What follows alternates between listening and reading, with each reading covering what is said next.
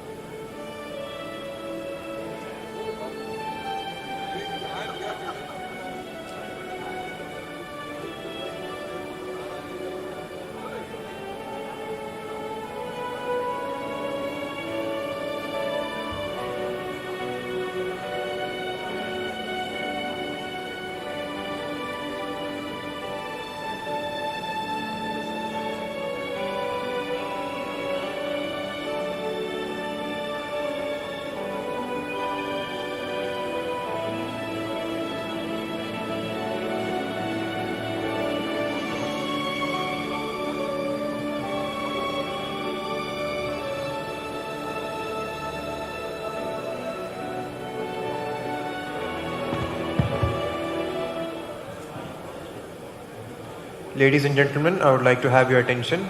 I would like to request everyone present in the lobby to kindly be seated in the audience for the culmination of the event. I repeat, I would like to request everyone in the lobby to kindly be seated for the culmination of the event.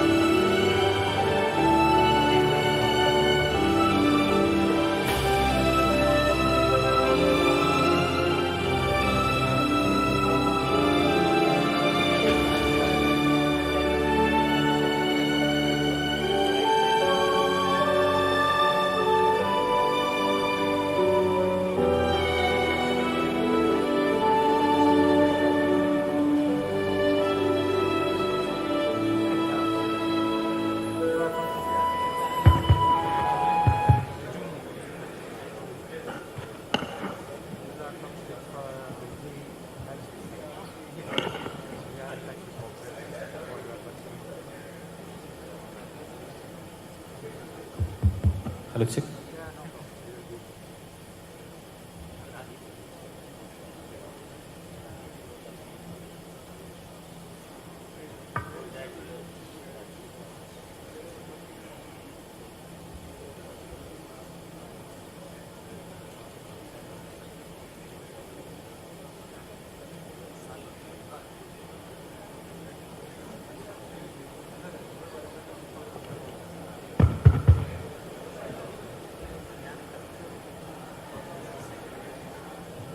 Ladies and gentlemen, a very good morning to you all. It is my pleasure to welcome you all to the shipping capital of the God's own country for the DOSTAS International Maritime Seminar 2022. I, Animesh Panda, will be your host for the evening. It gives me immense satisfaction to stand here and look upon a gathering full of enthusiasm, knowledge, and excitement. Over the period of next 2 days, we will be covering new dimensions of knowledge, technology, research, and trade. To begin with the proceedings, I would like to request the DOSTAS officials to kindly escort the guests onto the dais.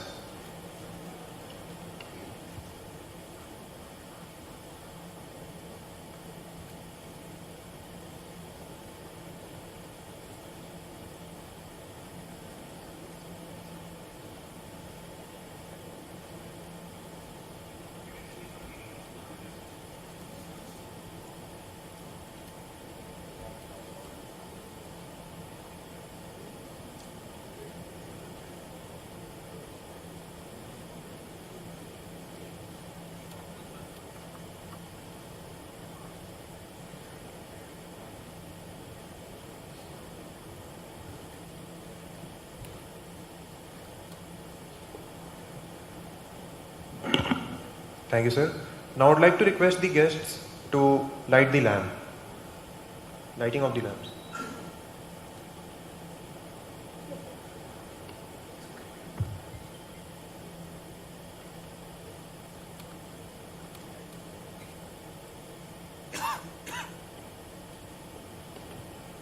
Sorry for the slight change in proceedings. The more I study science, the more I believe in God. These were the words of the famous scientist Albert Einstein. And I believe there's no better way to start the event than a prayer to God Almighty. I would now like to request Mr. Vishnu Prakash for the prayer. I would also request everyone to kindly stand for the prayer.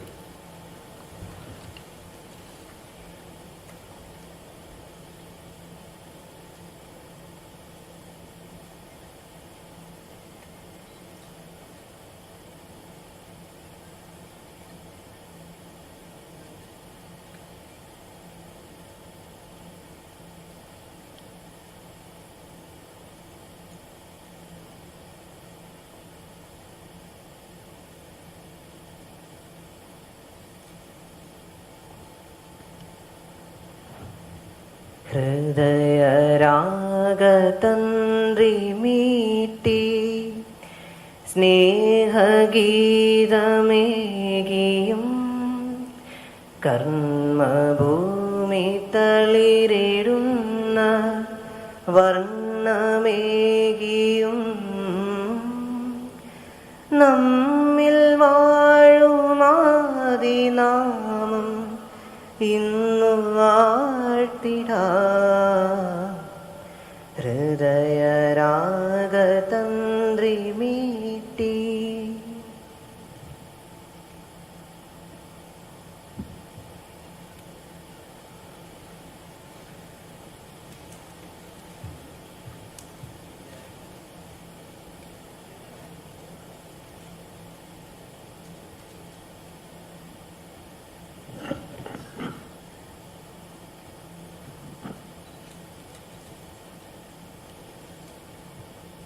Thank you, Vishnu. That was a really soothing start to the day.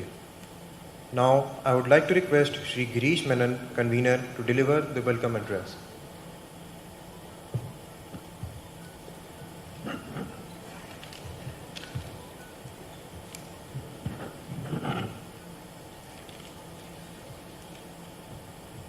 Honorable Vice Chancellor, Dr. Ken Mausun, sir, Mr. Chris Boyd, Shri Madhu Isnaya, Rear Admiral Subir Mukherjee, dignitaries on the dais and off the dais. Welcome to the second edition of DIMS 2022, conducted by the Department of Technology Alumni Society called DOSTAS. We are really happy to welcome you all for this occasion. We did the first DIMS in 2018 on the same venue, almost the same time frame. It was a huge success.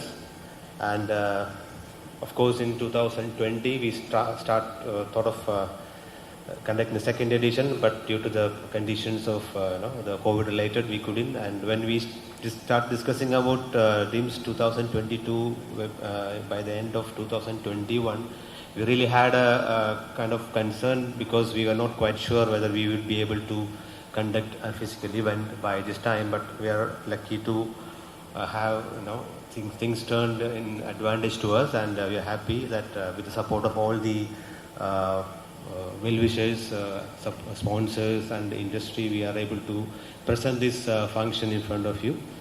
So today, actually, we are quite happy that we are improving. We have a lot more features added to the DIMS 22 compared to 18. Just a few things. In this DIMS edition, we have 3 sessions. Trends in green shipping and decarbonization, that's one session. Digitalization and automation shipping industry, the other session. Then we have design optimization of marine structures. And the highlights of this DIMS will be 2 panel discussions. One will be, we are looking at how Kochi can be transformed into a maritime center of excellence in India, because we have a lot of infrastructure here. So that will be one of the discussion points. And the second one will be how we can optimize the logistics in India, which will be advantageous for the country. So those 2 panel discussions are also in line. So that's a summary, and we will, of course, we will see in detail in the coming these 2 days. So my role would be is to welcome all the guests. So I will just go into that. Actually, the function was supposed to be inaugurated by Honorable Minister P. Rajiv, but unfortunately he couldn't attend. So he has sent apology. He said he's really sorry for not being able to make it. So yes, I think he's sending a message by online, so that will be played. So in his absence, I would like to welcome Sri P. Rajiv to this occasion.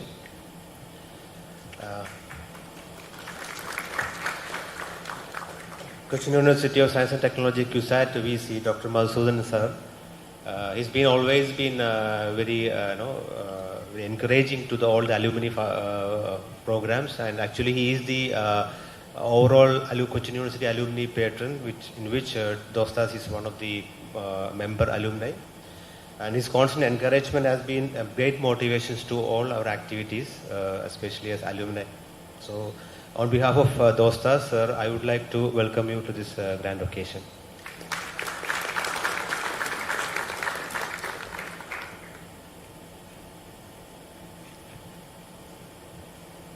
Royal Institution of Naval Architects RINA is an organization of naval architects and marine engineers all around the world, and there are many naval architects who are member of RINA.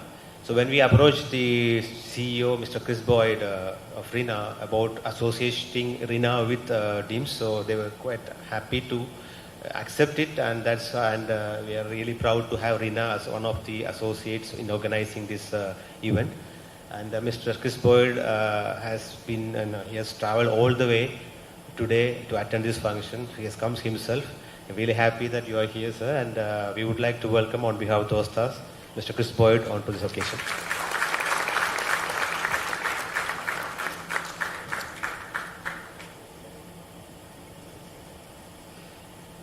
Sri Madhu S. Nair, Chairman, Managing Director, and he's been with us right from DIMS 2018. He is one of our alumni member, as well as one of the patrons as well of DOSTAS. And he was the one behind changing our concept of DIMS 2018, which was a half-day seminar, which we turned out to be a 2-day seminar. And this time also he has been with us, and he has always encouraged us to dream high. So with the support of Sri Madhu sir and Kochi Shipyard, we have been able to add more features to DIMS 2018. So from the bottom of my heart, on behalf of DOSTAS, I would like to welcome Sri Madhu S. Nair to this occasion.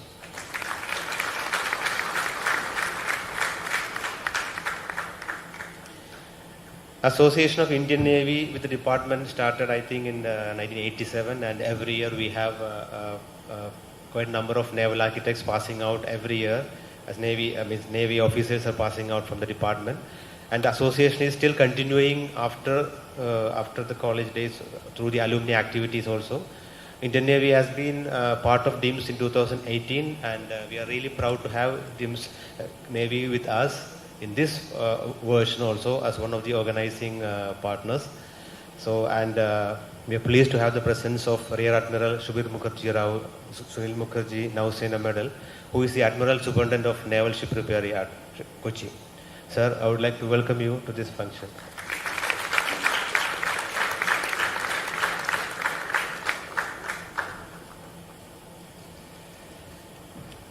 We would also like to welcome all the faculty, retired professors, our gurus of department and CUSAT to this function.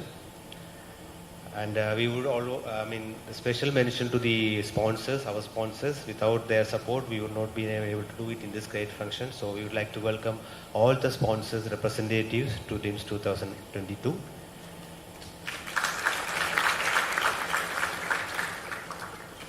And finally, of course, the delegates.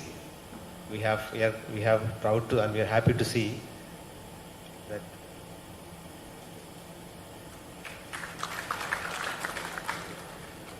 we are proud to see that we have a good number of delegates. So we welcome all the delegates to this DIMS 2022.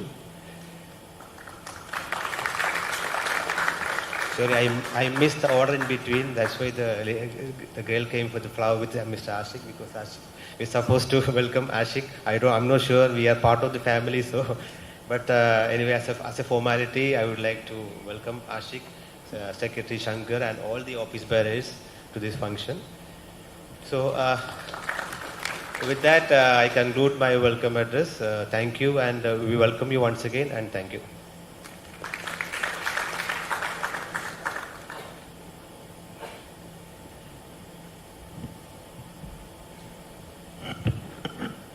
Thank you, sir, for the welcome address. I would now like to request all the guests present on the dais to inaugurate the session by the lighting of the lamp.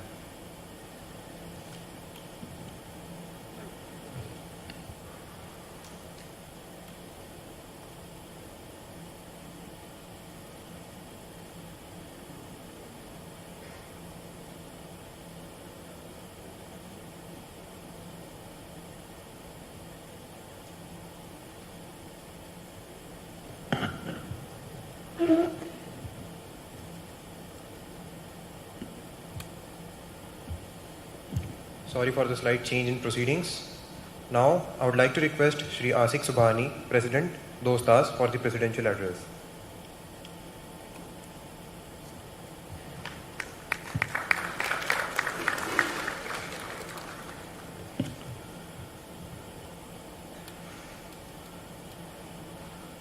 Honorable distinguished guests on the dais, again distinguished guests, speakers, panelists and delegates, good morning to you all. First of all, my apologies for the slight change on the program. In fact, our minister was supposed to come, and the lighting of the lamp was planned like that, so that's the confusion which caused. So he has not been able to come today. So he sent the video of inauguration, which will be played. After that, we will light up the lamp also.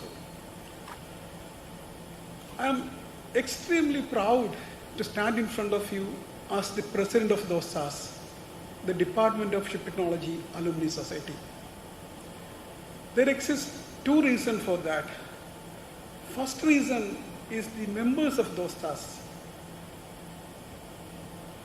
From the Department of Ship Technology, naval architects passed out from the year 1974, and there exists more than 1,500 naval architects working all over the world. If you look at India, any of the shipyards, consultancies, shipping firm, offshore oil and gas firm, you can find one of our naval architects working there in a very key position. Look at Middle East. It's same. All the shipyards, consultancies, classification societies, wherever it's marine and offshore related companies are there, the students or alumni members are there. Same in Far East Singapore, those segment also, we can find a lot of our members. Europe and UK, there exist our alumni branch as well. There exist people working in many of the maritime companies. US also same. Japan and Korea also we have people. What I like to say is we have our members working all over the world, supporting the industry. That means by working for the industry, working for the companies, thereby supporting the maritime industry in a global way. And look at the sponsorship updates, like the people who are supporting us. All the leading companies are ready to support this organization. And the delegates, we have delegates from almost major companies in India as well. We have people from outside of India as well. What does that mean? That is the recognition and appreciation given by all these companies towards the professionalism which is exhibited or shown by our members. That's a great thing. That makes me quite proud to say that I'm the president of this special organization. The second reason, that's the knowledge sharing. We all, especially being a member of alumni, DOSTAS, I passed out from the Department of Ship Technology. I know a lot of us are in very key position in various companies. And it's our moral responsibility to share the knowledge. And that we are doing by conducting these kind of events. And our aim is to showcase the technical innovations, which are the most technical innovations in the maritime industry, and adapt them into the maritime industry, like how we can utilize this technological innovation into the maritime field and get use of it and get benefit out of it. That's our aim. So this is the second point which I want to highlight, make me proud being the president of DOSTAS. And I'm sure that this DIMS is going to be a very great event. We have a very strong lineup of panels, and the papers we have selected, we had got a lot of response from the industry to present papers, and at some point we have to stop taking papers. So that is the response we had from the industry. So I know that this is going to be a very great event, and it's going to, lot of highly technological and good knowledge which is useful for us is getting shared in the next 2 days. So in summary, this event is going to add a lot of value to the maritime sector, and I hope this DIMS is going to be one of the major events in the global maritime calendar. So, ladies and gentlemen, let me conclude by wishing you all the very best and hoping to have a great session ahead. Thank you so much.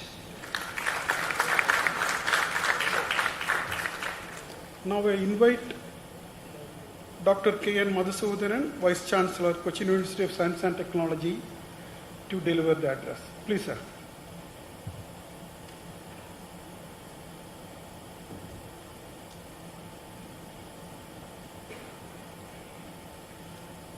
Sri Ashik Supani, President of the function,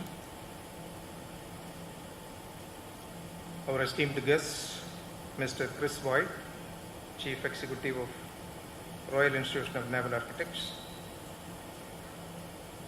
Sri Madhu S. Nair, Chairman, Managing Director, Cochin Shipyard, Rear Admiral Subir Mukherjee, and all other dignitaries on and off the dais, participants of this seminar, students, faculty members, friends. I'm indeed extremely proud to be part of this conference organized by our Ship Technology alumni. We know that our alumni is doing wonderfully well across the globe. We started Ship Technology program in early 70s, and we have over 1,500 graduates coming out of this institution. and they are all occupied highly respected positions across the globe, leading the industry. This is indeed a wonderful platform for our graduates to come together and discuss the new developments in the area of ship technology and shipping in general.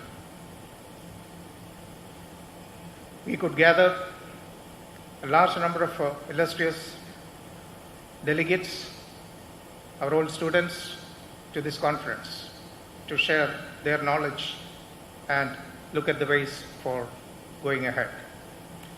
You have chosen the most contemporary issues to discuss at this conference: green shipping, digitalization, and the various components which are influencing Industry 4. I'm sure in the changed context of global warming and so on, I think the shipping industry is the one which really started addressing this issue first before any other industry. So a lot of new developments are happening in this direction, like new fuels, new techniques, and autonomous vehicles and autonomous systems and so on, drawing the technology from various fields, basic science as well as other engineering fields. Of course, we know the ship is a hybrid system which gathers knowledge and engineering expertise from various fields. So ship technology department is also integrating all these aspects into their curriculum so that our future graduates will be ready for the future challenges of the industry. These kinds of gathering and conferences, deliberations should definitely help them, our students also, to look at how the future is coming up, straight from the knowledge gathered by our experts through their interaction at this conference. I wish this conference all the very best. Wish you all the very best. Thank you.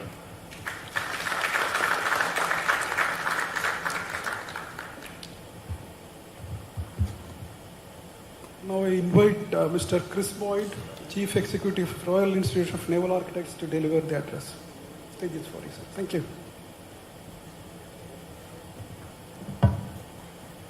Thank you very much. A very good morning to everyone. My name is Chris Boyd. I'm the Chief Executive from the Royal Institution of Naval Architects. And it's an absolute privilege to be here today and represent the Royal Institution at this gathering of learned alumni and distinguished guests within our maritime community.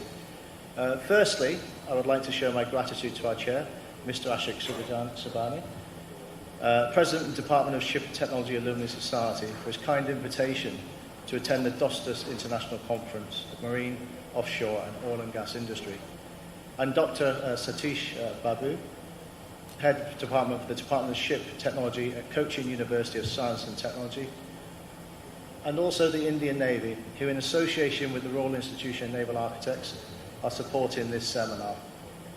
Moreover, I would like to thank all sponsors for your support, including but not limited to our platinum sponsor Cochin Shipyard Limited and our gold sponsors ABB, who are also sponsoring the cocktail dinner, which is always well received.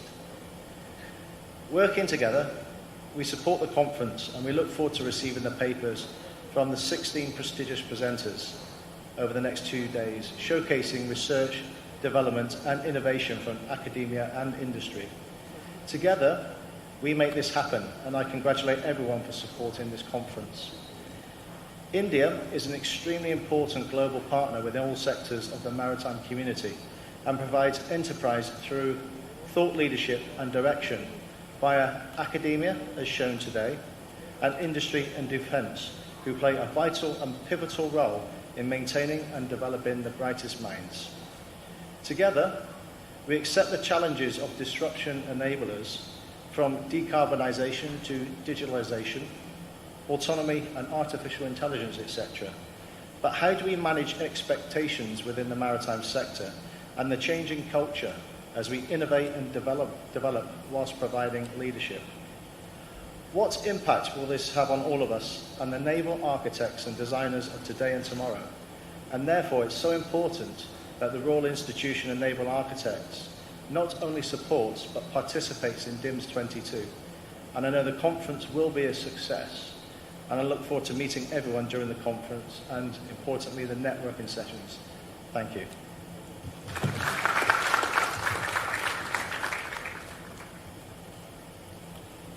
Now it's time to light up the lamp. So it was in fact waiting, 2 times initiated to light up the lamps. Now it's time to brighten the dims actually. That's what we call it. Let us have all the chief guests near to the lamp to lighten up the lamp actually. Let Vice Chancellor, if you could start and pass on to all the other dignitaries please.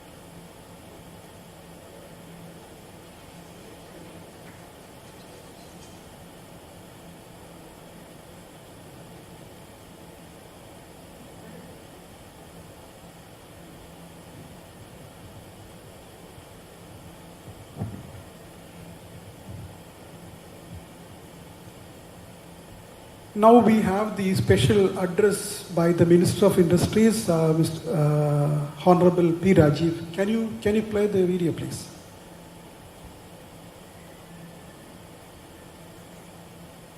Vice Chancellor of CUSAT, Dr. K.N. Madhusudanan, who is also an alma mater of Kochi University of Science and Technology, Mr. Chris Boyd, who is the Chief Executive, Royal Institution of Naval Architects, and Mr. Madhu S. Nair, CMD, Cochin Shipyard, the pioneer shipbuilding institution of the country, which built the first indigenous aircraft carrier for Indian Navy, and who is also alma mater of Cochin University of Science and Technology, and Admiral Subir Mukherjee, President DOSTAS, Subir Mukherjee, and Sri Ashik Subhani, who is the President DOSTAS, Shankar Viji, Secretary, and Mr. Girish Menon, who is convener of this program, and other dignitaries who are present there in this program. I could not be present there physically due to one important meeting here in Thiruvananthapuram. Mr. Ashik Subhani, my friends, and Mr. Girish Menon, both of them have been known to me from their student days at CUSAT, came to me a few months back to invite me for this program, prestigious program, and that is true. I had consented for the same. I feel I should seek an apology for the inconvenience caused to both the organizers and my friends. In fact, it is a personal loss for me also, as I missed the opportunity of being in your company. I would like to extend my gratitude to the organizers of this program and the office bearers of DOSTAS, the Department of Ship Technology Alumni Society, for selecting Kochi for their second edition of Maritime International Conference DIMS 2022. This is indeed a great thing that an alumni organization is doing, which is highly beneficial to the industry which they belongs to. I am also glad to note that the conference discussing and exploring the potential of Kochi and discussing how to convert Kochi as the maritime center of excellence of India. I had a discussion with some of your almaties few months back, including Mr. Bijuman Punnus, with regard to this, and also I met some of your almaties at Dubai while I was there in connection with the Dubai Expo, and also discussed the same. The ecosystem in Kerala for industrialization has been changed in a very progressive manner. Our ranking is of doing business is 15 now compared to 28 in the last year. Anybody can start an industry in the state of Kerala with an investment below 50 crores of rupees without any licenses for 3 years. And if the investment is above 50 crores, all licenses should be given within 7 days after submitting the application along with all relevant documents. We have established a statutory grievance address mechanism here. This financial year 2022-23, the government of Kerala has decided to observe as a year of enterprises. Our goal is to establish 1 lakh enterprises in this financial year. For that purpose, we had appointed 1,153 Indians, MBA holders and BTech holders as the Indians especially for this purpose, and they have worked along with the LST departments. And within this 4 months, we could establish more than 47,000 MSMEs in the state of Kerala. And we are trying to invite more, we are trying to establish more industry in the shipping sector also. I have gone through the program of your this conference. The panel on logistics and supply chain optimization is also extremely important topic in the current business world. Considering India being one of the leading logistic hub in the world, there exist many options on cost optimization and enhancing our efficiency. And digitalization is transforming the maritime world now. I think Kochi and state of Kerala has enough potential to become smart digital hub in maritime sector in India. We have KUSAT, the Pioneer Academic Institution with Ship Technology and Maritime Engineering Department is here, and also CSL, the Pioneer Institute of Shipbuilding is located in Kochi, and the operations of IBM has recently started in Kochi, and the construction of a big campus of TCS in 36 acres of land is started in Kakinada in Kochi, and also the Cognizant. A few days back, our Honorable CM has inaugurated the operations of Cognizant at Kakinada Info Park in Kochi. All these are very good, gave very good potential to making Kochi as a digital hub in maritime sector in the country of India. And also we have other sectors to be developed. I have gone through the program, then modernization shipping, green shipping, efficiency enhancement of ships, carbon emission reduction, etc. are 4 topics in the maritime industry. I am sure that these sessions and panels will discuss many of the above topics, and there will be a lot of takeaways. I would not like to take more time. By these words, I unofficially inaugurate this conference. Thank you. Thank you very much.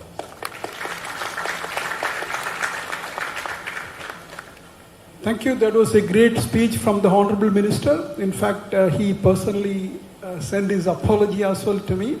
I mean, looking forward to meet him and get his support throughout the DIMS activities in the coming years. Thank you so much. Now I invite Mr. Madhu is Nair, Chairman, Managing Director of Cochin Shipyard, to deliver the address. Sir, stage is for you, sir. Thank you.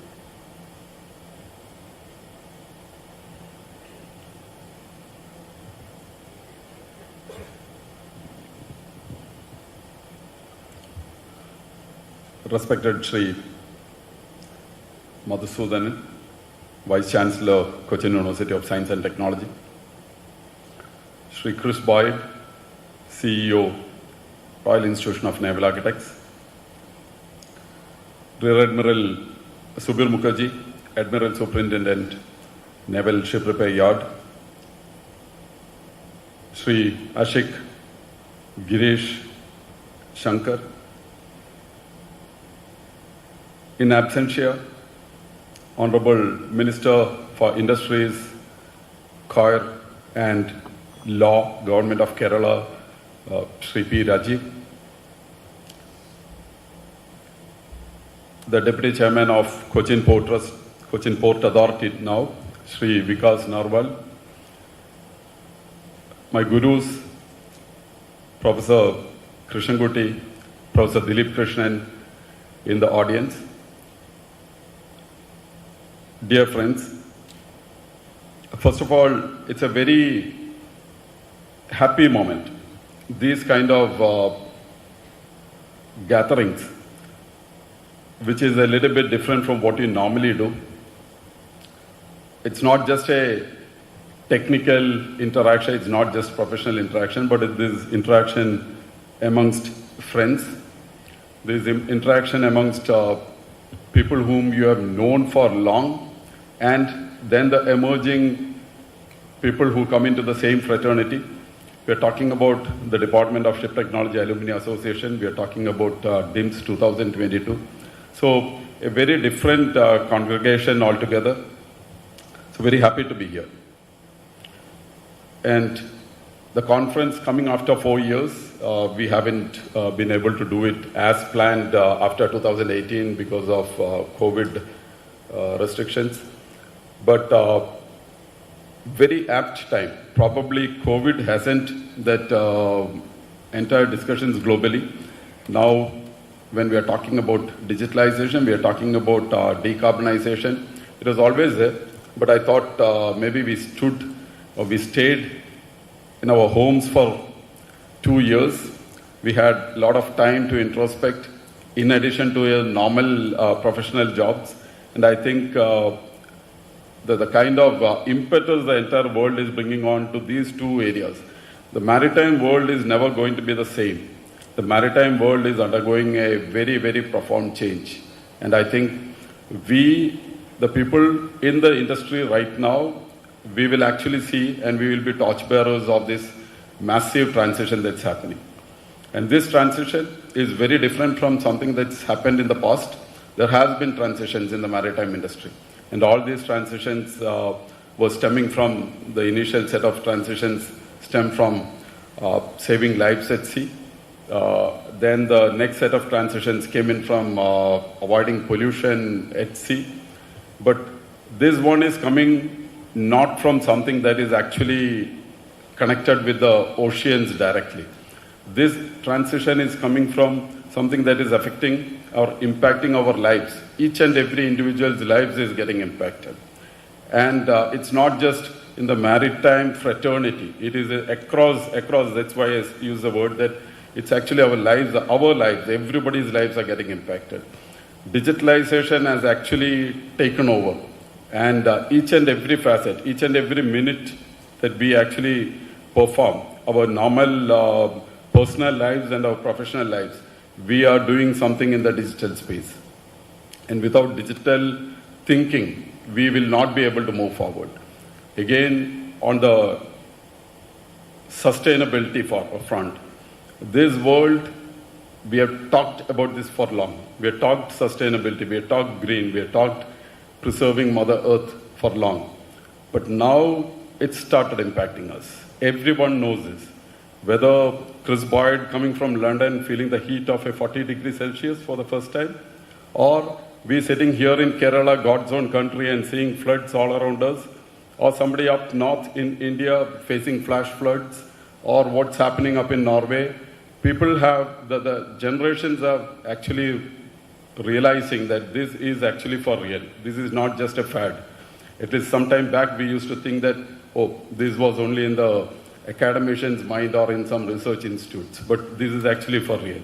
And from both these areas, the digital part and from the sustainability front, in our limited space, which is the maritime space, which we feel is limited, but the impact it can happen on entire mankind and entire humanity. This is actually large. So the thought process needs to be realigned. That's why I said maritime industry is going to be entirely different. So our thought process needs to be realigned. Forums like this, where we discuss in a very friendly manner, when we align ourselves with these thoughts globally, I think these are very important. I wish DOSTAS 22 all the best. Let's, over the next 2 days, have excellent interactions, thoughts exchanged, and all in a spirit of extreme friendship. Thanks, delegates, for coming over to Kochi. Thanks to the Vice Chancellor, who has always been a very, very strong supporter of the Department of Ship Technology. As an ex-student of the department, thanks a lot to the university from the bottom of my heart. Thanks, Chris Boyd, for taking the pains, because Royal Institution of Naval Architects, for us naval architects, I think some of the gold standards are set by the institution. And thanks for coming down here. Warm welcome to Kochi on behalf of Cochin Shipyard and on my personal behalf. Thanks a lot. Thank you. Thank you, sir, for the excellent speech. Now I invite Rear Admiral Subir Mukherjee, Admiral Superintendent, Naval Ship Repair Yard, Kochi, to deliver the address. Sir, stage is for you, sir.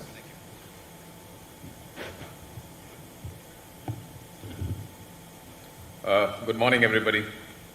In absentia, Honorable Minister for Laws and Industries, Government of Kerala, Shri P. Rajiv, Vice Chancellor, Cochin University of Science and Technology, Dr. K. N. Madhusudanan, Chairman and Managing Director, Cochin Shipyard, Shri Madhu S. Nair, Chief Executive of Royal Institute of Naval Architects, Mr. Chris Boyd, President DOSTAS, Shri Ashik Subhani, important dignitaries, participants, my colleagues from the Indian Navy, members of the press, ladies and gentlemen. Department of Ship Technology has been conducting the DOSTAS International Maritime Seminar from 2018, which has been a great success and has served as a portal for discussion and debate from leading industry and technical experts around the world. The seminar paves the way for creating an environment to exchange information and showcase latest technical innovations. It also provides an opportunity for the academia to interact with scholars and eminent speakers from the maritime sector in India and the world and worldwide. It is important to mention the long-standing association of CUSAT, Department of Ship Technology, with the Indian Navy. The Department of Ship Technology has produced more than 350 naval architect officers for the Indian Navy since 1987. Officers also have joined after their BTech program in CUSAT, contributing immensely to the Navy's indigenous warship and submarine design and shipbuilding efforts over the last 2 decades. The alumni of the Department of Ship Technology, CUSAT, has contributed immensely towards various warship design of projects 17, 17 Alpha, 15, 15 Bravo, and culminating with the indigenous aircraft carrier. The Indian Ocean region holds great relevance in the emerging world of the 21st century in terms of economic growth, abundant natural resources, as well as presence of the major sea lines of communication, being geographically and economically central to the region. India, as a major stakeholder, has a big role in the region for maintaining a rule-based order with open seas and freedom of navigation. The need of a modern navy to protect its maritime interests is therefore a necessity. Towards this, indigenous construction and acquisition of state-of-the-art platforms is the need of the hour. The addition of indigenously designed sophisticated platforms such as the ISC, INS Vishakhapatnam and INS Vela are a manifestation towards achieving self-reliance and Atma-Nirbharta. The public and the private sector participation has also been significant within this with an aim to have 100% indigenous content for all future platforms. The support and guidance provided by the Government of Kerala towards shipyards and shipbuilding industry is truly commendable and is aligned with the country's motto of nation building with shipbuilding. The associated industries and MSMEs of Kerala have also played a major role in the journey of shipbuilding through self-reliance. I would like to end with a special mention of QSAT, which has been instrumental in training, nurturing and providing highly skilled and professional naval architects to the nation over the years. It is a matter of great coincidence that one of the founder alumnus of the QSAT is at the helm of the Kochi shipyard when Vikrant was delivered to the Indian Navy. Yeah. Also, the initiative of the organizers, DOSTAS, in conducting such seminars is worth emulating, as it provides a great platform to share ideas and views on contemporary topics on shipbuilding and design. The Indian Navy has been a partner since the incorporation of DIMS and will continue to do so. In the end, I would like to wish the organizers and Department of Ship Technology a successful and enriching seminar with lots of meaningful dialogues and exchange of ideas and views. Shana Varuna Jayat. Thank you, sir, for the excellent speech again. Thank you. Now we invite our Secretary, Mr. Shankar, to deliver the vote of thanks.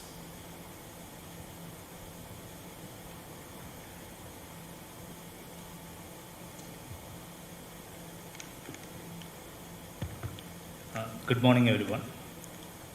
Honorable Minister P. Raju, who is now present here, Minister of Industries, Law and Government of Kerala.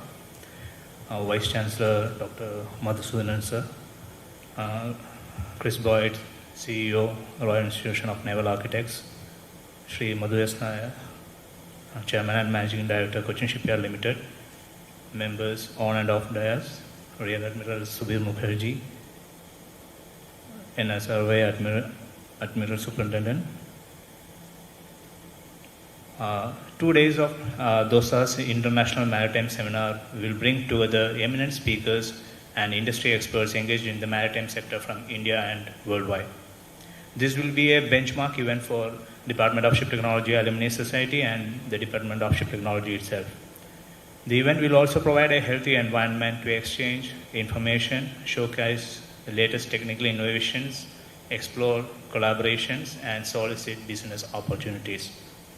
I am immensely honored to be part of this great event, especially as the organizing committee member. I believe that the event will achieve its full potential and you all have got something much valuable to take back with you.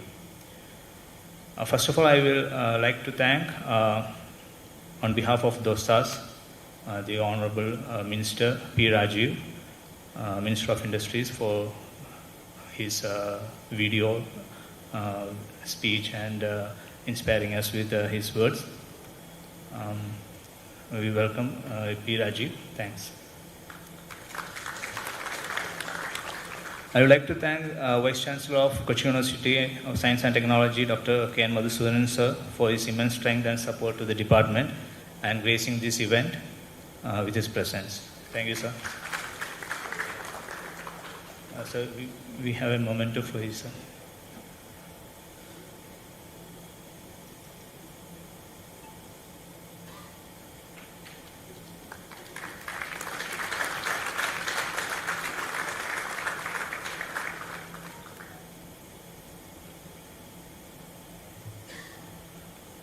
Next, I would like to express my hearty appreciation to Mr. Chris Boyd, Chief Executive Officer, Royal Institution of Naval Architects, which is an international organization with its headquarters in UK, representing naval architects in all the maritime nations in the world. It is a professional institution and learned society of international standing, whose members are involved worldwide at all levels of design, construction, repair, and maintenance of ships. Thank you, sir, for your presence.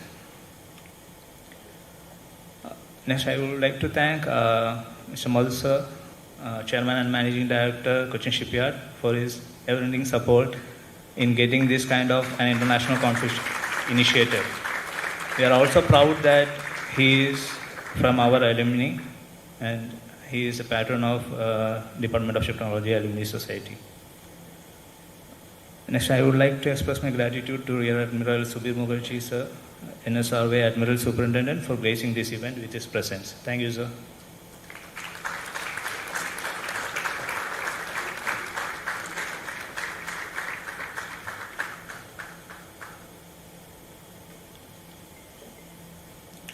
Our Honorable President, DOSTAS, Mr. Ashik Subhani, he has been a truly inspiration for us. He has continuously supported us, and his aim was to make this DIMS 2022 a bigger version of 2018, and we feel happy to tell him that it has been a success till now, and we will see for the next 2 days how it will become a bigger event. Mr. Girish Menon, DIMS convener, thank you, Girish, for his hard work and effort, which has shown that this edition of DIMS is happening, and happening in a big way. Thank you, Girish. Now I would like to take this opportunity to thank our sponsors in the event. First of all, I will start with our organizing supporters, who has always been with us since the first edition, DIMS 2018. Indian Navy, thank you Indian Navy for always being a part of Department of Ship Technology and supporting us in all events throughout. Similarly, in the same way, thank you RINA, Royal Institute of Naval Architects. In 2018 also, we had the support from RINA, and we expect this collaboration to go a long way. Thank you, Chris Boyd, for your support. Department of Ship Technology and Kochi University is supporting this seminar. So we thank the Department of Ship Technology and Kochi University for their support. Our platinum and delegate badge sponsor, Cochin Shipyard. Our gold and cocktail sponsor, ABB. Our silver sponsors, Catmatic, Indian Register of Shipping, Mazagon Dock Shipbuilders, Sea Delta Marine and Offshore. Our delegate mug sponsor, Elcom. Our delegate kit sponsor, Ascendo Maritime Services and Shop Shipyard. Registration area sponsor, ADS Marine. Associate sponsor, Albawadi Dam and GRSE, Class NK, SSI, Wärtsilä, APT Global, Goa Shipyard, SEDS, Sticon, Technology Ventures, Vector Marine, Admarin and Vedam, and our event management team, BC Events. Thank you all for your support, which made this event happen, and we are always happy to have you on board. Thank you. Last but not the least, all the delegates. Thank you, delegates, for the presence, and hope this event becomes a memorable one for all, each one of you, and you take back something good and be happy. Thank you.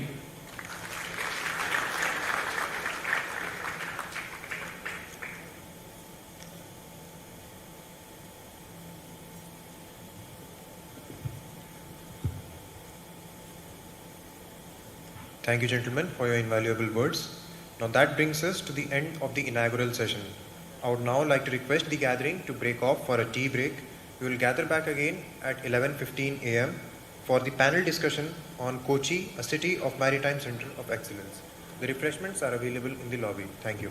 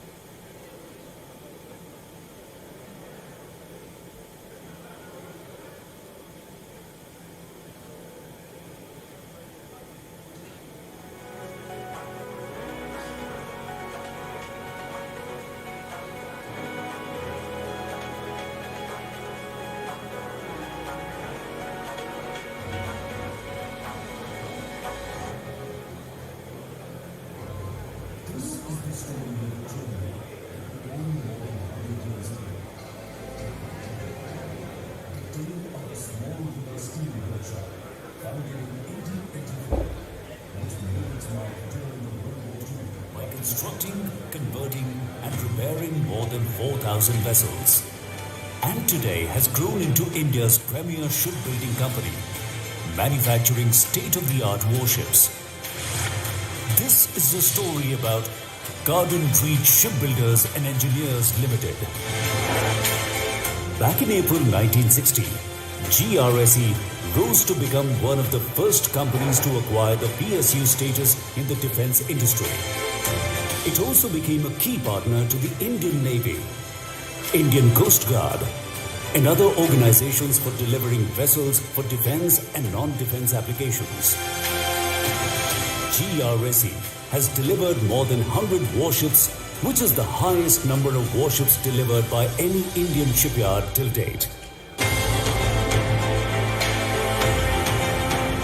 With delivery of the first ever indigenous warship for the Indian Navy, INS Ajay, a seaward defense boat in 1961, to the first ever patrol vessel for Indian Coast Guard, CGS Rajhans. From the first ever indigenous survey vessel, INS Santhayak, first indigenous landing ship tank, INS Mother, to the only indigenous 24,600-ton fleet replenishment tanker in India, INS Aditya. From guided missile corvette INS Kora, the P-16A guided missile frigate INS Brahmaputra, to P-28 Kamorta-class anti-submarine warfare corvettes, which became India's first warships built with indigenously developed warship-grade steel and achieved the distinction of 90% indigenous content. GRSE's journey continues to also become the first integrator of carbon composite superstructure with steel hull on board 3rd and 4th ASW corvettes for Indian Navy. 90% indigenous content, yet again on board in-house designed landing craft utility Mark IV ships built for the Indian Navy. From frigates, missile and ASW corvettes, landing ship tanks, landing craft utilities, survey vessels, offshore and inshore patrol vessels, waterjet fast attack crafts, hovercrafts, from 5-ton boats to 24,600-ton fleet tanker. The repertoire of GRSE is rich and varied. The in-house designed first ever warship built in India and exported overseas multi-role offshore patrol vessel, CGS Barracuda for Mauritius. In keeping with Vision Sagar of Government of India, GRSE fast patrol vessel SCGPS Zoroaster was handed over by the Prime Minister of India, Shri Narendra Modi, to the President of Republic of Seychelles, His Excellency Wavell Ramkalawan. GRSE continues its thrust on exports by bagging orders from friendly countries. Modernization of infrastructure with integrated shipbuilding facility, in line with the best in the world, has enhanced the capacity across GRSE's 3 shipbuilding production locations at Main Works Unit, Fitting Out Unit and Rajabagan Dockyard Unit to construct 20 ships concurrently, including 8 large and 12 medium to small ships. GRSE has a strong order book including a prestigious order for 3 advanced 6,700-ton frigates P-17 Alpha. Other prestigious projects include contract for 4 survey vessels and 8 ASW shallow watercrafts won on competitive bidding.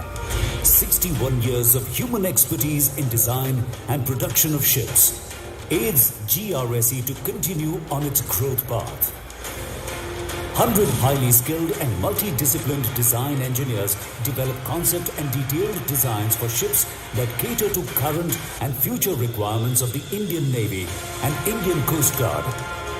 A future-ready virtual reality lab, latest softwares and state-of-the-art production technologies along with a highly skilled workforce enhances the operational efficiency of the shipyard. As a diversified organization, GRSE has constructed over 5,300 portable steel bridges for India and friendly neighborhood countries to provide connectivity in difficult terrains and disaster management. From marine diesel engine assembling, overhauling, repair and testing, manufacturing deck machinery items to skill development training, GRSE is truly leading the way to cater to both the maritime and land forces. The Defence Minister's Award for Best In-House Design Effort for CGS Barracuda for Government of Mauritius, along with the trophy for Best Performing Shipyard for 4 years in a row and other prestigious awards. With all this and more, GRSE today is a listed ISO and BCMM Level 2 certified organization with the 40th ranking in Fortune Next 500 Companies of India. On the CSR front, GRSE's Skill India, Swachh Bharat and COVID relief initiatives make sure GRSE gives back to society. In keeping with the GRSE business model, we are focused on our key core verticals: shipbuilding, engineering, marine diesel engine production. And this is just the beginning.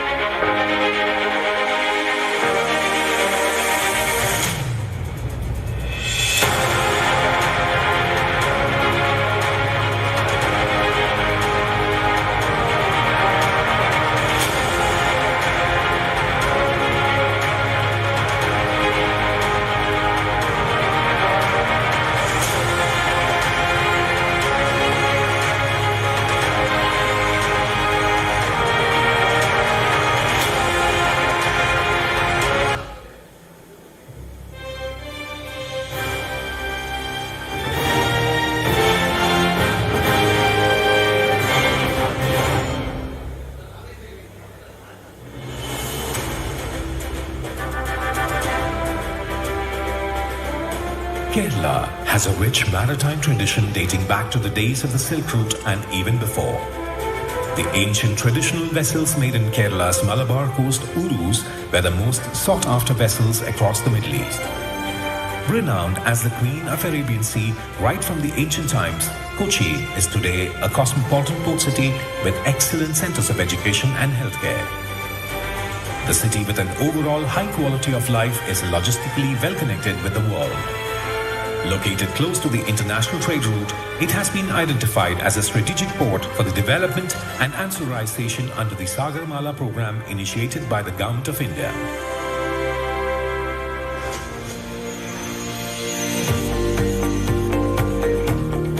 Cochin Shipyard Limited, known as CSL, today is a mini Ratna company, was conceived as the first greenfield shipyard in India. It was set up in collaboration with the Mitsubishi Heavy Industries, Japan in 1969. The shipyard has advanced system of shipbuilding and today is the greenest, largest and most modern shipyard in the public sector.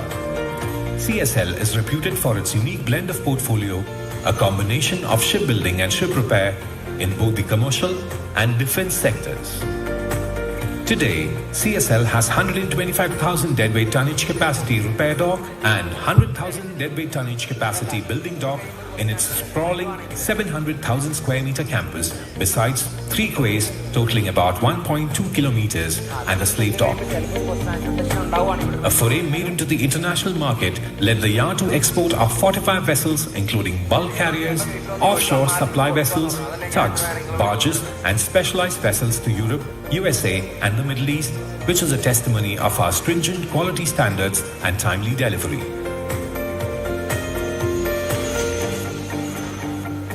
With the first indigenous aircraft carrier project for Indian Navy being executed at CSL, India has become the 5th country in the world capable of both designing and building aircraft carriers.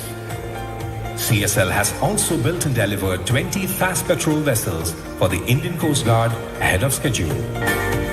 The company has acquired the prized LNG shipbuilding technology with the certification from GTT France and is the first company to achieve this in India. CSL has also signed a technical service agreement with Samsung Heavy Industries Korea towards construction of LNG carriers in India.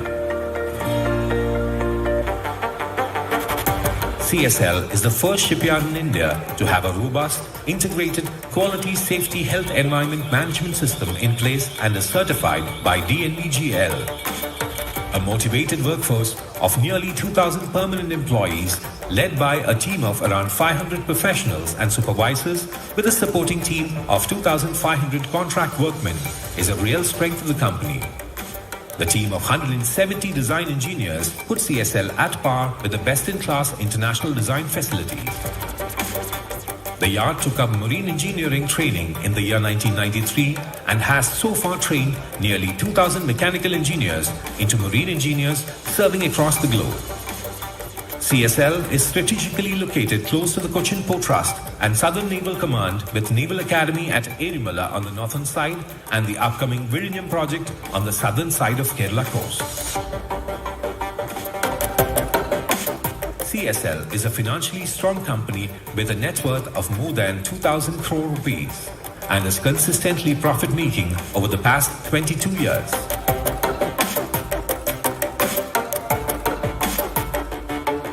CSL has an unblemished industrial relations track record and is very respected for its CSR activities. CSL is also gearing up to tap the substantial possibilities in the emerging inland water transport sector and investing in a strong basic design organization. With such strong pedigree, Cochin Shipyard is now on the verge of taking up 2 major expansion projects that would strengthen the yard and transform its business. The first is the International Ship Repair Facility ISRF, which is a new ship repair facility based on 6,000-ton ship lift and 6 transfer stations to be implemented at a cost of 970 crore rupees. the ISRF, which will enable the handling of 85 vessels additionally every year and will double the existing ship repair capacity, has the potential to transform Kochi into a major ship repair hub. The second project is a new 310-meter long large dry dock being made at a cost of 1,799 crore rupees to enhance the yard capacity to construct larger next-generation aircraft carriers, large LNG carriers, cruise vessels, etc. It will also make possible the docking of semi-submersibles and jack-up rigs.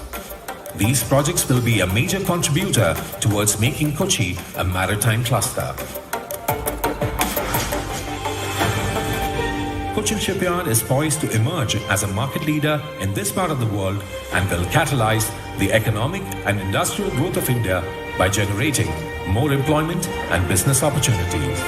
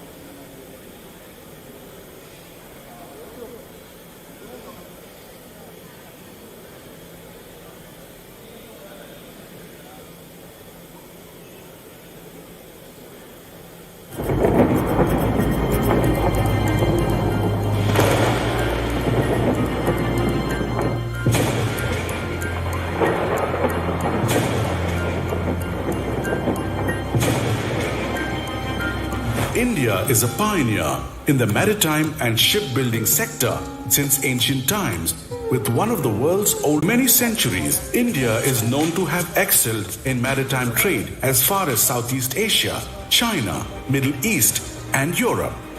Indian maritime expertise is visible today with a large number of seafarers contributing to the maritime sector both at sea and shore at all leading shipping hubs worldwide. Indian maritime industry is built on a robust foundation and its glorious legacy is carried forward in today's digital age.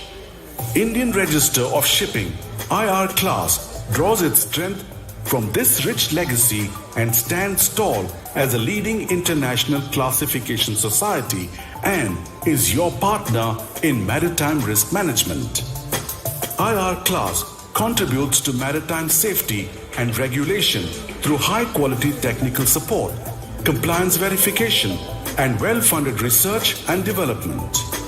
After achieving full membership of International Association of Classification Societies, also known as IACS, recognition from the European Union and QAIS, IR class has taken several strides to further cement its position as a leading voice within the global maritime community.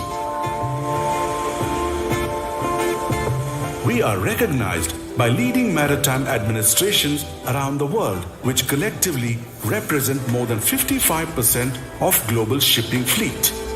A strong R&D is the backbone of a classification society. IR class leads the way through research and innovation by setting standards for safety and is spearheading efforts towards safety through many international research projects. we place adequate significance on fundamental as well as applied research to address new challenges. IR class has developed capabilities across a wide range of verticals, including marine, offshore, defense, marine technical services, industrial inspection and certification, management system certification, and maritime education and training. India's experience to help our customers meet complex technical challenges and manage their risks better. At IR class, we ensure development of skill sets through structured training for our employees and a continuing professional development program. IR class surveyors are available across the globe, be it Americas, Europe, Middle East, Asia Pacific, and Africa to service your needs globally. IR Class Academy has been set up for this. IR Class is at the forefront of digitalization in maritime. Protection of environment is an important class role, and IR Class leads the way in maintaining a sustainable maritime ecosystem through its decarbonization efforts by promoting the use of cleaner fuels like LNG, reduction of greenhouse gases, international initiatives like IMO DCS, EUMRV, ballast water management compliance, and Sulfur 2020. Positioning itself for the future, IR Class is continually paving the way for progress, setting standards for safety, environment protection, and tackling issues plaguing the maritime industry. With a strong team of experts, recognition from worldwide maritime administrations, and a global presence in Asia Pacific, Europe, and Americas, IR Class provides complete solutions for your requirements and is committed to be your partner in maritime risk management. For more details, log on to Our relationship with the association for over 15 years illustrates this. By 2007, Conception completed.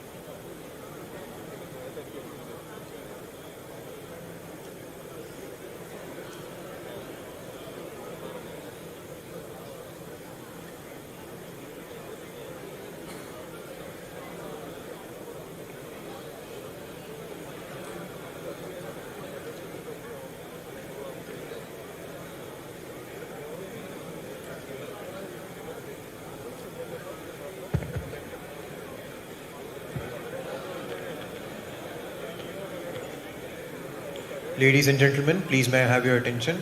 I would like to request everyone to kindly be seated for the second session of the day, that is the technical session, which will be a panel discussion on Kochi, the Maritime Center of Excellence in India.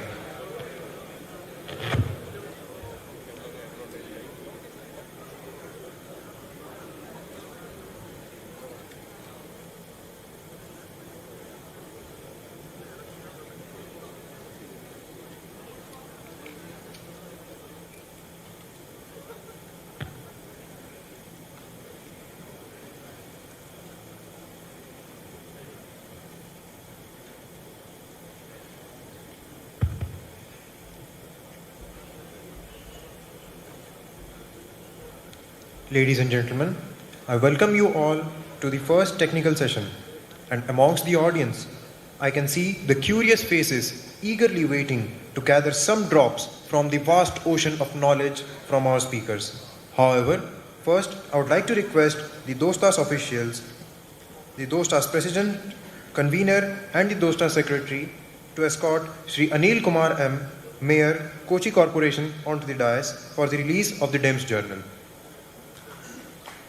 I would also like to request Shri H.B. Ramesh, Vice President and Senior Principal Surveyor at the IRS. Sir is also the first naval architect to become the divisional head of the IRS. I would like to request Sir onto the dais. May I now request Commander Shantanu Bose, retired, Director of Shipbuilding, Garden Reach Shipbuilders and Engineers onto the dais.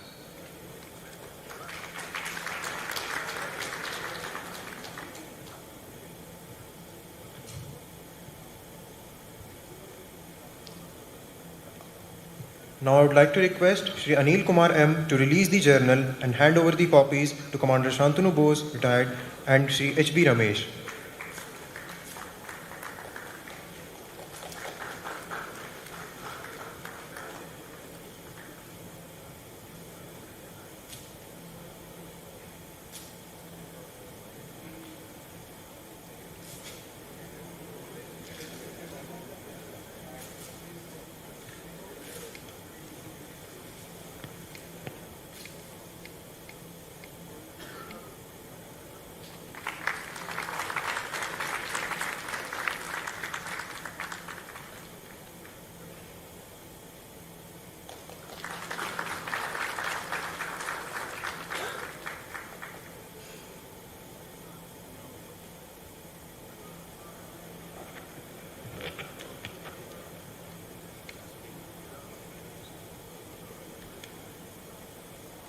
I would now like to request Commander Shantanu Bose, retired, to address the gathering.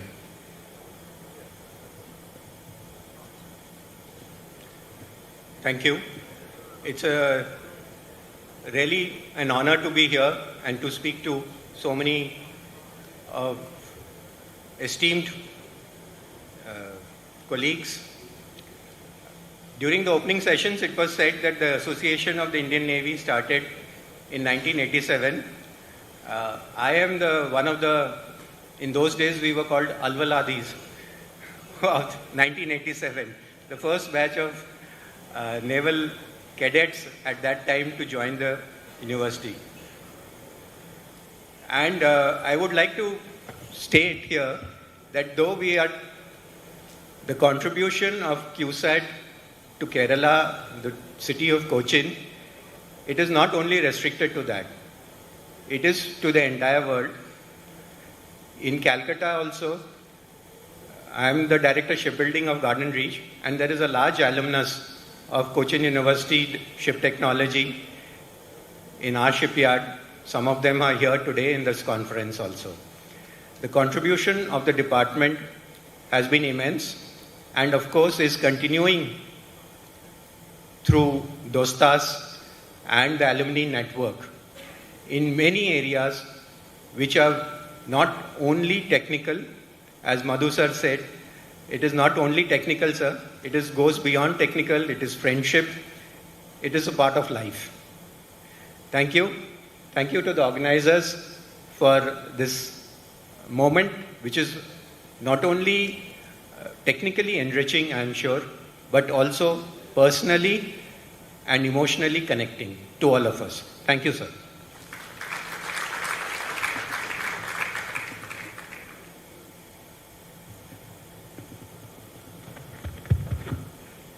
Thank you, sir.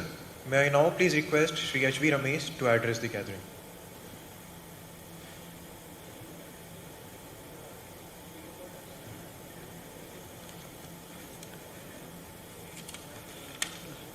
Namaskaram.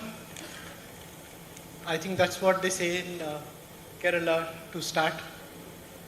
Good morning to all the dignitaries on the dais, off the dais, ladies and gentlemen.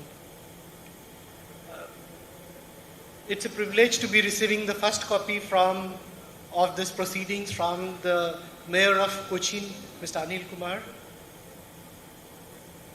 of this prestigious seminar DIMS 2022, and also to be physically present among friends, fraternity and family.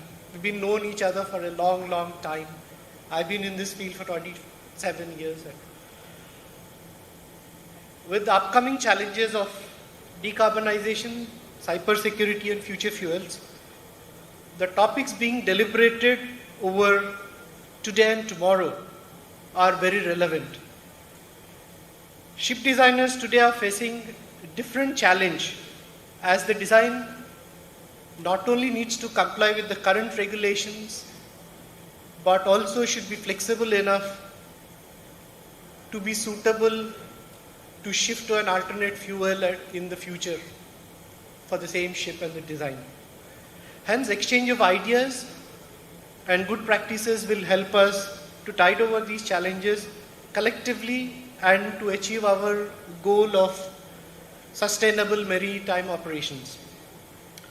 I'm sure this seminar will provide us an overview on the contemporary challenges and provide possible solutions in tackling them. Congratulations to DOSTAS for organizing this seminar and wish the seminar all the success. Thank you.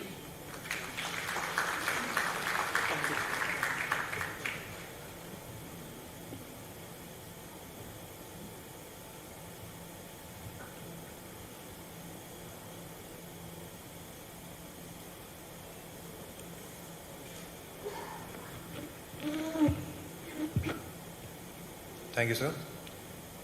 Now, to begin with the technical session, which will be a panel discussion on Kochi, the Maritime Center of Excellence in India. I would like to request on stage Mr. Madhu S. Nair, Chairman and Managing Director, Cochin Shipyard Limited, who will be the panel chair for the session.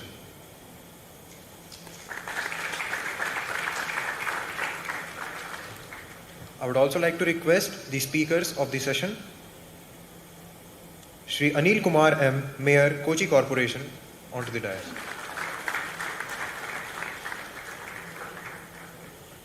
Mr. T.P. Salim Kumar, Chief Executive Officer, Kerala Maritime Board.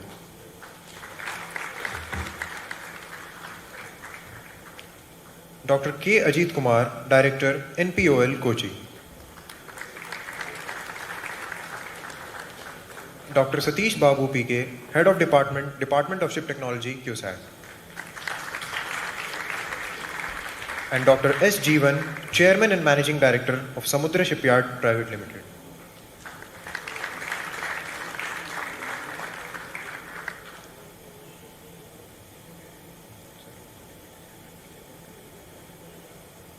I would also like to request Mr. Vikas Narwal, IAS, Deputy Chairman, Cochin Port Trust.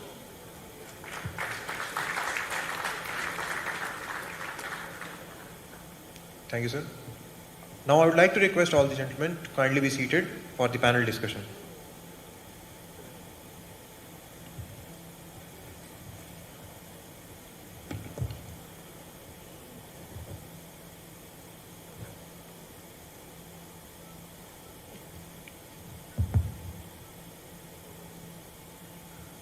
I presume it's my turn now.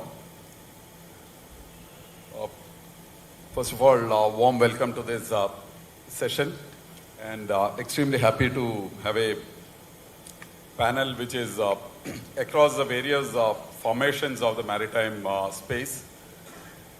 When I say across the various formations of the maritime space, I start with the worshipful Mayor of Kochi, Mr.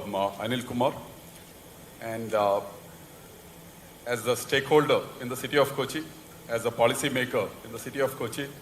So the stake is all his. We have Sri Salim Kumar, who is a CEO of the Maritime Board in Kerala. Mr. Vikas Narware, the Deputy Chairman of the Cochin Port Authority, representing. So between Salim and Sri Vikas, we are representing the fraternity which covers trade, industry and commerce. On my left, we have Dr.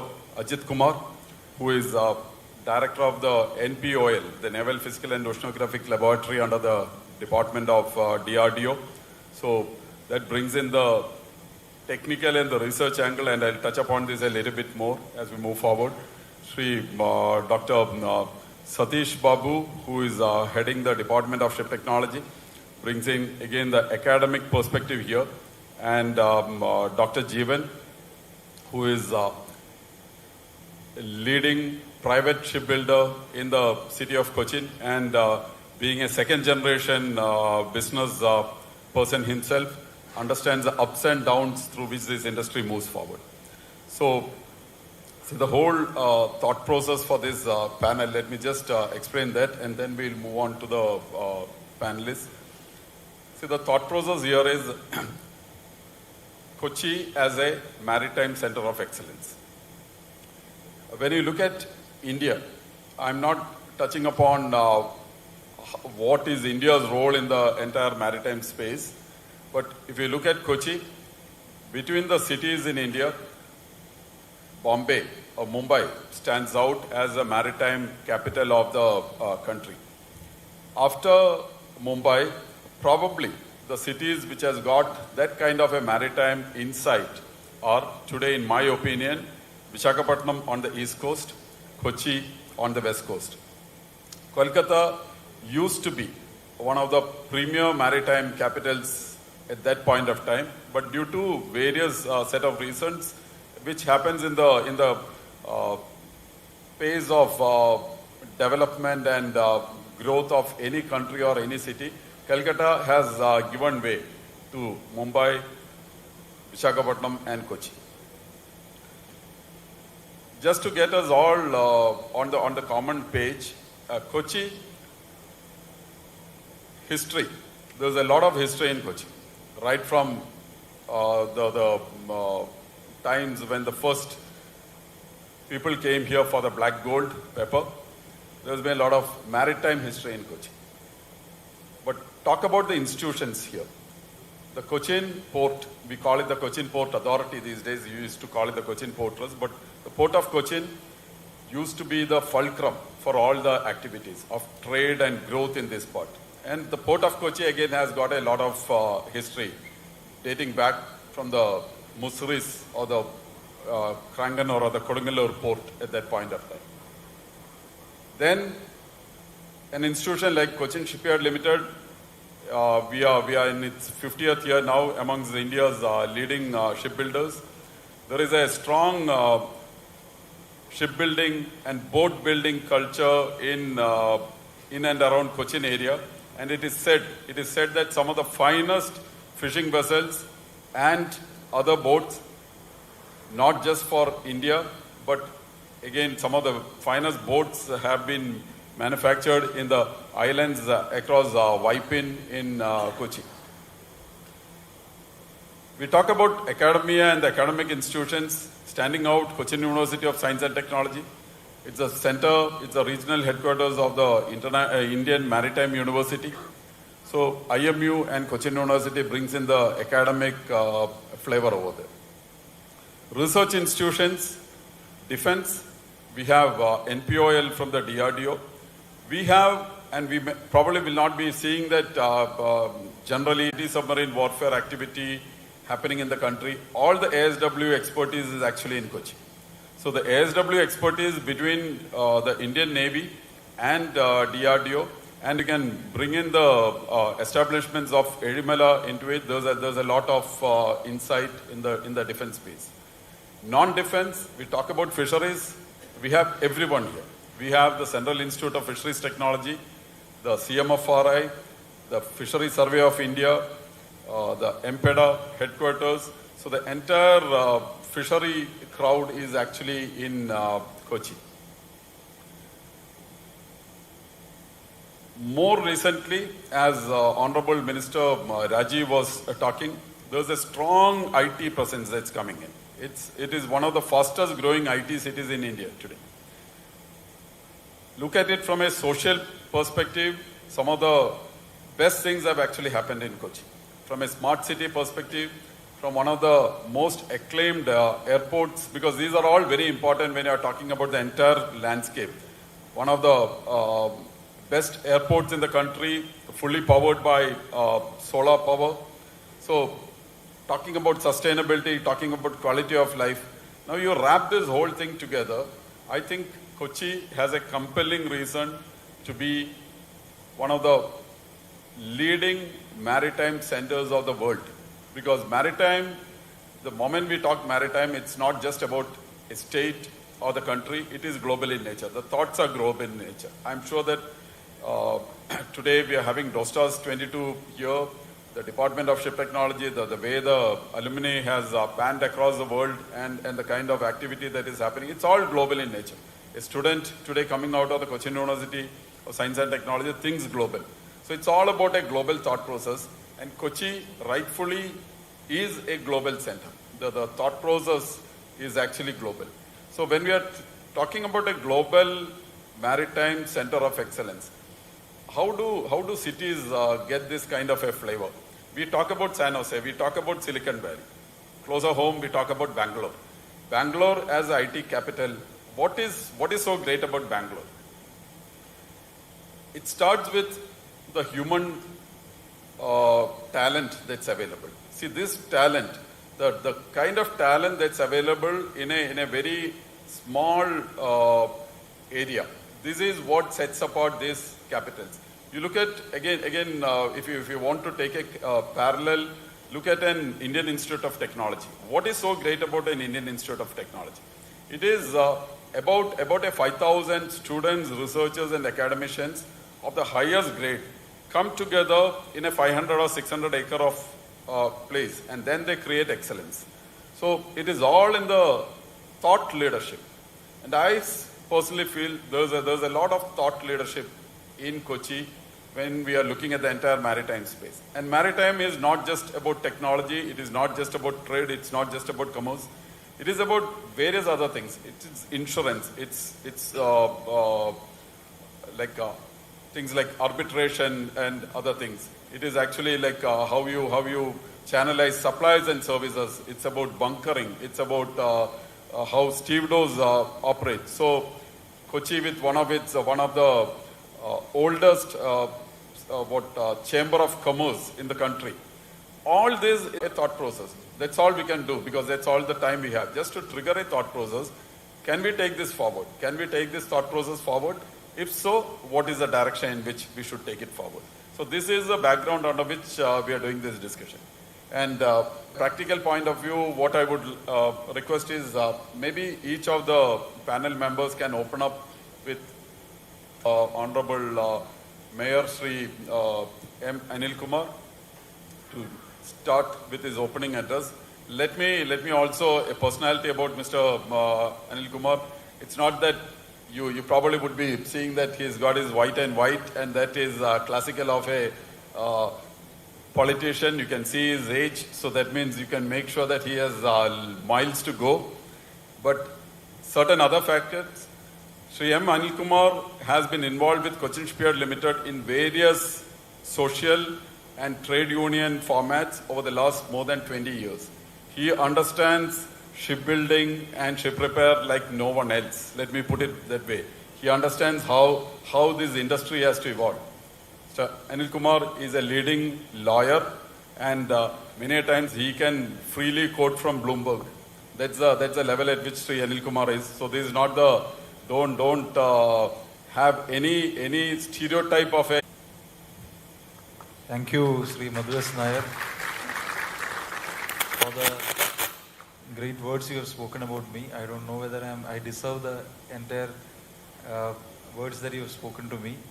I'm part of this panel because I know that apart from me, I don't think there is nobody else, because I'm the only person who is not part of this industry of maritime space anyhow. even among this panelists, you have Cochin porters, you have everyone, you have private shipyards, you have the maritime board there, everyone is there, the Cochin shipyard is there, of course the CMD is there, and everyone might be thinking why the mayor is there, because he's not part of this industry. But I will tell you that we are the city in this country which is the maximum maritime space. Why? Because anywhere you look at Kochi, you will find water in it. So I don't think even Mumbai, the chairman was telling about Mumbai, you might have sea around Mumbai, but you will never have the beautiful backwaters and the beautiful lakes that you have in Kochi.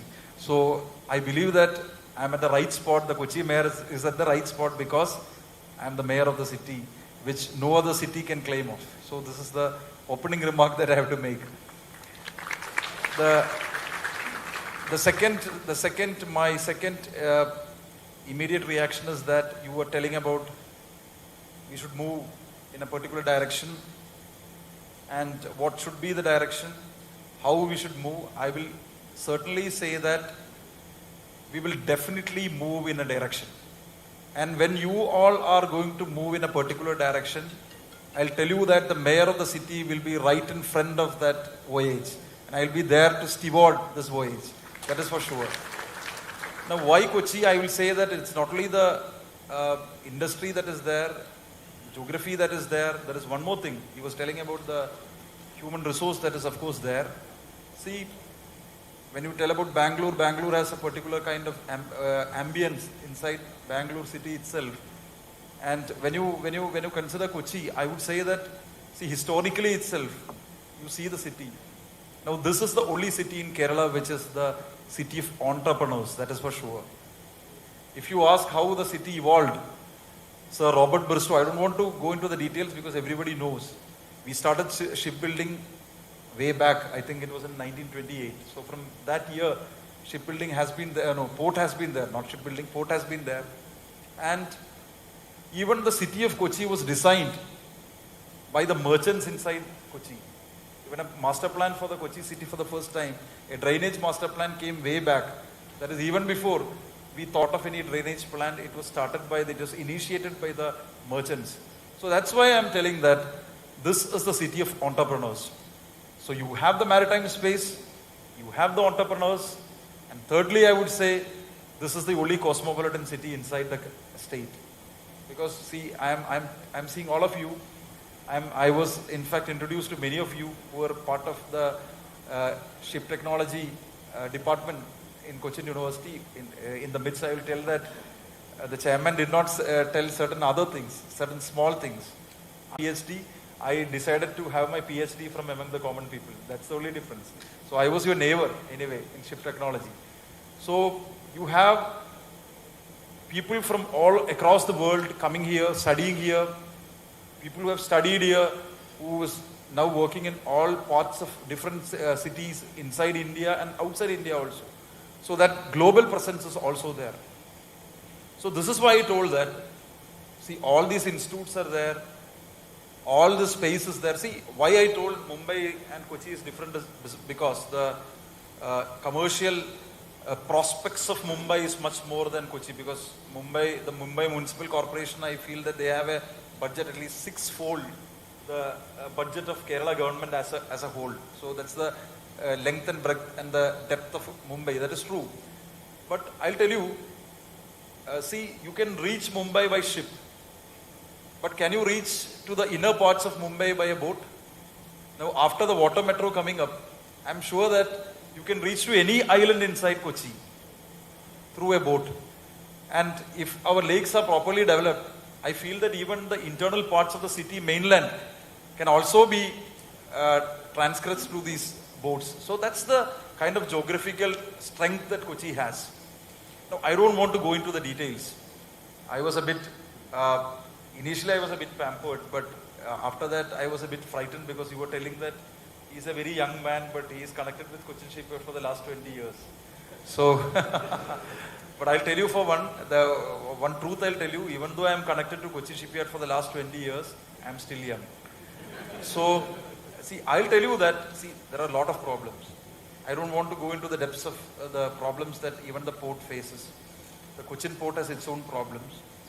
The Cochin the international container terminal has come up. It's a 30-year agreement, I believe. 10 years have elapsed. Now, how much TEUs we have been handling, I feel that we have not reached even the. I don't want to go into the facts and figures. You are there with the facts and figures on your fingertips. You have problems. Even the shipyard. I'm part of the shipyard family. Is of course right on that. I'm part of the shipyard families. We have miles to go. Even when you tell about Kochi shipyard, we have miles to go. The private industry is also there. The Maritime Board is there. See, you need policy interventions. You need policy decisions. I know that Comrade P. Raji was there as in the inaugural address. I didn't hear the inaugural address what he has spoken, but I'm very proud that after he took over from the 28th place, Kerala has now reached 15th, and now at least in the years to come, suggestions from everyone on board, the industry on board, they had their own suggestions what the state government should do, what the corporation should do, what should be the level of investment that should come in, what should be the level of infrastructure that should be there in the city. So these policy decisions should be there. So what I'm suggesting is that let us have the Ship Technology Alumni has already started a program. You are anyway meeting annually. For the next 3 years, you have a mayor who is a neighbor to you, who studied in the School of Legal Studies. So I will be sitting with you, with all of you. We should in fact think about a positive framework after this seminar, wherein it does not end up with a seminar. We should have a roadmap. What should be the roadmap he was suggesting? Let the seminar decide, the workshop decide what should be the roadmap, the direction of that roadmap. And if you have a clear direction of the roadmap, then all of us should sit together, should have threadbare discussion, and we should see that we become the center of the maritime industry inside the country. I would also have a suggestion to have a proper study center inside the city which can host of the thought process that can take the whole industry forward, that can take forward the whole business forward. This is my initial remark. I know that I have already taken at least 10 minutes. I think the whole time that might be allotted to all the panelists will be 10 minutes.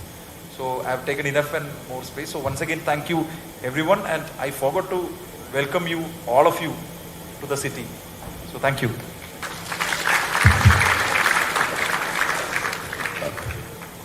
Can I request Sri Deputy Chairman, Cochin Port Authority, Sri Vikas Narwari. See, the thing is, as the Mayor was alluding, difficulties being faced by the port. Generally, people are aware. But we are not here to stop at difficulties. Difficulties will be there. See, the port in its transition, like other ports in India, to a landlord model port, and how and what kind of businesses should be attracted. How do you get into the hinterland? Like you have the Maritime Board CEO sitting next to you. So how can the Maritime Board, the port together take things forward? The Mayor was alluding to reaching the interiors of the state. How do you reach the interiors of the state? How do you drive your new sustainability thought process all together in a business framework? Probably if you can touch upon a little bit. Thank you, sir, and Honorable Mayor and my distinguished colleagues at the dais and all the delegates present here. As is part of Cochin Port, we have a history of about 100 odd years, which we are going to complete in, say, next few years. And many challenges have come so far in front of the port. And I will not say that we are not facing any kind of challenge at present also. It's challenging circumstances. Lots of private investment is coming into the port sector. Competing ports are developing nearby. Even there is a competition among the public sector ports also. But what I find in Cochin is that the kind of potential this city has and this port has, that cannot be possible in any other port. Like we have JNPT, where lots of container business is there, and oil business is there. But that is may not be suitable for the tourism or for the cruise thing. Mumbai port is anyways that is very close to the city, and it has the advantage of the land it has. The same advantage we also have, and we have some things where we can work on bulk cargo also, maybe the general cargo also. But the fact remains is that the amount of water and amount of length of the water which Kochi enjoys, I don't think any other port is having that kind of advantage. Kolkata is very long channel, but due to the draft issues and the dredging cost and all that, Cochin is at a certain advantage. Where is the challenge?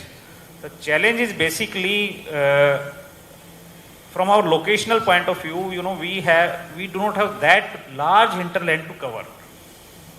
We need to find ways how we can attract the coastal cargo from the northern part of the India as well as from the central part of the India. And we need to find ways to move some cargo back from our side to the northern side also. If we are able to establish a to and fro trade link from Cochin to say Mumbai, or Cochin to Kandla, or even to the eastern side like Visakhapatnam or Chennai or even Kolkata, then our port sustainability is ensured. Plus we need to diversify our cargo business also. Likewise, we are mostly dependent upon the oil cargo at present. We are slowly moving towards diversification in terms of ICTT, which we have developed. Though it may be a debatable issue that the kind of expected growth has not been there. But still I find the only potential where we can grow manifold is there only. For that we need to work together. For that purpose, Kerala Maritime Board and obviously the merchants of the Kochi, Ernakulam and nearby cities, all shipping agents, all the traders, we need to sit together. We need to find the solution. The solutions can be found out. There will be certain silver linings in all these challenges. From as far as Cochin port is concerned, obviously wherever there is a potential which can benefit the port, which can benefit the city, which can benefit the state and nation as a whole, we will be willing to take up that challenge. We will be looking for that opportunity. We will provide all kind of support. And as far as other stakeholders like Cochin Shipyard is concerned, or other allied institutions are concerned, Indian Navy is concerned, we are the passengers of the same boat. We need to work together. We need to sit together. We need to align ourselves where we can work so that there is a synergy which is developed amongst all institutions. We work towards a similar goal, if not the same goal. So that way, I find there is a lot of potential in Cochin port. Yes, definitely there are challenges, but challenges are always there in any kind of work environment. And I am sure with all the mind pool which is sitting here, we will be able to cross that path, and we will be able to chalk out maybe a next 25-year plan for the city as a whole to make it a true city of maritime excellence. And yes, I will conclude with the note that Kochi, it can be my personal opinion, but it is better suited than any other city to be a maritime city of India. It is better suited, be it any city of India. It is best suited in my personal opinion. Thank you. Thanks for that initial comments. I'll come back to Sri Salim Kumar a bit later, but let me turn towards Sri Ajit Kumar and Sri Sadesh Babu. Can Kochi move towards, let's use the word, a research academia capital in the maritime space? And I would request Sri Ajit Kumar to take that first. Hello. Thank you. First of all, I come from a defense R&D organization, not directly connected with the shipbuilding industry or so. But at the same time, we do our bit on development of strategic sensors and a little bit about, before answering the question, a little bit about our kind of activity. We are part of defense R&D organization, and this laboratory at Kochi is a systems laboratory making all kinds of navigation sensors and strategic sensors for the Indian Navy. To tell you our role and our mandate, all the Indian naval platforms, at least all the surface ships of Indian Navy, carry the sonars which are designed at NPOL. We are proud to say that actually we have a monopoly in that. Apart from that, the submarines of Indian Navy also carry our sonars which are designed by NPOL. And of late, we have a very important role for the Government of India policy for the underwater development of systems and sensors for the underwater domain awareness. And as such, the Ministry of Defense has sanctioned many projects, and as of now we are running projects to the tune of more than 2,000 crores actually here right now on this date. So we have a role in this ecosystem, and as anybody else sitting here, we too, in fact we at NPOL, myself also, to believe Kochi to come up as a center of excellence in the maritime industry. So how can we do that? In fact, we have heard from the worshipful mayor also. It's all about the people joining together from the various stakeholders. It's just not about shipbuilding industry alone. It's about building up an entire ecosystem which will help the city grow as a maritime center of excellence. So when we talk about center of excellence, we are talking about, we also should understand about the dynamics of this industry. And I am sure that all of you will agree to the fact that the shipbuilding industry also has crossed many cities. Actually, if you see the history of it, we can see that earlier it started off with Europe, US taking the roles. Then subsequently it shifted to Japan, then to the Far East countries like Singapore, Korea, and many countries have taken over. And now we hear about Vietnam, actually such a small country coming up in a big way in shipbuilding. Now, what's the basic reason for that, or what can be the basic reason for that? The first and the foremost is all about business, actually bringing down the unit cost. Actually, if we are able to build a platform or build the commercial ships at a lower cost, naturally the whole world will go for it. But as I am sure, actually, that cannot happen at Kochi. Actually, we have a very highly skilled manpower, and also so that way the quality of work and the other things also little bit we are on the higher side. So if we are able to beat that cost, definitely Cochin will come up. The next important thing is, should we go all out for entire gamut of commercial shipping, or should we concentrate on certain niche technologies? So even if you see the statistics and numbers, we find that in India, actually, we have a good presence of naval shipbuilding, and also in certain very specialty shipbuilding areas like research ships and all. So there I strongly feel that even if we concentrate on that particular segment alone, we will have a strong footing. Kochi definitely will have a strong footing, because the quality of shipbuilding and the requirements per se from the technology point of view are quite high. We talk about alternate power sources, we talk about air independent propulsion, we talk about battery propulsion. When it comes to naval ships, we talk about reducing the underwater radiated noise levels to make the ships more and more silent. So all these things call for very high technology, in fact, I will say disruptions. And I'm sure with the kind of very trained and experienced manpower we are having in this part of the region, we will be able to do that actually.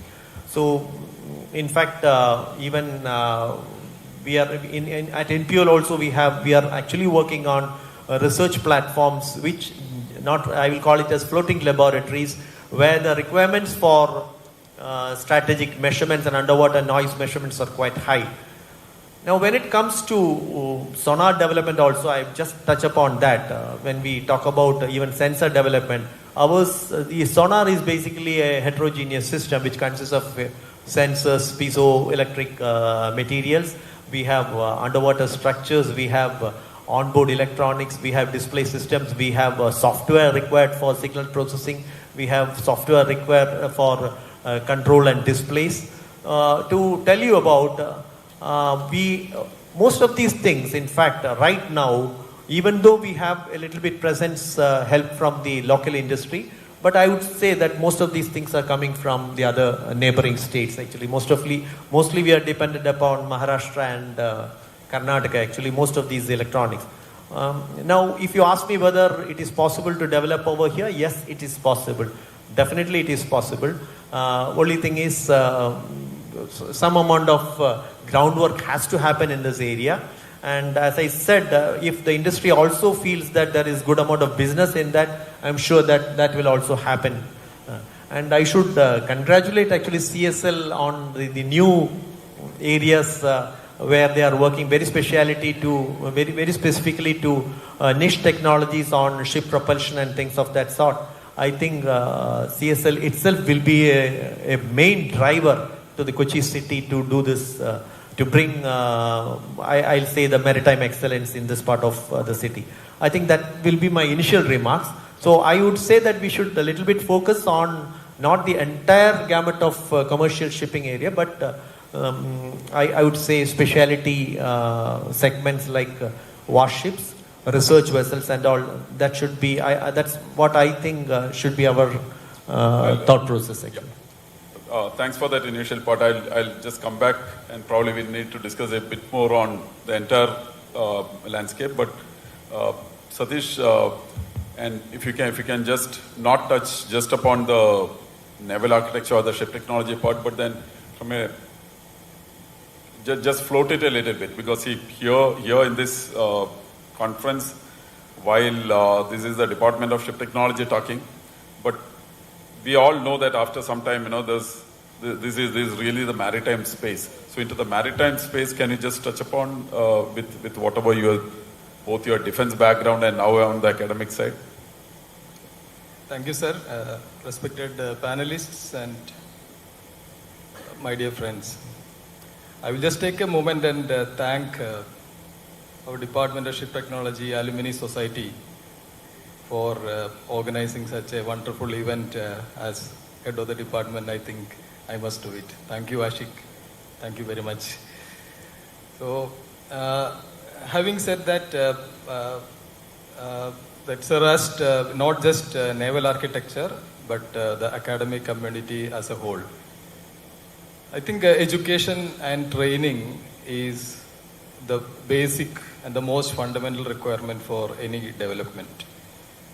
And any, whether you take engineering, science or IT, electronics, communication, so all need to come together if we are to transform the Kochi to a center of excellence. And when you talk about Cochin University, we have a number of branches like ship technology, marine engineering, even marine sciences campus, and electronics, management studies, law, maritime law we have. So we have the necessary and the most important departments which can support the Cochin in terms of providing manpower. But having said that, are we ready for the next step? That is to give innovative ideas, research and development, give products, because technology is changing thick and fast.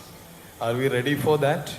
I think just like other industry, the academia also need a lot of investment. The academia should be able to attract good brain. All brain cannot go to the industry and expect academia to do wonders. So we should be able to attract the best, some of the best people into academia to do research and development and And so that is one thing. And another thing is there should be a good industry academia interaction. And we have a number of industries in the city of Cochin. And if we have a good, now we already have, I'm not saying it is not there, but we have most of the departments in the university have PG programs, research programs. If we can orient those research which are the needs of the industry, and if we can have a good understanding, the research outputs are what the industry needs. The academia should be able to support that, which obviously needs a lot of investment in various things. And one last thing I can say that when we are thinking about a bigger picture, I can say that we are ready to contribute whatever way, whether it is coordinating it from our side or being a center point. The university is ready to do that. Thank you, sir. I think we are opening up in that particular direction, because I just want to have confidence in this particular space, see, we are actually talking about apex organizations or apex groupings. I understand the better countries, Korea, Japan, they all moved in that direction, because what would otherwise happen is we would all talk in our realm of expertise. That is always needed. But then unless you stitch it across into that entire maritime landscape, we will actually find things a little bit difficult. So, Salim, your initial views.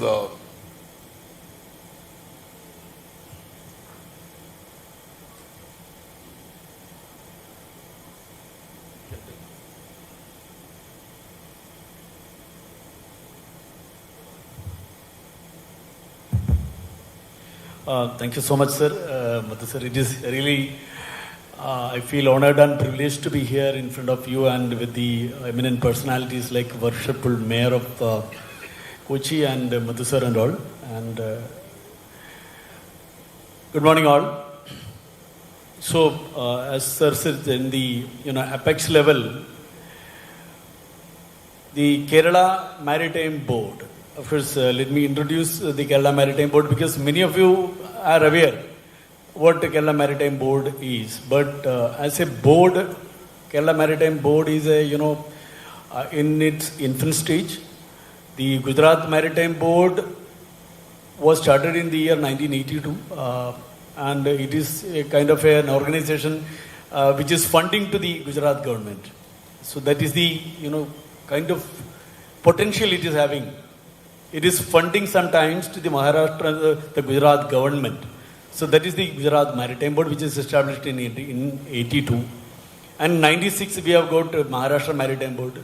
Last month myself and Minister visited the Maharashtra Maritime Board, and we feel that we are not even born as a Maritime Board. The Kerala is still in in very infant stage. So but again, as a port department, when it was erstwhile port department, it took a lot of initiative to develop the maritime sector of the state.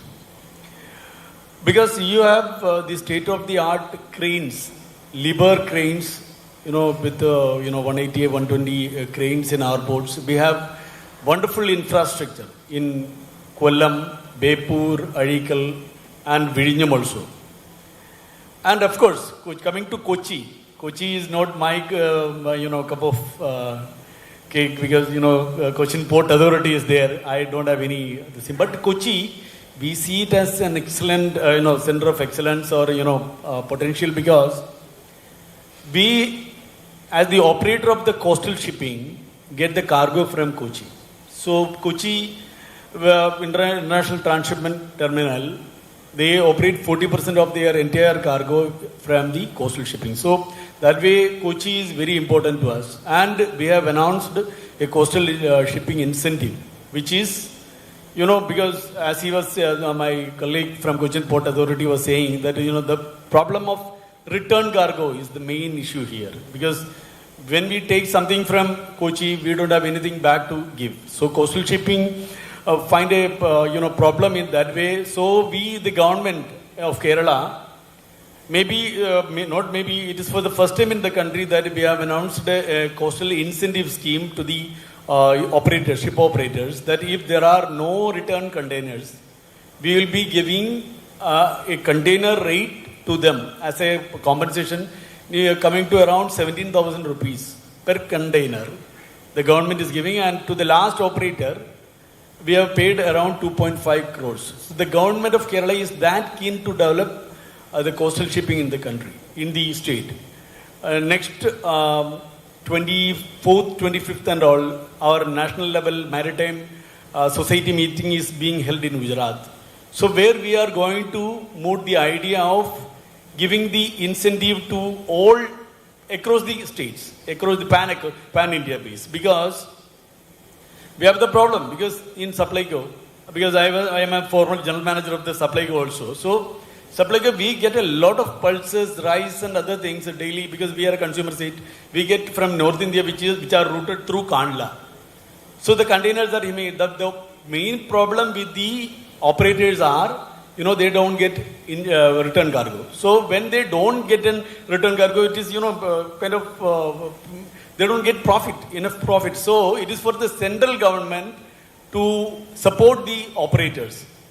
So then again, when coming to the necessity for supporting the coastal shipping, there are so many international models. Indonesian government, they are supporting with the incentives. Because, again, our international global average of the logistical cost vis-a-vis the GDP is 7 to 8%. Whereas in India it is 14%. That means you and me are incurring a lot on the cost. So we are paying much more than that should have been paid by us. So it is for the governmental agencies to cut short the logistical cost. So sorry, I just went away from my point. So coming back to Kochi, so we see as a ray of hope Kochi as a potential area.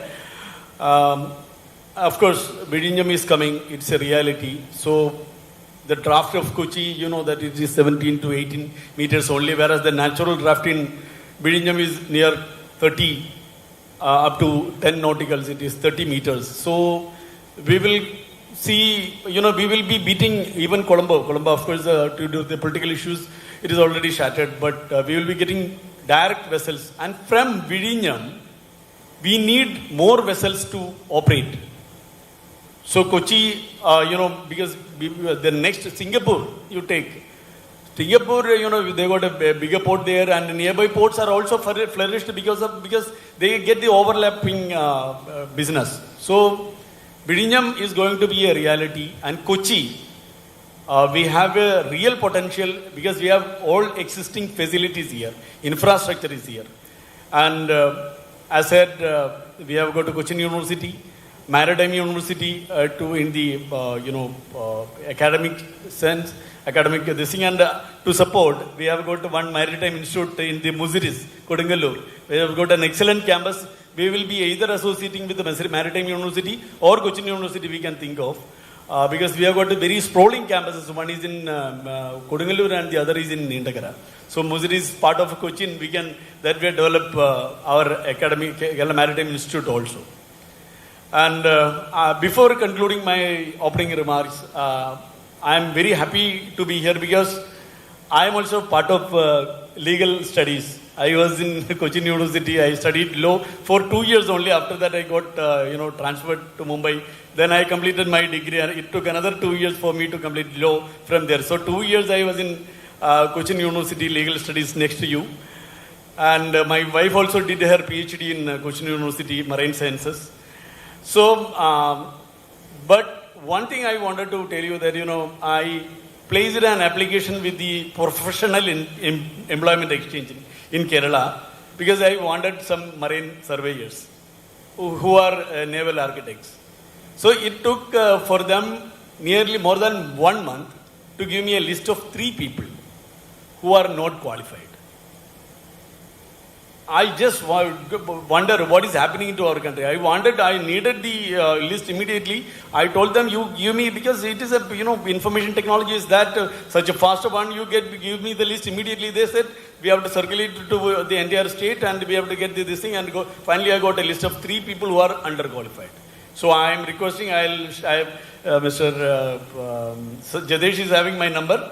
So if anybody is interested, you please contact me, because we will be conducting an interview, walk-in interview, or otherwise we will be publishing it in our website and newspaper, because we really need some 6 marine surveyors. With this, I conclude, sir, and thank you so much. Thank you. And that means there's a few employment calls also coming in here. And let me also have this initial remark from Jeevan, if you can keep it short. And again, this is Dr. Jeevan. No doctorate, nothing to do with engineering side. He is a doctorate in English. And it's a second generation businessman, has seen the difficulties. So if you can touch upon, because you have talked a lot. He's also working with DRDO. He has actually created the initial bio toilets for India, for the Indian railways and for remote defense areas. So there is an individual and there is an organization which has done things differently. So if you can, what prompted you to innovate sitting in Kochi? How good is the ecosystem? And probably that larger take, not just as Samudra, the larger take.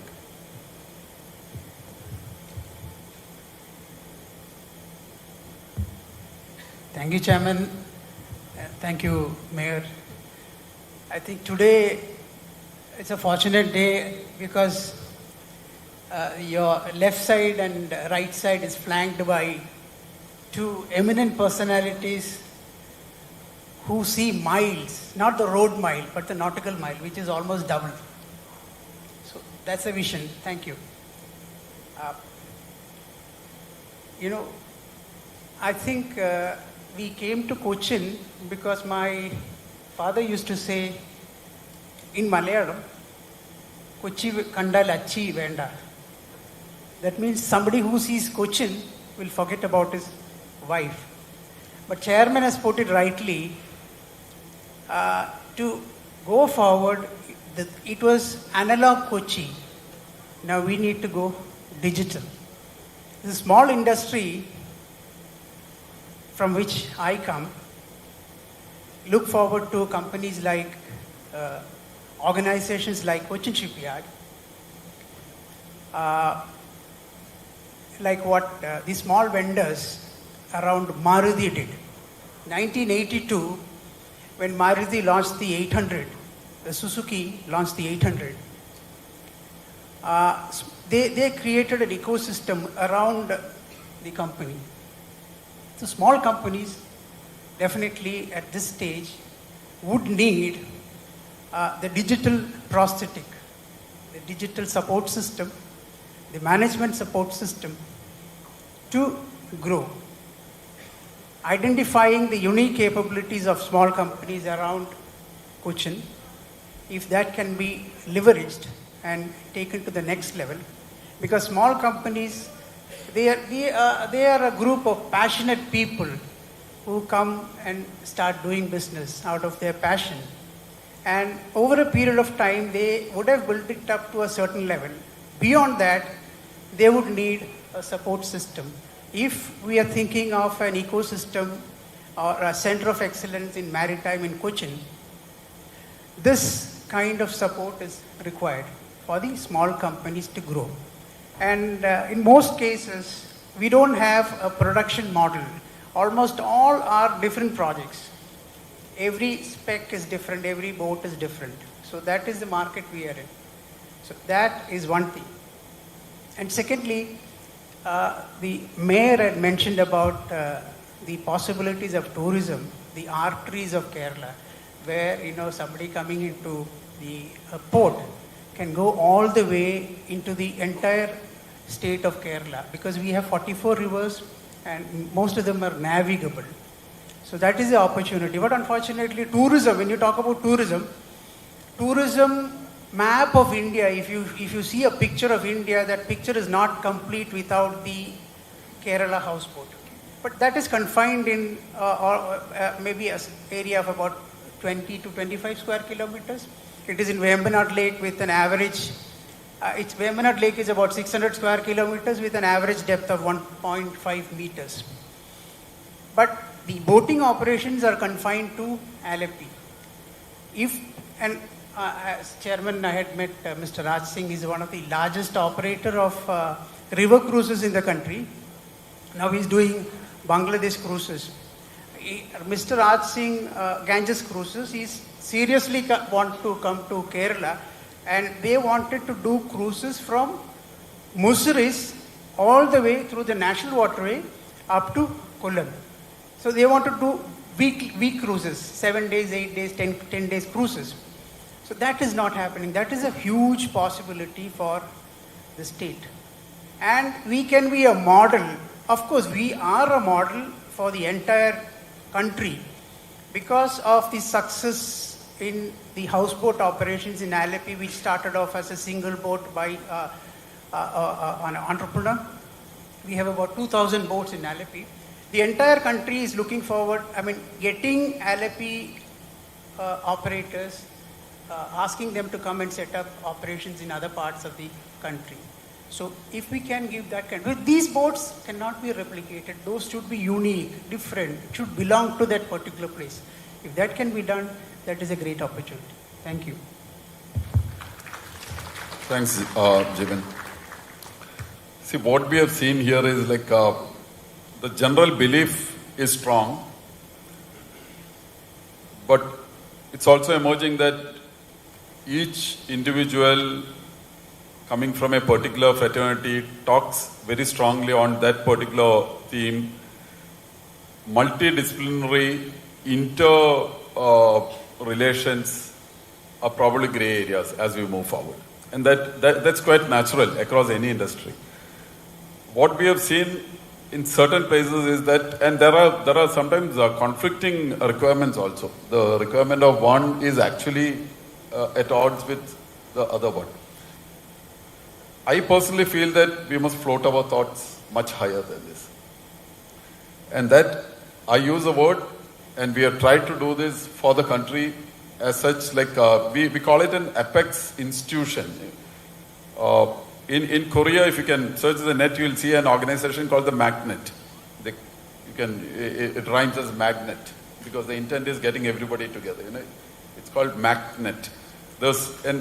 There's no equivalent in Japan, but if you take 3 institutions in Japan and club it together, it's almost like Magnet. Because Magnet, the Koreans learned it from the Japanese. India is talking. We are trying to set a center of arbitration. Because today, any maritime arbitration, you would know that there's only one lawyer, Vijay Matthews, who would actually understand what exactly is to be done. There is arbitration centers are coming up. This is big business. Insurance, coastal shipping, various things. We talk about research, fisheries. So then it will move a little bit into what is today called the blue economy. And this is actually big, multi-layered themes. So under these multi-layered themes, again, it's my wish as a minuscule speck of one of these themes. I feel if we sit together and we create a forum where we can at least sit together, initially it will be absolute chaos. It will be total confusion.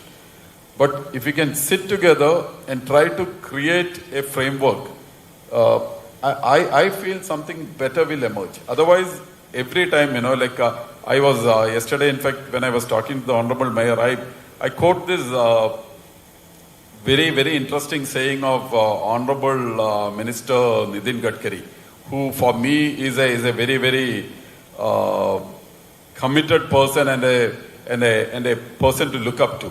He has this sentence, and don't repeat this anywhere, but then I can say this like that. He tells, if there's a will, there is a way, and there is a highway, because he is known as Nitin Gadkari, who makes highways, So he says, if there's a will, there's a way, and there's a highway. If there is no will, there is seminars, workshops, conferences. So probably we are today sitting in a conference. This is important. Thoughts are important. Thought process is important. But do we take the next steps? And can we again thinking, just initiate thinking? I'm not saying that something will come in straight away. When we were having a chat yesterday, I said like in Kerala, like there's an institution called the Center for Development Studies, CDS, isn't it? This whole thought process about the Kerala model, which was even deliberated in the United Nations as a model of economics at a point of time, was created as an institution. What is this institution? These are thought institutions. The Energy Research Institute, TERI, in India. Can we at least think of something big and large centered in Kochi? And that's why we really want the mayor here. Can we think about a large framework where anything to do with maritime, anything to do with blue economy can actually find some space, some rhyming? Everyone will do. Ajit Kumar and his group will continue to do sensors, technology for the defense into the future. But he will have one leg, one finger into this institution. Satish Babu will continue to do ship technology, but he will also have one finger. The lawyers can have one finger. The Maritime Board can have one finger. But can there be a go-to space? And what is that space? What kind of a space? This is what I want to float, and may I float this to the mayor again. No, since I took my time more in the initial phase, I will speak very, very shortly. See, what I suggest is that we will have our next workshop on a good highway next year. So we'll build a highway and then have a workshop on that highway. So that will be the answer. So how we can do is that, see, even though Mr. Haibi Eden is not there now, because the parliament is in session. See, I feel that in Kochi, the beauty of something in Kochi is that, see, we belong to a different political party only. Sri Madhuveswar Nair knows that the arithmetic that works. But I'll tell that in Kochi now the beauty is that everyone comes together and sits together. And I feel that I am already in the business because I am in this workshop. I am between you and I have spoken something. I feel that I am now become more responsible. That as a mayor, I'll tell you one thing. Surely I will take the initiation to see that everybody sits together, and we'll have it. We will have it. We will start. And the next time we will tell Mr. Nitin Gadkari, when Mr. Madhuveswar Nair meets Mr. Nitin Gadkari, now I think he is not his minister, but still he will meet and then tell that your word has now been lost because we have had good workshops and from there a good highway has been constructed. Thank you. Thank you, Mayor. And let me again, I'll just quickly and one more thing is that you were telling about CDS. See, again, CDS was started at the behest of the then Chief Minister, Mr. Achyuta Menon, who was one of the best, excellent Chief Ministers that we have had, cutting across all the political differences. So that's why what Nitin Gadkari is told is correct. If you have a will, there is a way. So if you can, in fact, show the way for the Kerala model of development, then the maritime space also, we can have an institution which can, in fact, coordinate everything. So that's what I have to say. And such an institution, again, let's have thought process absolutely global, because the Malayali is global in his thought process.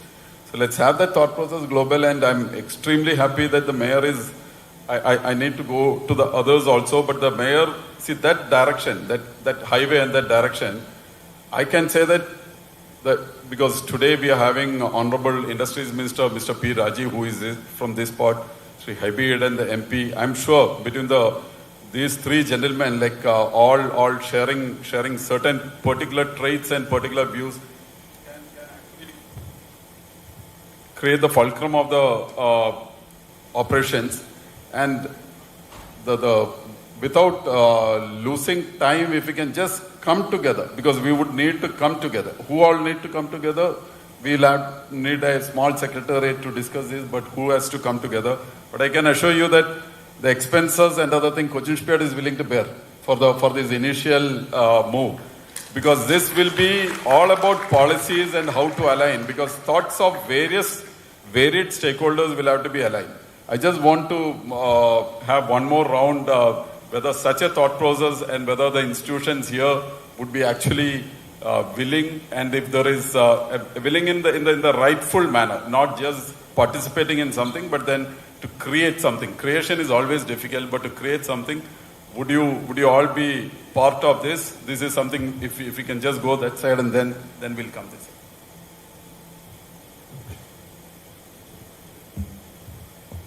Excellent. I think we are moving in the right direction actually, because as said, the subject is very vast. I think we talk about an apex body. I think that's the need of the hour.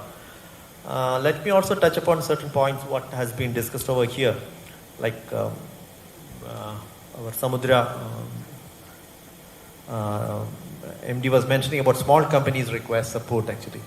Yes, actually we are talking about an ecosystem where if we have to be competitive, as I said, the unit cost of business has to come down. So we are talking about ecosystems not only with respect to arbitration, we are not talking about laws and other things. We require institutions and systems in place where funding agencies will be able to give discounted debts as well as new repayment policies so that the industry can grow. So this is one requirement. We should also understand that in the total business of commercial shipbuilding, in fact, we are, I think, you can correct me, India is come somewhere less than 2%? We are not in the top 20. So we have a long way to go. Whereas the countries like the Far East countries like Korea, then even Vietnam, now all these new Far East countries, they account, Singapore and all, they account for more than 40% of the market share. So we need to study that. So how we can do that? Yes, I feel this apex body can definitely look into it. So it's all about creating an ecosystem which supports the entire thing. So as DRDO, as NPOL, the support can be counted yes, upon. Yes, even from our part also, even ways and means, in fact, we are supporting the Kerala industry. In fact, I can say, of late, we are doing the maximum business with Crowne, a government organization. And we are trying to bring up, especially in their area of competence on the electronics actually. But as I said, long way to go. About 70 to 80% of our business or work happens outside Kerala. It's possible to do it over here, but this apex body will be able to help us actually. Thank you. We have overshot the time, but closing remarks, would somebody like to have a closing remarks, or is it a goal like at least to move into the next stage, at least on the thought process? Nothing great is happening, but at least if the sense of direction, the mayor actually used the word that the sense of direction is there. I quoted Gadkari ji. I am very clear the sense of direction, if we can take it forward. With this, then I think, I'm sorry, but we don't have time for a interaction right now, but then probably during the networking sessions we can have an interaction. But since the Honorable Mayor is here, rather than me closing the meeting, it's the all privileges. Anyway, we are running short of time, so thank you all of you once again for having invited me and all others to this panel. And surely we will take this forward. We have already decided to have a kind of mechanism wherein everyone can come together and then can have discussions and then move forward. And whatever needed to be done in the policy framework can also be done. So thank you everyone for your patient hearing. Thank you. Thank you all the panelists.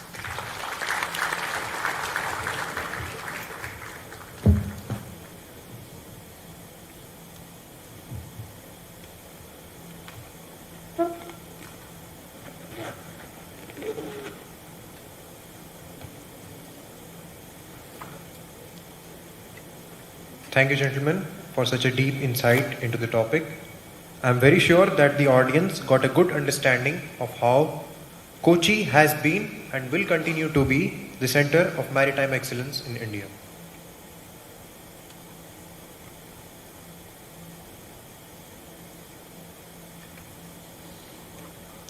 Now I would like to request Shri Madhu S. Nair to hand over the mementos to the speakers.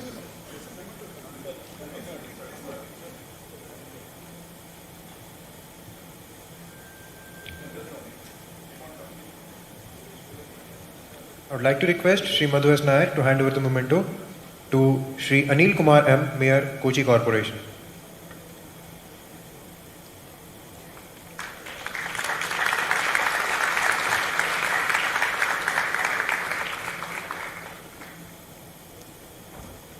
Mr. Vikas Narwal, IAS, Deputy Chairman, Cochin Port Trust.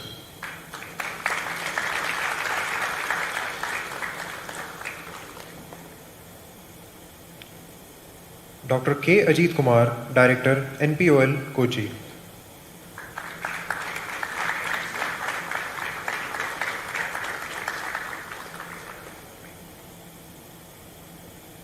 Mr. T.P. Salim Kumar, CEO, Kerala Maritime Board.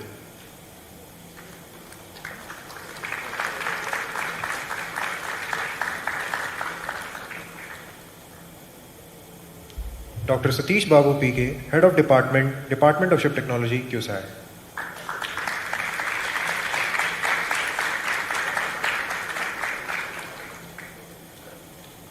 Dr. S. Jeevan, Chairman and Managing Director of Samudra Shipyard Private Limited. May I now request Shri Ashik Subhani to present the memento to Shri Madhu S. Nair.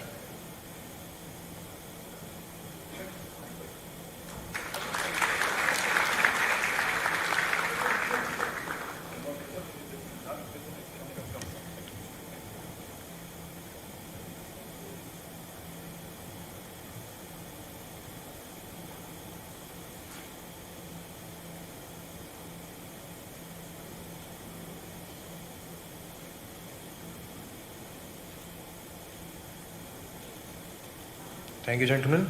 Now I would like to request the speakers to be seated in the audience.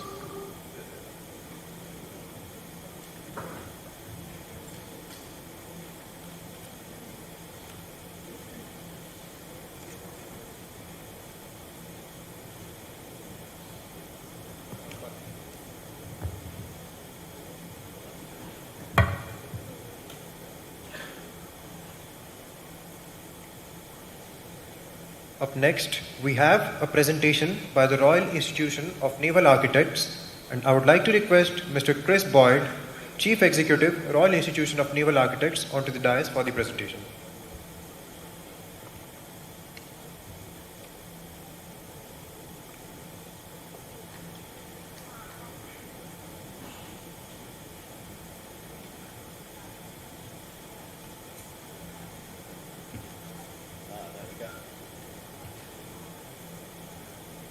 Well, good morning, and again, thank you for the invitation, for being able to present the Royal Institution of Naval Architects to distinguished delegates and panel members.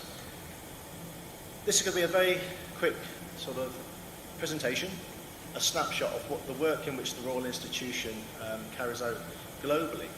But also, what's very important is supporting DIMS and supporting everyone with the enterprise within India. So hopefully this will be an engaging presentation designed to give you a bit of a background. Also at the end of this, I'll also invite Professor Krishnan Kutty, who's the Vice President of India, to come up and say a few words to the delegation. So without further ado,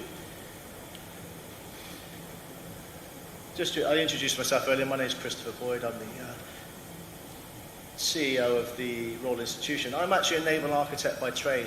30 years into this game, I started in the British Royal Navy and decided after 6 years of sailing I'd rather design ships than live on them. So I've got a very diverse background, having worked in defence, submarine support, but also oil and gas sector, and renewables as well, so covered quite a plethora of the industry.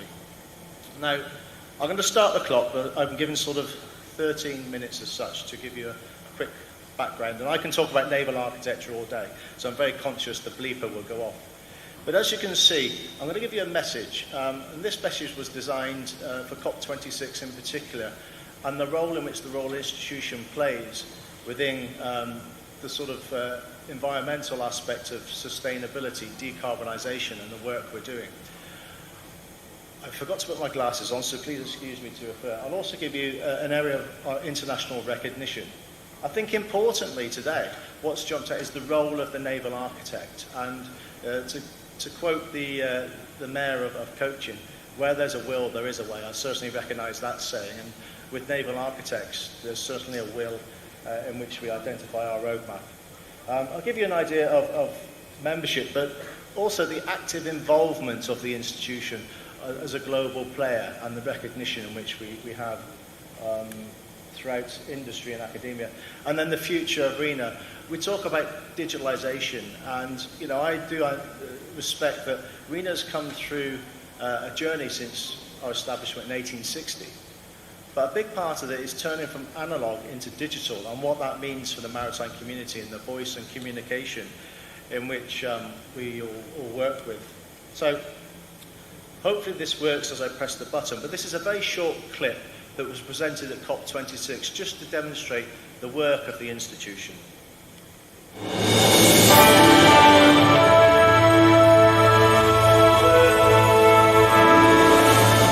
The Royal Institution of Naval Architects was established in 1860. So RENA has evolved with the times over its 160 years, to be at the forefront of innovation, disruptors and enablers. Whether it's the design, construction, operation or maintenance of marine vessels, that's what we do. The Royal Institution is the governing body for technical excellence and prowess within naval architecture and maritime engineering. RENA is at the forefront of learning and education. We look at the continual professional development of all our members and all our engineers. Sustainability within RENA is the big question. Decarbonisation, net zero. The Royal Institution is changing. We are modernising the way we look and communicate with members. So this is my call to arms as Chief Executive. Please come and join the Royal Institution of Naval Architects. That was a quick snapshot of what we do at the institution, and it's always very unnerving to watch yourself, I find. But to give you a bit of area of our background, role and purpose, we have got an international presence, as you can see, a very high established presence within India in particular. Now, the purpose of RENA was to establish ourselves in 1860 with a mission statement, and that is to promote the art and science of marine design and marine structures in particular, so design and construction. So within 2022, as we move 162 years later, our mission statement is ever so critical because we are facing the game changers.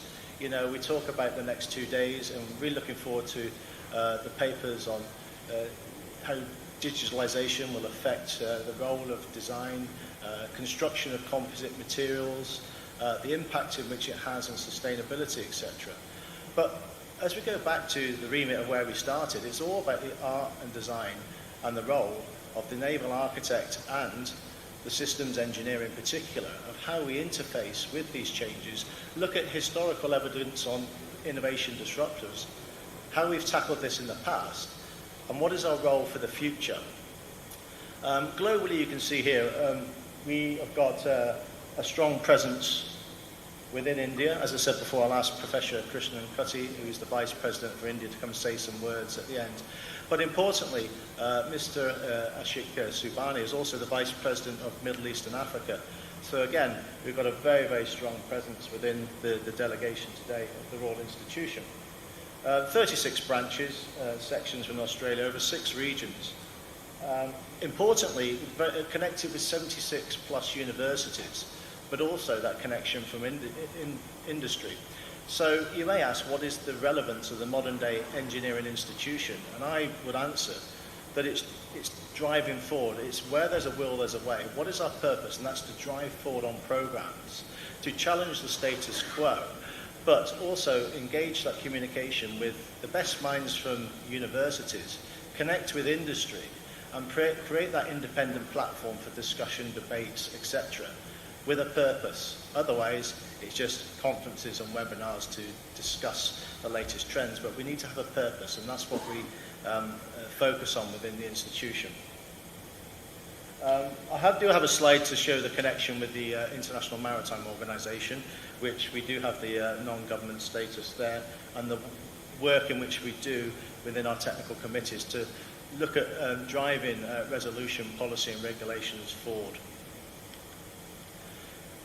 When I look at the conference today and look at the papers, I'm listening and learning to the esteemed experts on the direction in which the roadmap is taking place within India. In particular, coaching today, that's very interesting to look at the business drivers, the market drivers, and what's required. But the purpose of the conference as well is to see how the interface with engineers and business leaders connects. That's something which I'm very interested to look at, how we support enterprise research and development and that interconnection and that integration within India. So I just put up there the original advert that came out, and again, just to say I'm looking forward to receiving the papers from the esteemed presenters over the next 2 days in particular. Don't worry, I'm not going to read this verbatim, but what was interesting, when we look at some of the challenges of sustainability and future fuels, etc., supply chain, is it ammonia, methanol, can we go nuclear? What fit-for-purpose fuel is going to be relevant for the type of vessel? I then go back in history, and what is the modern-day relevance of a professional engineering institution working with academia and industry? Well, if we go back to 1904 and 1911, they were tackling the same questions. They got this lovely hydrocarbon or diesel available, but it seemed to be a geographical question. Well, we've got coal and commodity. This is never going to take place. How is it going to work with the efficiency of the vessels? How are we going to carry out the maintenance? Where are we going to bunker? Etc., etc. And it's very interesting that we got engineers together and we debated and we challenged and we moved engineering forward. Fast forward 120 years later, we've got the same challenges today. How do we look at the tank size if we were to go to ammonia? Oh my God, how are we going to look at the hybrid versions of the new fuel and the fuel efficiency, the supply chain, all these questions in which you have to look at for infrastructure that brings the engineer together to drive this forward. And we will find the solution amongst us and amongst the thought leaders in here today. Again, I will not read this verbatim, but it just shows you we were looking at some of the questions of the electric motor and the impact this would have on systems and the systems of driving vessels forward.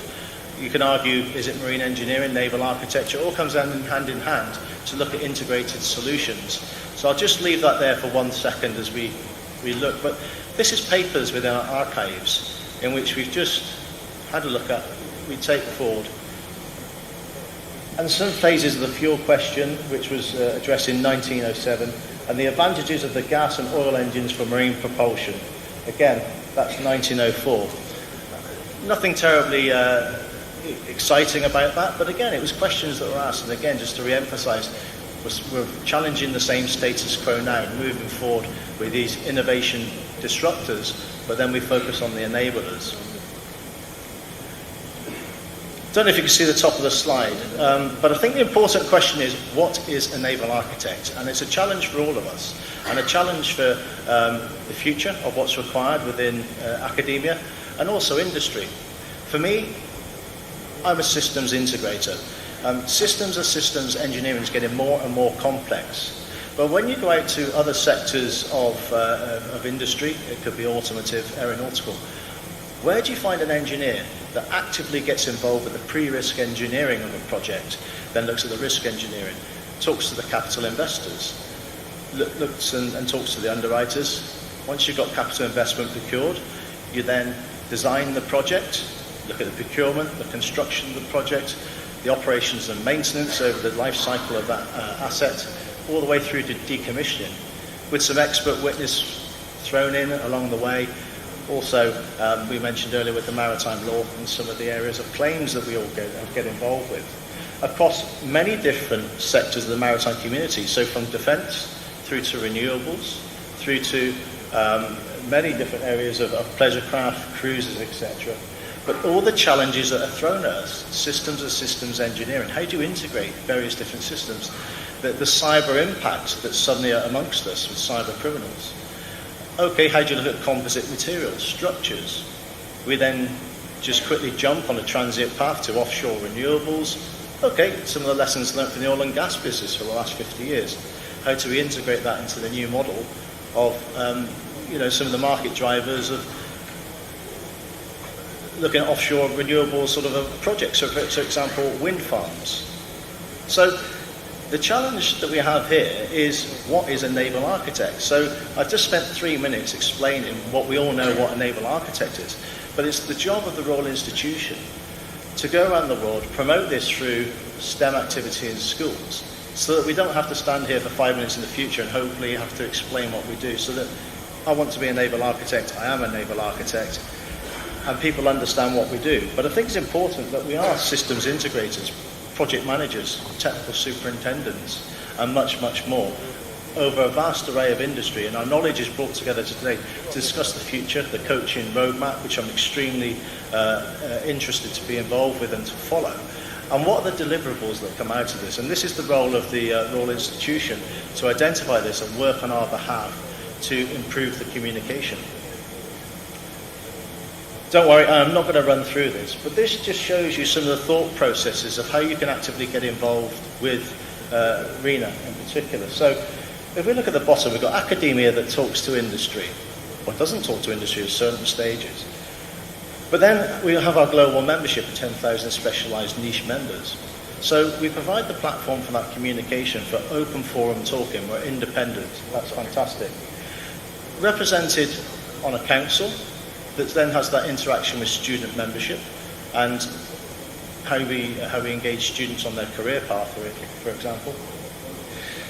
We have branches within India that everyone could get actively involved.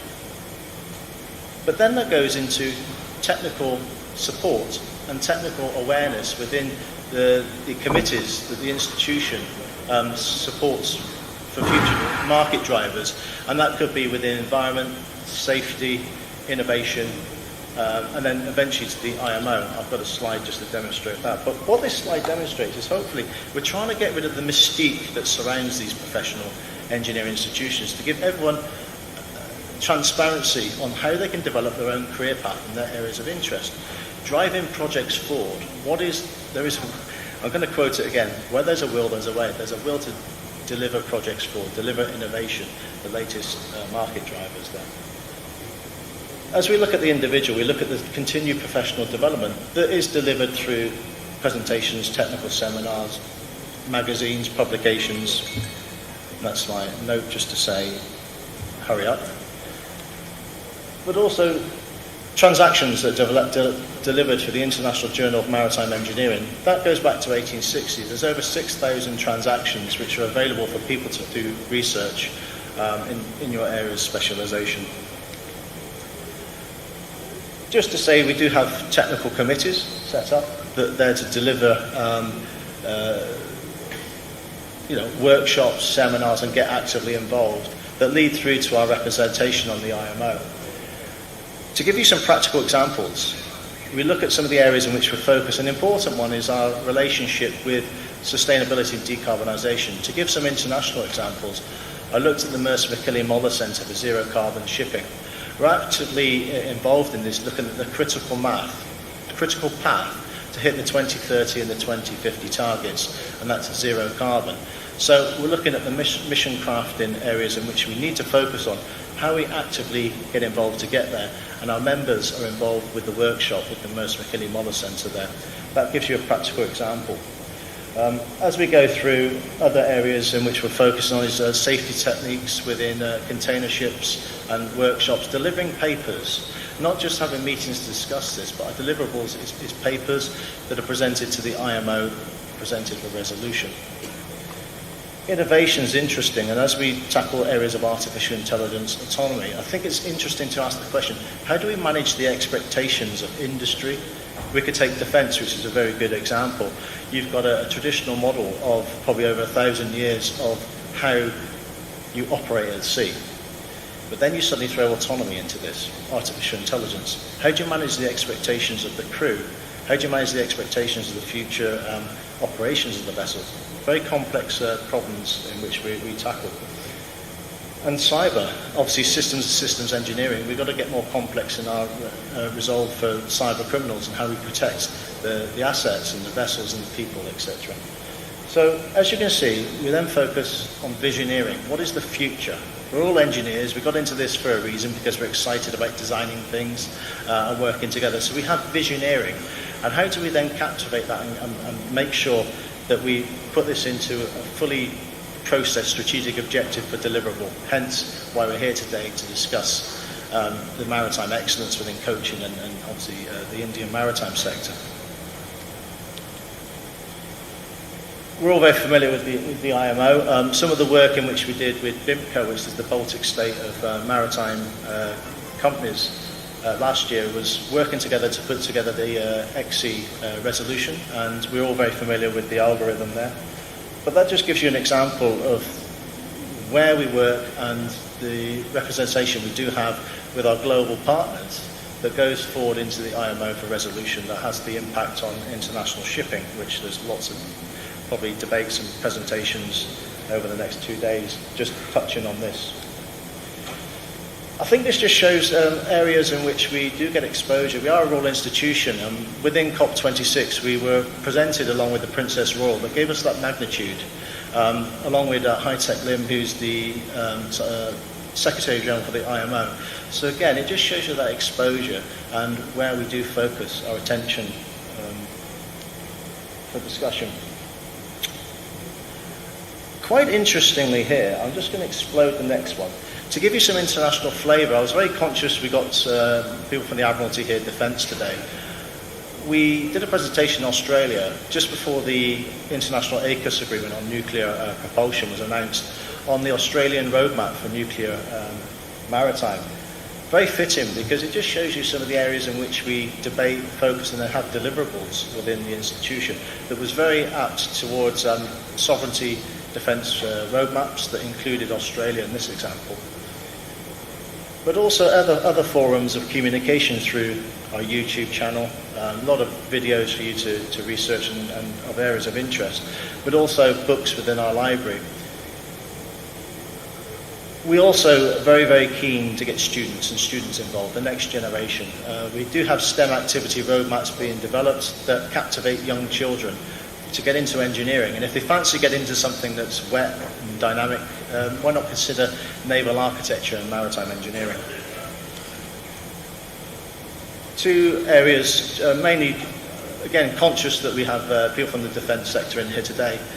Two areas of interest that we run this year was autonomous shipping, which was very well supported. Basically looking at the regulations and how it has an impact on this. I think, many people from IR today can probably recognise this and have a lot of conversation in our networking sessions. But then looking at sort of warship technologies, navigation, systems reliability and maintenance. We followed up recently with a workshop and an event on designing warships for the future, in which we looked at the sovereignty roadmap. This was particularly United Kingdom, but it just shows you some of the areas in which we discuss with governments, peak bodies, but then it gets down to the nitty-gritty of the naval architect integrating with systems engineers and providing solutions for the future. My last couple of slides, just to demonstrate we do have awards and we do focus on environment, safety and innovation. Annual awards in which we do present to our international community and members. And before we go into the last slide, digital transformation is extremely important. At the start, we recognise that we've come from an analogue system into a digital system. My remit is step change and modernising the way in which we communicate. So very shortly, for a lot of members in the room and future members in the room, you'll see a change within the way we communicate information and knowledge for the institution, moving into a platform that you'll all recognise. A lot of people communicate through the phone these days. So again, we are very conscious that we have to move with the times, and talking with members facilitate the way in which we receive communication. This works as well for assisting with the Vice President in India in how we can communicate with the workshops, get people more actively involved, offer that transparency, look at the way we can support the chairs of the local branches. That relationship which we do have between academia and industry, and how then we can develop. It could be pinch points, it could be something to do with the latest material that's used as a composite, all the way through to contract management, for example, just to pick a few there. But again, this is designed for not just local communication, but international communication as well. So this is coming your way shortly. So when we look at this, an extremely badly exploded sample of India and our branches. But to be a member, you know, you look at your individual career path and the benefits of being part of an organisation such as RENA. But for me, the benefit is to actively get involved locally, look at the market drivers with industry and academia, but make that difference. Whatever your flavour, your interest, we are now going to facilitate this through the support of digital transformation. You can argue, is it sustainability, one of the questions which is the buzzword in industry at the moment. But as we go through, we were founded in 1860 to promote the art and science of ship design and construction, and I think we still hit that remit. This is what we do. This is why we're extremely proud to support DIMS 22 and be here today to support the Vice President within India. But say, you know, that is our mission statement that was created in 1860 for a reason, and I think it is as relevant today as it was back then.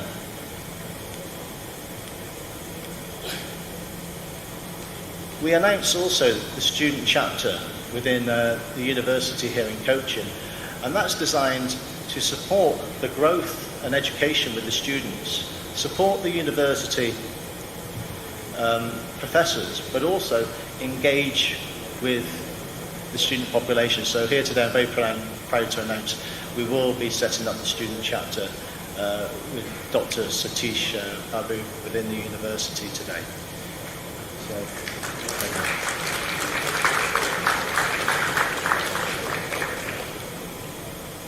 you. Normal communication channels that people are very familiar with. And I'd just like to say thank you. I've slightly overrun there. My slides are always over adventurous. I could talk about naval architecture all day.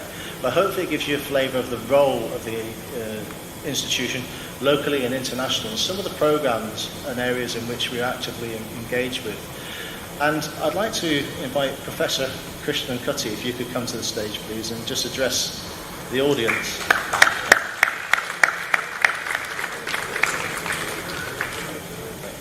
And that concludes my presentation, but Professor Krishnan Kutty has been a member of RENA for many years. You'll be able to give that introduction, but I'll hand you over. Thank you, Chris. As you mentioned, I've been a member in the RENA for many years now, and also a fellow. And I've been elected as a vice president representing the South Asian countries. So basically, I'm here to just formally announce the the formation of a student chapter in the Department of Ship Technology. There's a RENA chapter. In the Department of Ship Technology, this gives a platform for the students to give seminars and organize professional activities at the student level, which will enhance their exposure, and the RENA platform gives them more international exposure to the activities. And I also discussed with Chris about including more activities such as prospective the universities which offer programs, particularly the BTech students who come out from Department of Ship Technology would like to know which all institutions across the world offers higher degree programs, postgraduate and PhD programs in naval architecture and related area, which would be helpful to the students. And so such a type of directories which can appear in the RENA website would be helpful to the students to identify the potential places to go for higher studies, and also to go through professional directories of different manufacturers and all that, which would be helpful to the students in particularly during their final year design project and all that. So this student chapter, which is being formally announced to start functioning at the Department of Ship Technology, will provide the students with a platform to interact with people across industries, across institutions outside India also, and also to give an opportunity to give presentations, seminars, and which will enhance their communication skills also. So this is which I would like to address at this stage. That's all. Thank you. Thank you very much.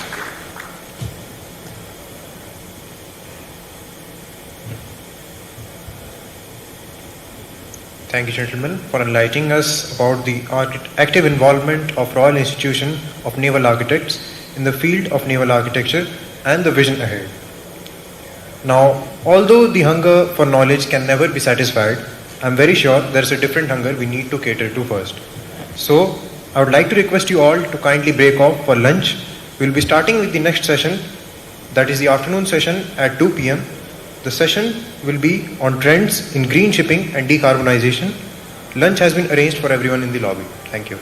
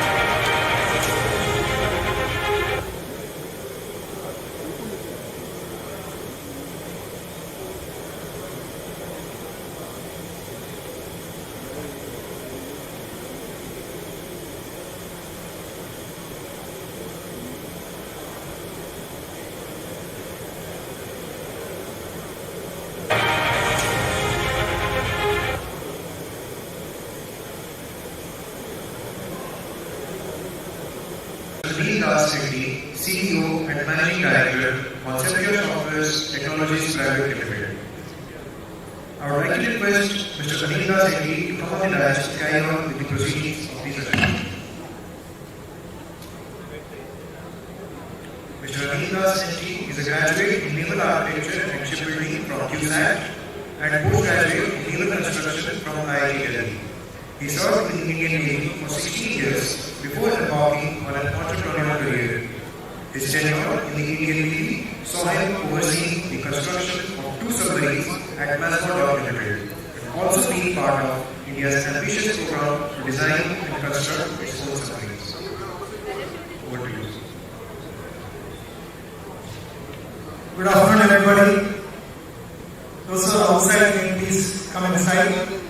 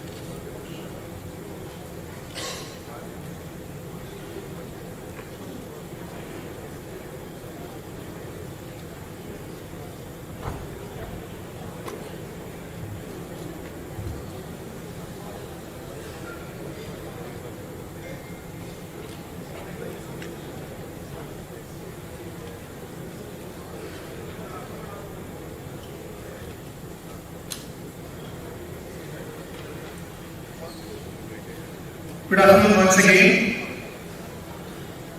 As we have been delayed in starting, I think it makes sense to straight away start the session. I have 6 papers, 6 authors to present their ideas, and thereafter conduct the question and answer session, and thereafter do the concluding remarks. We all love the ship, either as designers or shipbuilders or operators or simply working for the shipbuilding industry. In various capacities we love the ship, and we don't want the ship to be a problematic one that creates harm to people and the environment.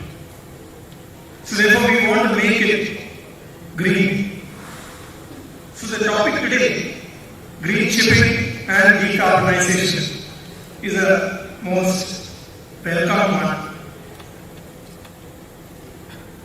Turning shipping into green shipping refers to a set of actions to be performed and certain targets to be achieved.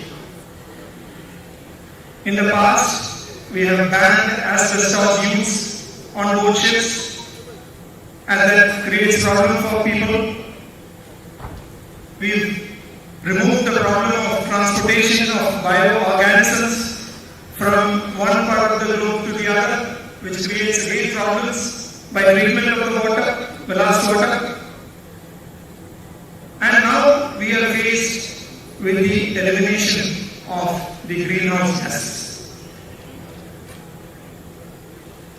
Current technology is a messy one, where fossil fuel is used in internal combustion engines to propel the ship. Carbon dioxide, the most harmful of all the greenhouse gases, is produced in abundance. I'll tell you the numbers in a while. Methane on land is 20 times more harmful than carbon dioxide, but that's quantity is less at sea. So we focus on CO2. The targets for 2030 is 40% reduction when compared to 2008 levels, and by 2050, 70%. If we can eliminate it altogether, that will be the ideal thing. The greenhouse gases are to be reduced by 50% by 2050. The shipping industry produces about 42 grams of CO2 for every ton kilometer, which is way below 673 grams produced by the transport aircraft, the aviation sector.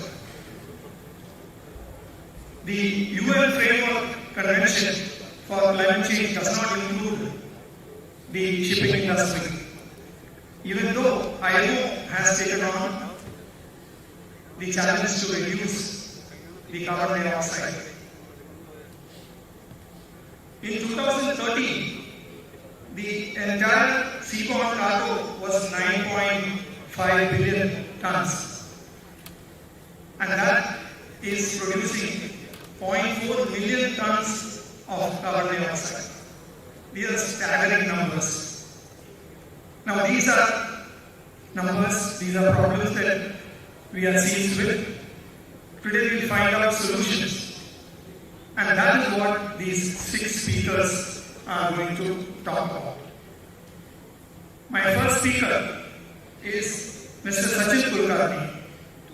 He is Head of Sales, Marine for South Asia, Watsina. He shall be speaking on maritime decarbonization, technology, flexible fuels, and future fuel. May I request Sachin Kulkarni to please come on stage.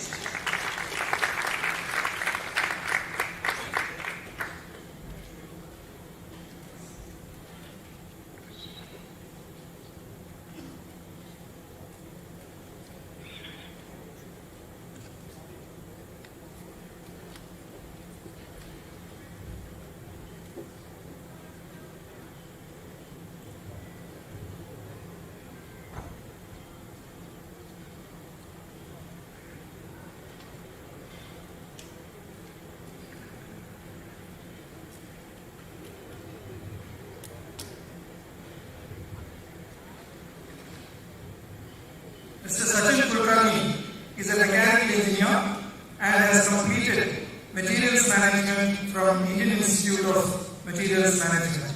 He joined Watsita in 1996 and associated with the marine industry since 2003. Over to you.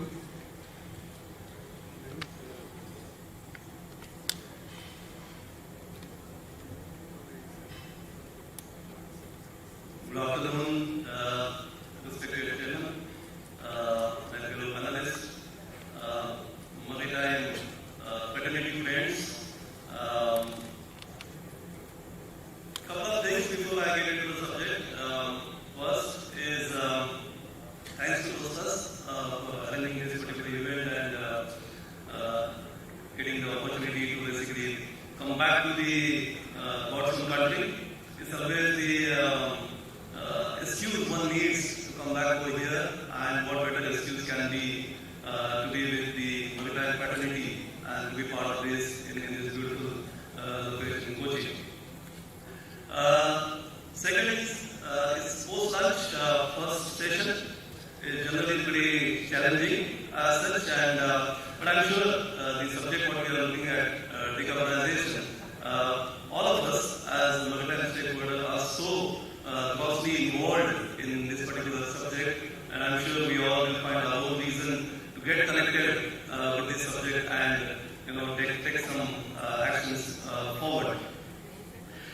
In the morning session, Mr. Maritime has already set the context very when we talk about sustainability and utilization in the maritime world, very aptly it was put.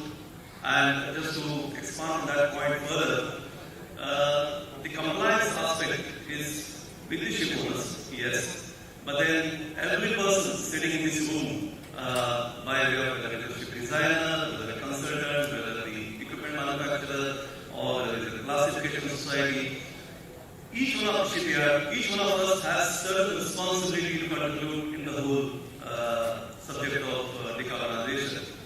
So, what Sibel is leading its thought leadership in the subject, and today my attempt would be to share with you certain elements of how we address the decarbonization through technology, the fuel flexibility, and the future fuel. So, next 18 to 19 minutes, let's look at how we address this particular thing. Everybody talks about decarbonization, and rightly so. You can also say that time is uncertain. However, while many aspects of decarbonization are indeed unknown at this point of time, there is enough is certain to act now, and that's precisely is we all need to look at and move forward together. So, since morning we heard the maritime industry is facing the unprecedented changes, and typically, if you say, if I use the example of LNG, the maritime transition to LNG, it took roughly around 20 years of process, and today we're at a point that maybe maximum 3 to 4% of the fleet is running on the LNG. So it takes time. So if we are to achieve the IMO 2050 targets, wherein we are looking at transition of 60 to 100% of the fleet getting into the green fuel in just next 3 decades. So it's an enormous change as such, and it's never attempted in the history of shipping. So it's clear that timing is there now to act at this point of time. When we are looking at DNV survey, it's showing there are 30,000 vessels which are basically requiring rectification in terms of EXI. There are EXI ratings as such, and that will be basically required to be done in 1st of January 23. And that means the owners are going to make decisions on investment with respect to their fleets, with respect to the modifications, or with respect to how they position their fleets in the market. Having said that, how we basically look at in which particular market drivers they are operating in this. So this is a decarbonization environment wherein we are looking at drivers which are affecting it. So one is regulation, and when you see left side of the slide, we are talking about regulations, wherein we are looking at the cost of compliance, the capex required for this compliance, as we are looking at either EEDI or EXI and CI measures and compliances. There will be certain investment which will be coming to the owner, and there is a cost for that. Then we are also looking at the cost of carbon, and by that we are talking about different elements of like carbon levy. Now, it's still yet to be seen in this part of the world, but in EU it is already talked about, and it's already under the rule of Parliament about the carbon tax. Then there is a carbon neutral and zero carbon fuel. So there are a lot of different things which basically are going to be in terms of the cost of carbon. And then other drivers which are basically market. So today, even finance is looking at how green operation the owner is carrying out, and the entire financing system would basically revolve around that. At the same time, the charter is also looking at what's the business risk and the impact on the direction and charters. For today's discussion, we will just focus on the left side of the drivers, that's regulation. So, how we are helping the shipping industry to de-risk the investments and repositioning the fleets in a journey that needs to be done gradually. So we believe, as I mentioned in the beginning, we believe that it's not only a responsibility of the ship owner, it's basically all the stakeholders need to come together and to make sure that this journey is travel as such. And that is where, from what Sir said, how we are basically working upon on this particular aspect is helping owners to create a unique decarbonization strategy. And how we do that, basically. So it's accessing the fleet, and when we say accessing the fleet, we are talking about looking at individual vessels and putting it against the comparison of relevant indices, the age of the vessel, and customers' plan with respect to those vessels. Subsequent to that, create a joint compliance and set some both measurable targets with the owner. And the last and really important, set the decarbonization strategy wherein the custom pathway for the new build as well as the retrofits are designed. When we are looking at this, we are talking about how do we ensure that the existing fleets, which would still have a life, and it's basically compliant to all the regulations, and it can still function and operate in an environment which is there. At the same time, the new build vessels, how they can be designed and at this point of time, and then they are future ready as such. So as and when we have the future fuels available at that point of time, these vessels are ready to basically adapt to that and then operate. So just typically wanted to share an example of how we do that. So basically, any owner, we are looking at the analysis of current vessel, the operation profile, the age of the vessel, the typology of the vessel, machinery configuration overview. So it's all about machine learning and kind of correlating with the different data points and arriving at the research. So typically what happens is that there are lots of solutions which are available in the engineering solutions, but then it's not copying and pasting it for every entire vessel.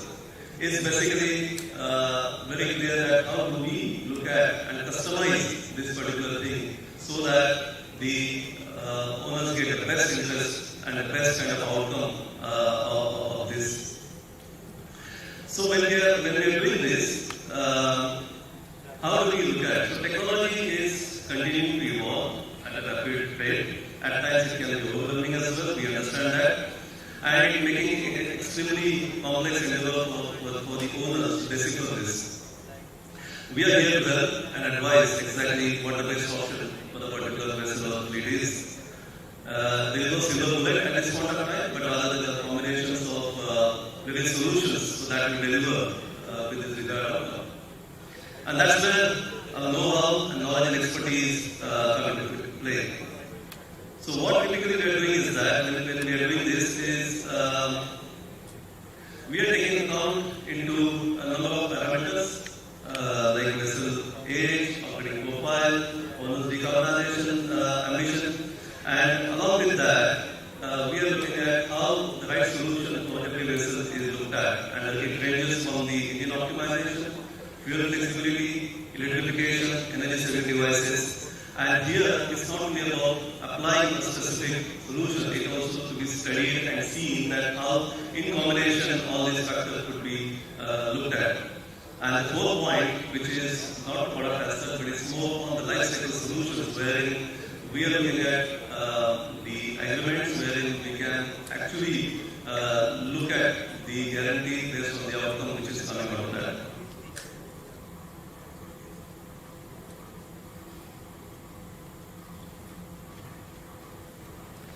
So journey to decarbonization, it basically moves from the vessel perspective and the fuel perspective. And in coming slides, we will understand exactly how do we look at the vessel perspective and the fuel perspective. So green fuels, we all know at this point of time, the infrastructure is not available. At the same time, while we are addressing this particular aspect, what are the options one has available? So the key questions which typically comes for the retrofit that how to compensate the speed reduction with fuel efficiency measures to keep vessels in market longer. Yeah, it's a very specific thing because reducing the speed might not be a feasible option for everyone. And under that circumstances, what are the options one can have? So we have propulsion improvement devices, which we will just see in a while from now. Then we are talking about electrification as such. That's the focus of today, and that's another aspect which one could look at. And this would help sustain till we have the green fuels available in years to come. So let's look at the propulsion energy saving technologies. Idea here today is not to get into the details of it, but just to give the idea from the virtual perspective how we are actually looking at bundling these solutions. So just to give you a glimpse of it, as you can see here, there are multiple energy saving devices, and against each type of vessel, it is giving certain energy efficiency as such. Now, when we are looking at this matrix, it's also important to understand that we are not looking at this as a product-based approach. We are looking at this as more of a solution-based approach. And it's very important to understand this dimension because typically when we look at the product-based approach, we simply look at, okay, I need, for example, a cap, and I just order that, and I fit it, and I just hope that I get whatever reduction I was told to get. But when we look at, just to share this further, when we look at this, there are systems which have interface with each other, and it enhances the outcome coming out of that by being looked at together. And just to share the particular example here, when we are looking at another coffee, which is a post one, we are looking at the propeller modification, that is fixed inch propeller, new design, and we are looking at the other flow, which is a flexible device. When we look at these three in isolation, we look at certain efficiency. When we look at them put together as a bundle, we look at better efficiency coming out of that. And that's precisely which one has to look at, that am I required to look at this product as an individual entity, or I'm looking at it as a solution base? And what goes behind this calculation, and what kind of data centers are looked at behind this? These are very important aspects to look at. And that's where precisely one has to do the whole study of the entire vessel as such, and then look at what's feasible and what is not feasible. This is about the propulsion. Moving forward on the electrical solution, and I think there was some discussion happening earlier in the morning, and then when we are looking at the technology, this is going to add a major, I would say, revolutionary thing here, especially when we are talking about India as such. In Europe, probably certain things are already being looked at, but here I think there is a modest start has already taken place when it comes to the example like Kochi Metro. What we are seeing, we are also seeing certain inland waterway segment where these kind of solutions are being looked at, and there is a certain progress which is being there. So why electrification? Because the grid is only 50% grid in many countries, and we all know that in India also government is quite committed to look at certain greenhouse gas emission reduction by 2030, and the efforts are going on not only in the shipping sector but also in the various industries to see that how we have renewable energy available. And when we have this, it's great to look at that and utilize this in the shipping as well. So just to give you a snapshot, we electrify shipping, and what we mean by that is typically a new age product like shaft generator system, diesel electric system, hybrid systems, zero emission systems, and shore connection. We'll go a little bit touch base on this particular thing. So when you look at the shaft generator system, we are basically looking at deep sea vessels, wherein the main engine, it could be 2-stroke, it could be 4-stroke engine as well, but then it's getting the efficiency coming out of that. It can be, one good thing is that it can be ventilate to the in combination with various innovative hybrid setup as well. Diesel electric system, which is a new age system, which is suitable for all the vessels with a high load, low noise, and low space requirement. And the hybrid again, which is suitable for all the vessels which are basically changing load requirements and have the need to basically have peak shaving as such. Zero emission system is kind of a more in the inland waterway segment wherein we have interchange of the container, which is having a battery which are charging the green power as such, and the shore connection system.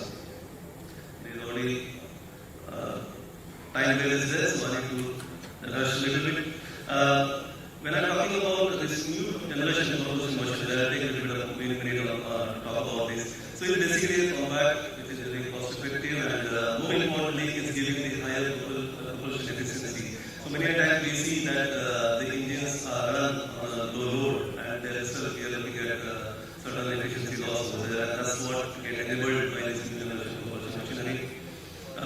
We are talking about flexibility to integrate the new energy saving devices and energy source, and that's where we are talking about when we are building, designing a vessel at this stage, which basically can accommodate the new technology, thereby reducing a lot of efforts and the cost This is one example, real example, with one of the bulk areas which we are looking at solar panel hybrid, and so there is a brain called energy management system which basically uses this energy transition on board.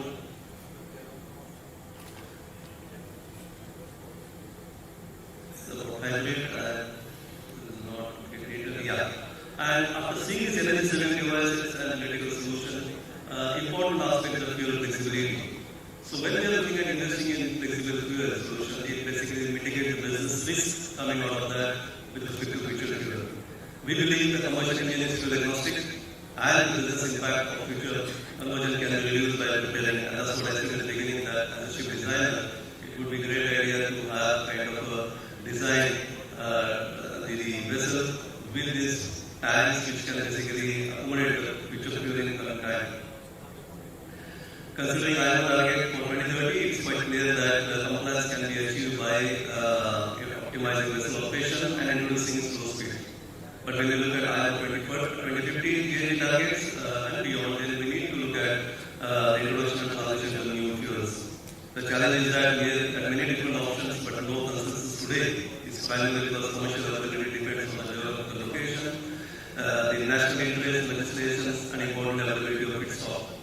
And because of that, we see a lot of challenge coming out of this fuel flexibility, increased capex and OPEX, impact on vessel structure, which is again an important aspect while we are designing the ship, increased complexity due to dynamic need of the fuel, and more importantly, when so many ships will be required to either appropriate or build a new vessel, in that situation, what's the shipyard capacity globally is available. So while this is in transition, it's important to look at the green synthetic fuels which are not expected to become widely available, and transition fuels such as LNG along with fuel blades are the first one as a stage to decarbonize maritime. And that's where currently what's the multi-fuel technology is available for the owners to kind of use the upgrade viable path. Holistic approach to vessel design with the right players at the table is the key importance to the vessel's future fuel possibilities. For example, stainless steel vacuum insulated LNG pack, besides being able to store LNG, will also be able to store ammonia, methanol, and synthetic methane. And in addition to fuel flexible power solutions, our cooperation with vessel designers can guarantee the desired outcome. So this is a fuel roadmap. We all know, I won't get into much detailing of it. But then, while we are considering which fuel, it is important to look at the certain properties and the space and things associated with that. So when we are looking at these particular inputs, it's very apparent and clear that among the alternative fuel, the energy can contain more energy in less volume and hydrogen is less efficient. When we are looking at that, we can clearly see the various comparisons with respect to current HFO, and obviously this will impact the durability of the vessel's voyage, and it will need those kind of bigger tanks to be designed on board. A couple of things on the safety. Yeah, last couple of slides. They are toxic when it comes to ammonia and methanol. When it comes to hydrogen and methanol is flammable. When it comes to LNG and hydrogen, its biological needs to be taken care of. So towards the end, what does it success look like to us basically? So as a fleet owner, the decarbonization journey begins when they face the three C's. One is the complexity, compliance, and the cost. when you look at the complexities, diverse fleet, vessels all requiring different solutions to meet the compliance. When it comes to compliance, the maritime value chain is forcing the owners basically into that and pushing them to be compliant by tying their access to finances and the operation risk associated with the cost and so on and so forth. And that's where precisely Matsila is helping the owners basically which in either the strategy of it, providing the technology and combined together showing that commitment to help the customer to achieve the decarbonization goals. And towards the end we say success takes more than the technology, and importantly what we are now doing is certain. Thank you all very much for your attention.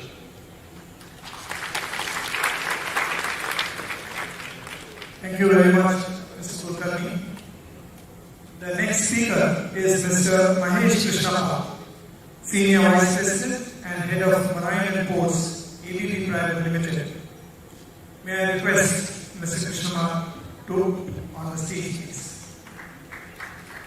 Mr. Mahesh Krishnappa has over 27 years rich experience in power and automation technologies of marine and port industry, and currently is head of Marine and Ports Division in ABB, Singapore, overseeing countries in Southeast Asia, India, Middle East and Oceania region as a Senior Vice President responsible for sales and projects. Over to you, Mr. Krishnappa.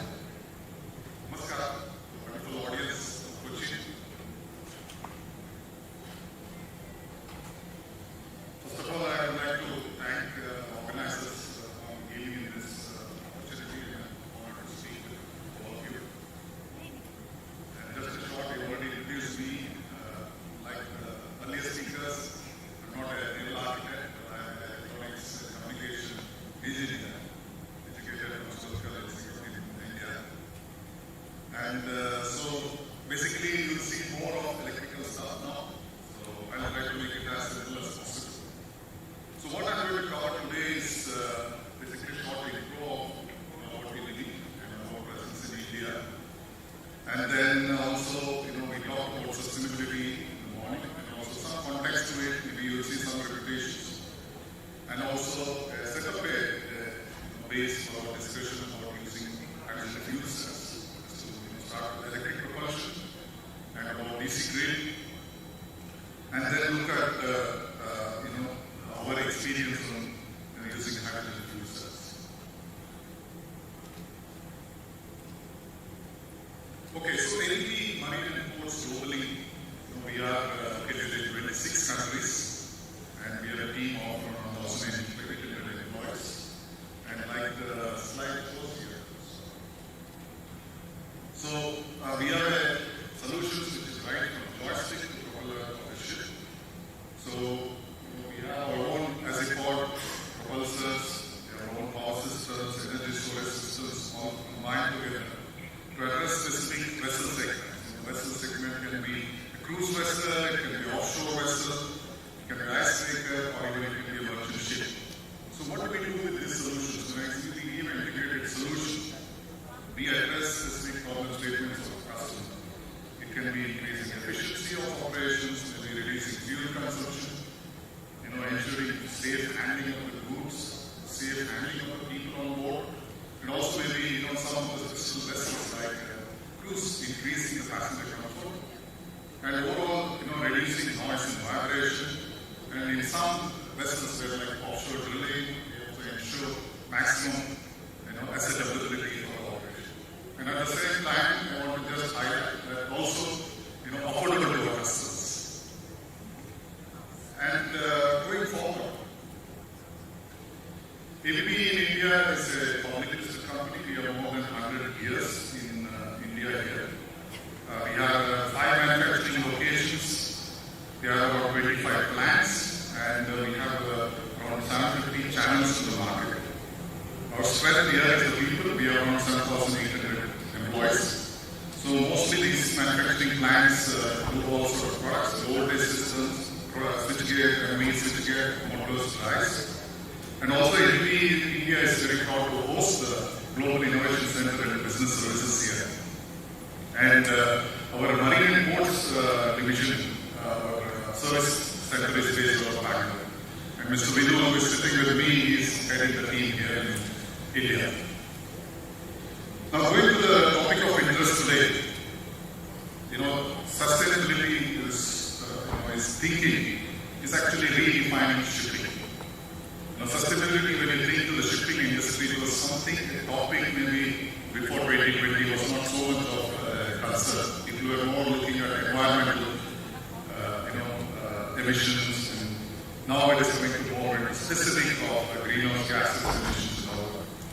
IMO has already set up an ambitious target to cut greenhouse gases almost by 50% by 2050. And what they are doing in this journey is they are putting up, they started this sometime in 2020s. And then they set up different steps to reach this goal. One is in the midterm, my other colleague also shared about going for energy is one of them, it's already in place. And also they are using going for, like alcohol optimization, going for low sulfur fuel. It's already happening in some parts of the world. Then you have a long-term approach. You're looking at using non-fossil oil fuel, looking at carbon-free fuel, going for renewable energy as the source of energy, and also looking at carbon capture and also crediting carbon fuel. And most important, what is mentioned in IMO's is electric propulsion. So now we see this coming in, and our customers are increasingly seeking solutions where we can address this, so we can increase overall efficiency, reduce the fuel consumption, increase the safety and reliability of the whole system. So at this time, as ABB, we are, we need to meet their expectations, and not only exceed the expectations. To be their partner, we need to, drive this change. We need to drive the change in this. And not only be, offer solutions which are sustainable, create a sustainable future, to also address the present problems and also create new future. But at the same time, we at ABB also, in what we do, we should also be efficient. From this, I'm on to the context of electric propulsion. Electric propulsion, I think most of you are aware, compared to the conventional mechanical propulsion. Electric propulsion is a future-proof concept. It acts as part to bring in sustainable shipping. So basically, electric propulsion, without going into details, brings a simpler vessel design. It brings redundancy in the system. It gives more equipment space. It gives a flexibility of a design. When you go for electric system design, the vessel will not be doing the same, work for the rest of its life. With the electric system, you have the flexibility during its lifetime to go into some other operations.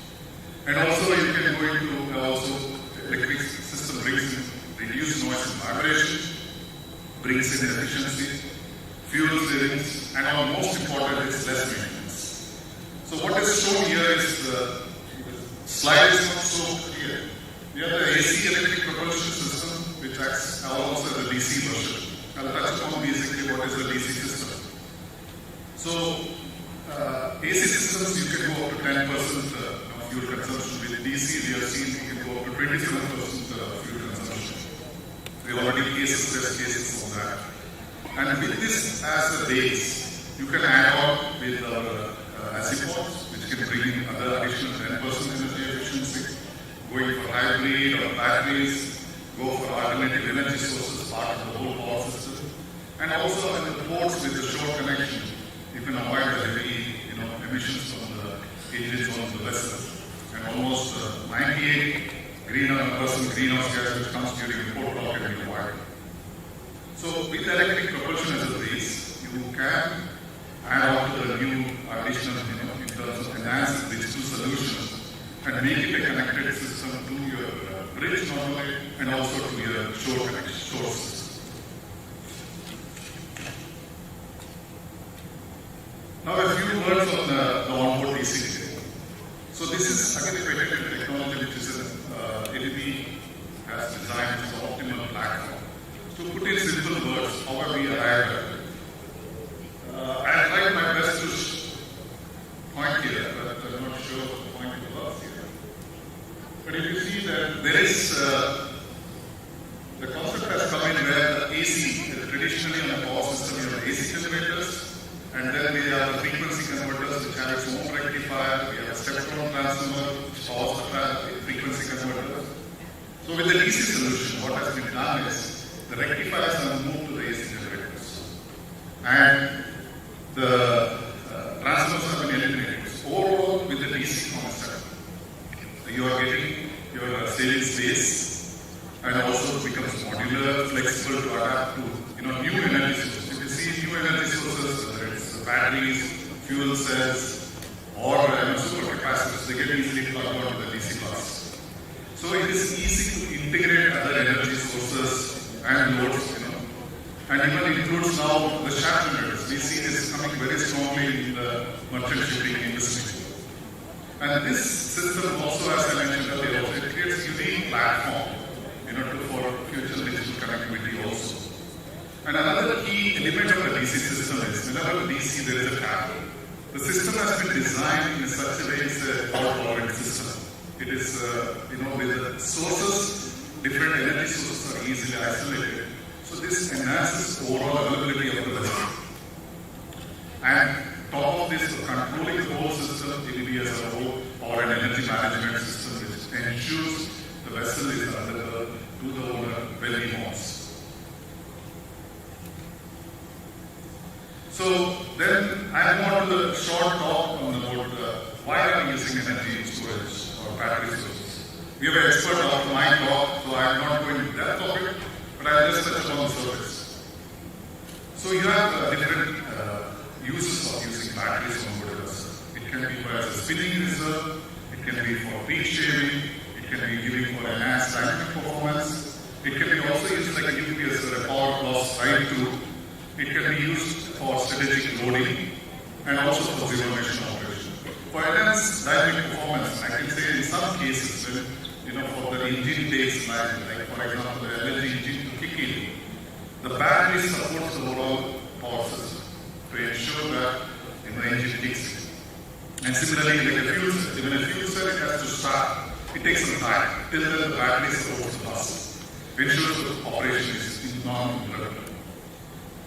Now coming to the core topic of fuel cells. Fuel cells basically, it has got a electrolyte material inside, it has got two anode and a cathode, and what we are going to focus more is on hydrogen fuel cells. So the three most promising fuel cell technologies are the PEP fuel cells for hydrogen, which is highlighted in red here. Then we have the high temperature fuel cells, and then we have the solid oxide hydrogen fuel cells. So each of these has its own different type of fuel, what is used. So hydrogen fuel cell, what we have used is what we have experienced, and then currently it is well proven in the industry also. So heard about hydrogen fuel cells being used in automobiles. It is also used in trains, bus, and another application even for forklifts. So this is picking up quite fast. And this is PEP fuel cells is something which is easily available now, commercially available. High temperature is again as a high efficient alternative source fuel cell. It uses different fuels and it operates at very high temperature.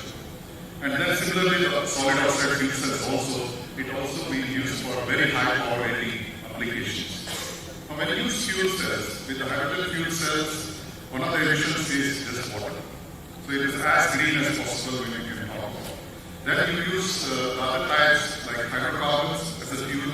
You have water plus CO2. So CO2 is again an element which you don't want to have. But again, when you are using fuel cells, the CO2 emissions is almost like 60-80% reduced compared to an internal combustion engine when you use a heavy fuel oil or a diesel in that. So simple illustration of fuel cells.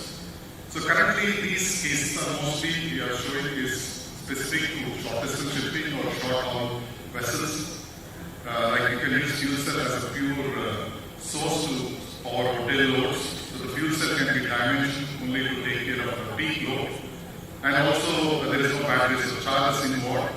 And this again is optimized for weight and footprint. The second type is the optimized fuel cell where you use battery sources also. The batteries are charged from the fuel cells. And basically battery comes in for peak shaving. It also comes in fuel cell ramp also.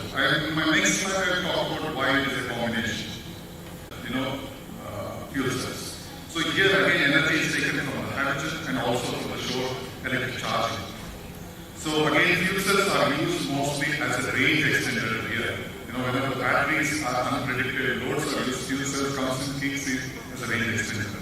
And then you have a fuel electric solution where hydrogen fuel cells are not used. So this is a typical case which I try to demonstrate here. So this is a typical load demand profile of a vessel, where you have peaks, there's a dynamic change in the load. This is typically picked up from a harbor track. And if you see the power demand is quite dynamic. There's a peak, there's a sudden dip. And then where a fuel cell on its own, when it is used to power this load, and it's converted to electricity to power the motors on the track, it cannot handle it on its own. So that is such shortcoming is filled by using batteries. So batteries, it's a combination of batteries and fuel cells. They combine work together and then they operate to handle this demand of dynamic load changes. And in fuel cells, batteries energy can be stored at very high temperatures. And also we see higher efficiency. And the typical operating profile, is a favorable operating profile which is close to a vessel operation is from 30 to 80%, where the efficiency is apparently higher compared to when you are to a commercial engine. So this is most of the short distance shipping you will see it's a mix of a combination of fuel cells and batteries combined together. So you have overall on a vessel, you have less moving parts, more efficient system, less maintenance, and more or less operating costs. Just 2 more slides, and then I have a simple representation of how we are doing this fuel cell control. So basically, we have standardized onto a simpler interface, and it's also a fuel cell as comes in a base module. It is scalable to depends on the power rating. So the power range are still small in PAN fuel cells, coming to like a base of 400 kilowatt, then you need to scale up. And the fuel cell is then interfaced, with protection systems. And then if you see, we have ABB's fuel cell control system, which is developed by ABB, and which interfaces with the vessel high-end vessel automation system, and also to, the remote interfaces. For example, you want to monitor the power plant from your bridge, and also interface by our ABB's remote diagnostic system, where you can get the data of the whole power plant sitting in your office from the onshore side. So, and then on the power output of the fuel cells is connected to DC-DC converters. And this DC-DC converter output, either you have an option to connect to a AC conversion, or you can directly connect to a DC grid system. And then whenever the load is less, the DC voltage goes up, but the DC-DC converter ensures that the bus is kept at a normal level. And just to say, what we are doing now. So we have already commercially selling this. We have already delivered some projects. The projects are undergoing execution. So it is scalable from 200 kilowatt. And as you see, it has been designed in a way that it can be kept in a cabinet, style. The cabinets can be organized in type of a lineup similar to distribution panels on board a vessel. And then what is shown here is basically 2 companies. One is Plaza from Canada, and then is the Swedish DOSTAS. ABB does not make fuel cells on its own. And here you see the power rating is around 200 to 300 kilowatt. But then if you need a higher power rating, we need to house it in a containerized solution. And then again important to note here is all these solutions is already being certified by the DNV.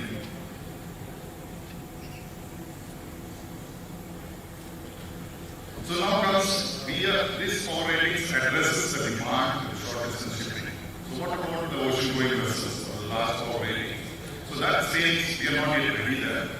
But we are in principle we got approval along with Plaza for the concept, and this has been done sometime at the end of 2021. So you will see a quite big containerized, almost the size of a 40-foot container. This what you're seeing is a 3 megawatt power rating. And you will see that there is a dedicated enclosure for that, and complete, it's done in an environment, it's kept out. Hydrogen exchange is done in a way that the environment is isolated from the external environment. And this again is development in progress, it is not yet ready. But the concept is principally cleared by DNV. And last slides. Sorry, I jumped a little bit. Yeah. So these are projects which we actually delivered. We have done 2 projects in the US. Which is 100 kilowatt hydrogenics, and we have done 2 projects for the Horizon 2020 research program of the European Union. One was for a hacking research vessel of power rating of 165 kilowatt, and then another is for a French tugboat, or its push boat, you can call it. It's a 400 kW. And then there is another one where we are doing at the range of currently under execution is 3 megawatt. Due to the confidentiality, I cannot give the details of this project, but these are the projects which we have done. And recently in US, just in 2021, we have signed, along with American Allied Group and Maritime Partners, which is a complete concept of methanol to hydrogen fuel cells. So this will be the first time where there's a reformer use, where we're connecting methanol to hydrogen. And this project, ABB is doing a complete power plant, including the energy management system and also automation of the complete vessel. So, that is where I wanted to end. So, I end with this note to you guys. You can scan this and see more information on this. So, we believe the future of shipping is electric, digital, connected. Thank you for being a wonderful audience. Thank you very much, Mr. Shobha, for a very good talk. A lot of insights in that. My next speaker is Mr. Rakshit Sachidanand, PhD, Sales Director, Ijaya in Stockholm, Sweden. He'll be talking about evaluating battery systems for maritime use. Mr. Rakshit Sachidanand. Thank you very much, Chairman. It's fabulous to be in Kochi. I can tell you that the weather in Kochi and light is something that you can't address. Keeping with the Nordic theme of this event, it started out with Webster, and we went to ABB, and now we're talking about Italia. It's also based out of Sweden in this case.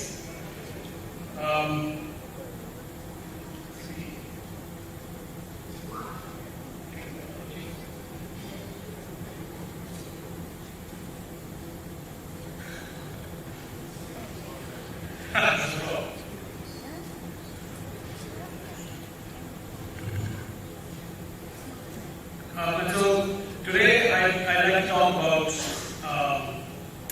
something that many of you understand, but something that there is still some misconception around. And hopefully it will strengthen your understanding if you already understand this and help you better understand the process of how to size a battery system. Because there are many ideas about how this should be done, and it's deceptively complicated. So hopefully this is helpful.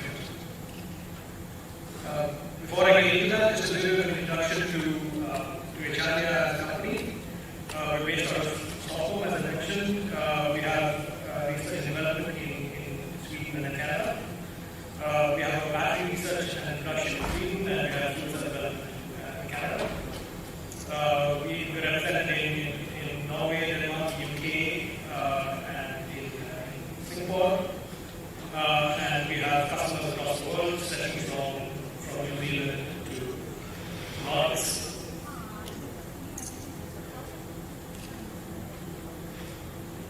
So today we're going to talk about sort of typical use cases, something that we touched upon. For batteries, in order to give you a better understanding of what batteries can be used for.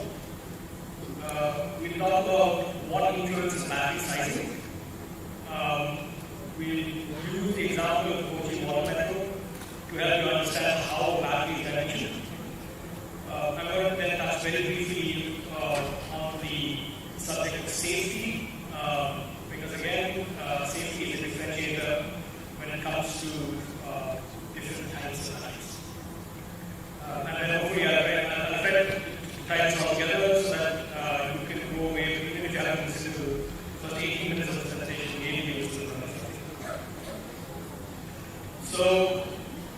batteries can be used for a wide variety of applications. This is just two examples of where our batteries are being used. On the right-hand side is a fleet of 7 full electric ferries. These vessels are charged in 8 minutes. They're charged up to 18 times per day. And the lifetime of these vessels, so these batteries will last 12 years.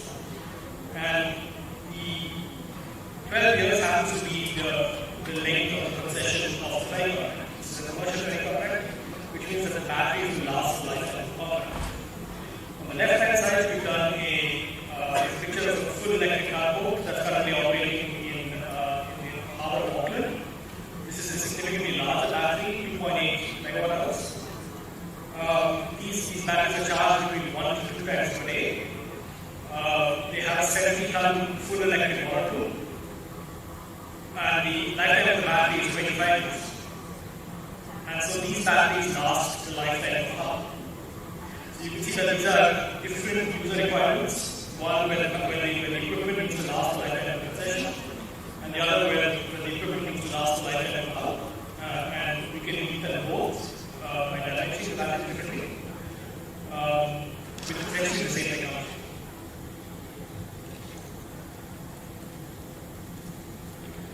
And so this is actually just another way to present the picture that ADP just showed. Batteries can be used in a variety of different ways. The most intuitive and obvious way is full electric propulsion, which is the kind that currently available here in the waters of Kochi. But there are a variety of other ways to utilize batteries in order to improve the overall efficiency of large vessels. And this is typically, for example, spinning reserves, where you have a battery in reserve instead of a generator, which allows you to run fewer generators, save fuel. You can have generators and engines running at a more constant load, shaping peaks, or load leveling. You can use batteries. Batteries are an excellent source of instantaneous power. So you can use them to provide certain bursts of power in boost function. And as has been alluded previously, we can utilize batteries to ramp up and down LNG engines and fuel cells. In applications where the roads are very turbulent, you can also use batteries to smooth out electric. And what you can see here is that a key advantage of the key property of a battery system, the attractive property of a battery system would be its ability to charge and discharge frequently and often. So it's good you want to have batteries that can operate in a wide variety across a wide variety of operating conditions. And so when you dimension a battery system, what do you typically look at? What are the parameters that you require in a battery system? But you need to know how much energy is charged and discharged. You want to know how often you're going to charge and discharge and how quickly. You need to understand the safety requirements. The safety requirements are not the same for all vessels. If you're looking, for example, at the naval vessel that we deliver to, the safety requirements are more dramatically complicated than for certain civilian products. Footprint is first important. Space is limited on a vessel. Weight is the same. And then you want the installation to be easy, and of course you want the operation easy. And then you can choose to install a battery system that has a higher upfront cost but a lower total cost of ownership, or a lower upfront cost and a higher total cost of ownership. So again, just a little especially to the students in the audience, this is maybe something that you'd like to know going forward. When you install 100 kilowatt hours of battery, you can't use all of it. And this is because certain percentage of capacity is reserved for reasons of safety and voltage. A certain percentage of capacity is reserved for degradation. And so then what you're left with is a certain percentage of the battery that's utilized in recycling. And I call this the usable capacity, cycle here, or the quality alone is definitely this challenge. And so just again, current future naval architects, please, if there's one thing that I ask you not to do, it's to send out an RFQ which says send me information for 100 kilowatts, 1,000 kilowatts. Because the size of the battery is very much dependent on how you use it and on the technology that goes with building the battery.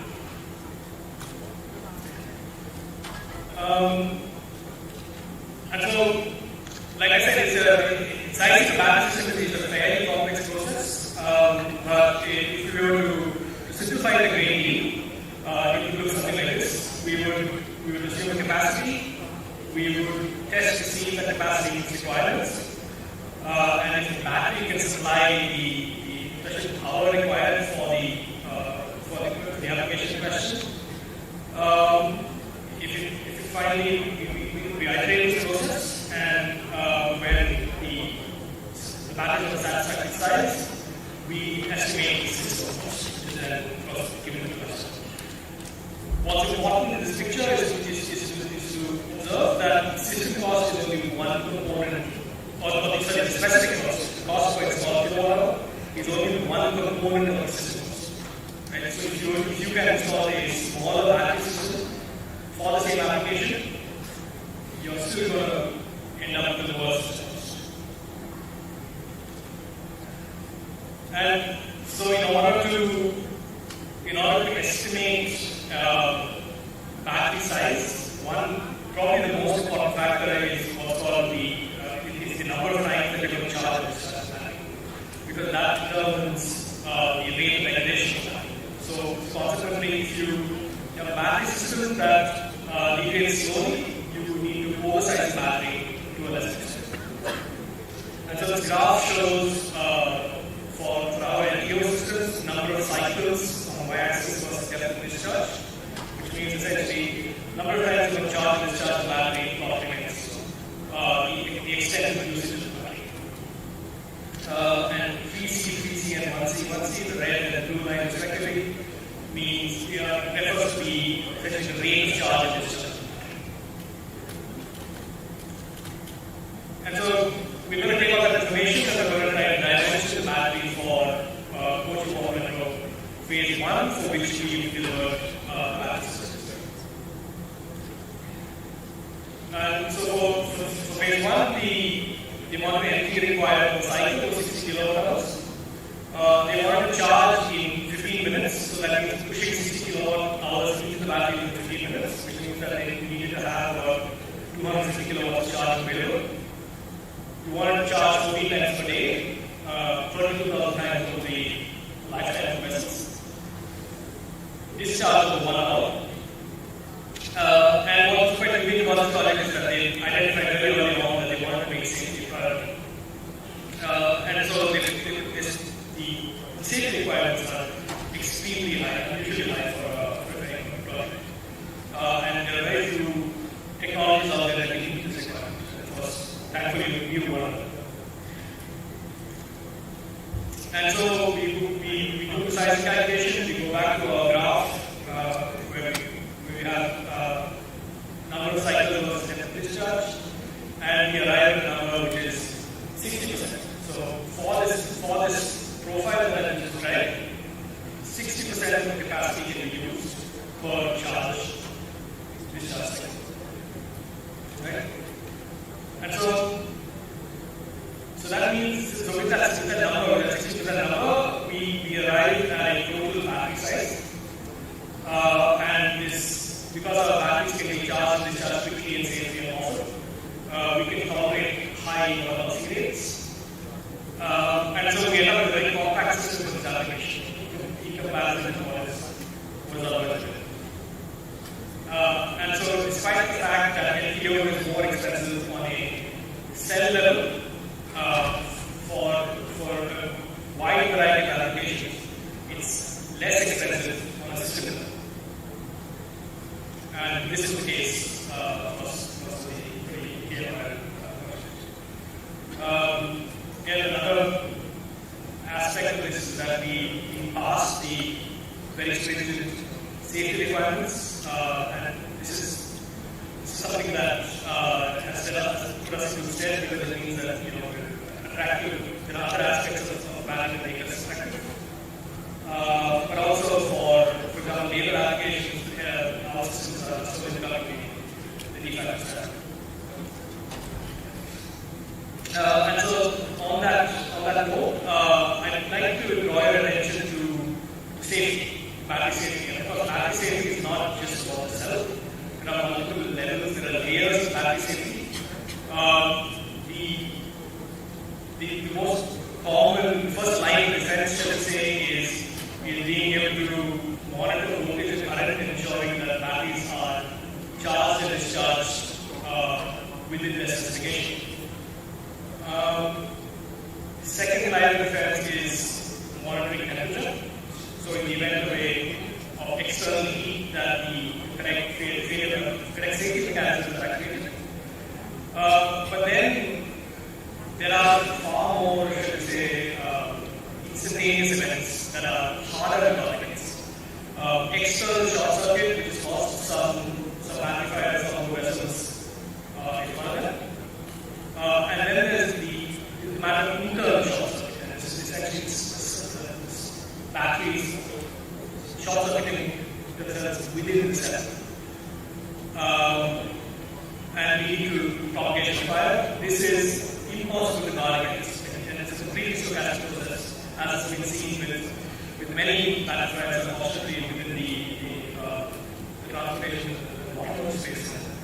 In India, but even in the rest of the world, we've seen recalls on a global scale, for example, the Chevy Bolt, and now the Jaguar cases. So it's a real problem.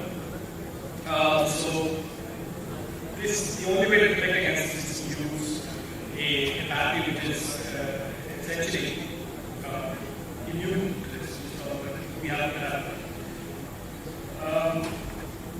So this is just to say that, of course, you can buy batteries from all qualified suppliers and you most likely be safe. But there are multiple layers of protection to battery safety, and the one that's hardest to guard against is internal short circuit. The only solution to internal short circuit is selective batteries. And so to conclude, of course there are different manufacturers available that give you a variety of properties with respect to weight, cost, footprint, and so on, safety, and so forth. Again, reiterate, please don't send out requests for quotation where you put in the final battery size, because the final battery size is determined by the requirements of the operation. Safety starts from within the cell and outwards. And LKOA system, as I mentioned previously, eliminate this with the short circuit, which is the most least predictable form of failure.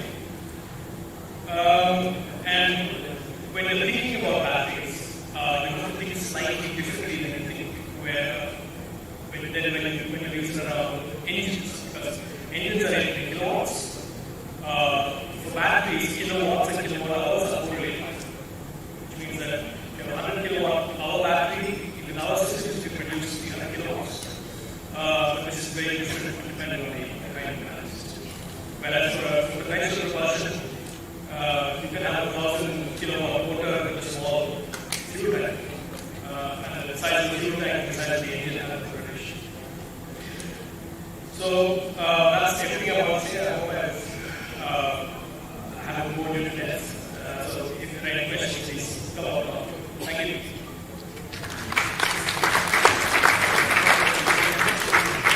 Thank you, Mr. Sajjana. We have a break now for about 10 minutes as we are running short of time. We are 30 minutes late. So shall we have a break 10 minutes and come back quickly, please?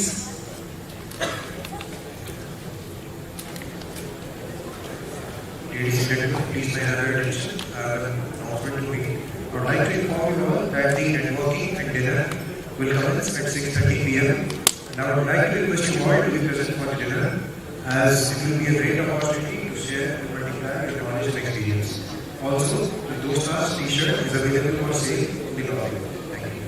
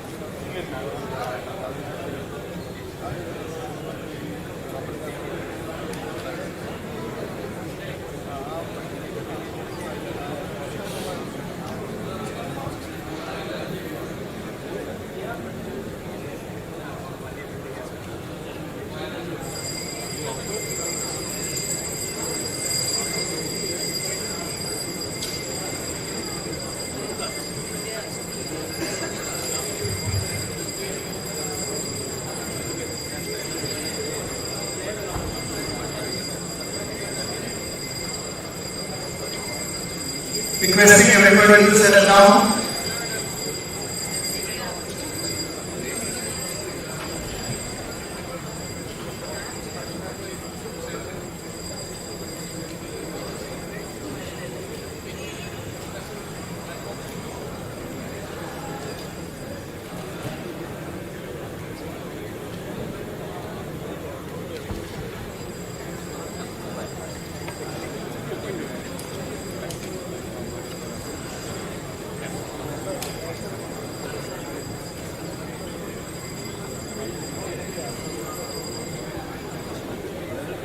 Our next paper is presented by Mr. Hariraj P. He shall be speaking on future fuels and technology impact on ship design. He is General Manager, Smart Engineering and Design Solutions, India Private Limited. After completing BTech in Naval Architecture and Shipbuilding from Department of Ship Technology in 2004, Hariraj joined GTR Capital Marine Consults GTRC with its Trader Series bulk carrier project at Kochi shipyard, which brought India to the international shipbuilding map. Mr. Hariraj, over to you. Thank you. Good afternoon to all. So today, this presentation, this paper is done by me and Mr. Rahul Babu, who is in the audience. I'll be presenting it. We're talking about future fuels and technologies and their impact on ship design. All the speakers before, starting from Madhu Estar in the morning and Chris Boyd later, defined and set the context of this presentation quite well. As designers, we are integrators. We are integrators of information. We are integrators of equipment. And we try to find space, volume, weight, and we try to distribute it the best possible way to meet the requirements of buyers. And but interestingly, when I went for an interview a few years before to one of the institutions and asked the students how you design a ship, everybody started with the same line that they will do a parent ship analysis first. So they will do a parent ship analysis and try to put together similar vessels, similar dimensions, and start looking into it. And so this is a brief background of sense and why we are talking about this. We have selected this topic for today. Over the last decade, starting from 2010, we have been working on some large projects, starting with the bulk carrier for a North American owner, where at that point in time, the EEDI was just the energy efficiency for vessels, the design of ships was just taking shape. So we were looking into CFD, hydrodynamic optimization, energy saving devices. And from there, from 2014, we started working on looking at seriously on LNG as fuel. And that design imposed a lot of challenges, and we had a design approved in principle by ABS in 2014. From there, we started working on other designs with diesel electric propulsion and complicated systems. We worked on anti-submarine warfare, shallow watercraft with very high underwater noise and other requirements. And recently, we are working on multi-fuel design, about which I'll try to cover a bit as we move forward. Everybody talked about in the beginning about sustainable shipping and for a sustainable planet. In fact, the UN sustainability goal set by the UN has set similar kind of sustainability targets for ships and ship design. And all the aspects with respect to decarbonization, underwater related noise, pollution, everything has actually taken into a completely different role, and in fact they kind of dominate our thought processes when we look into a design.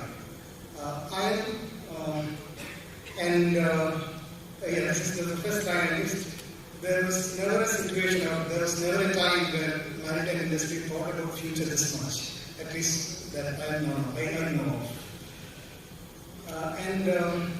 This presentation, we are trying to discuss some key aspects of some of the future fuels and technologies on design, when we look at the design of vessels.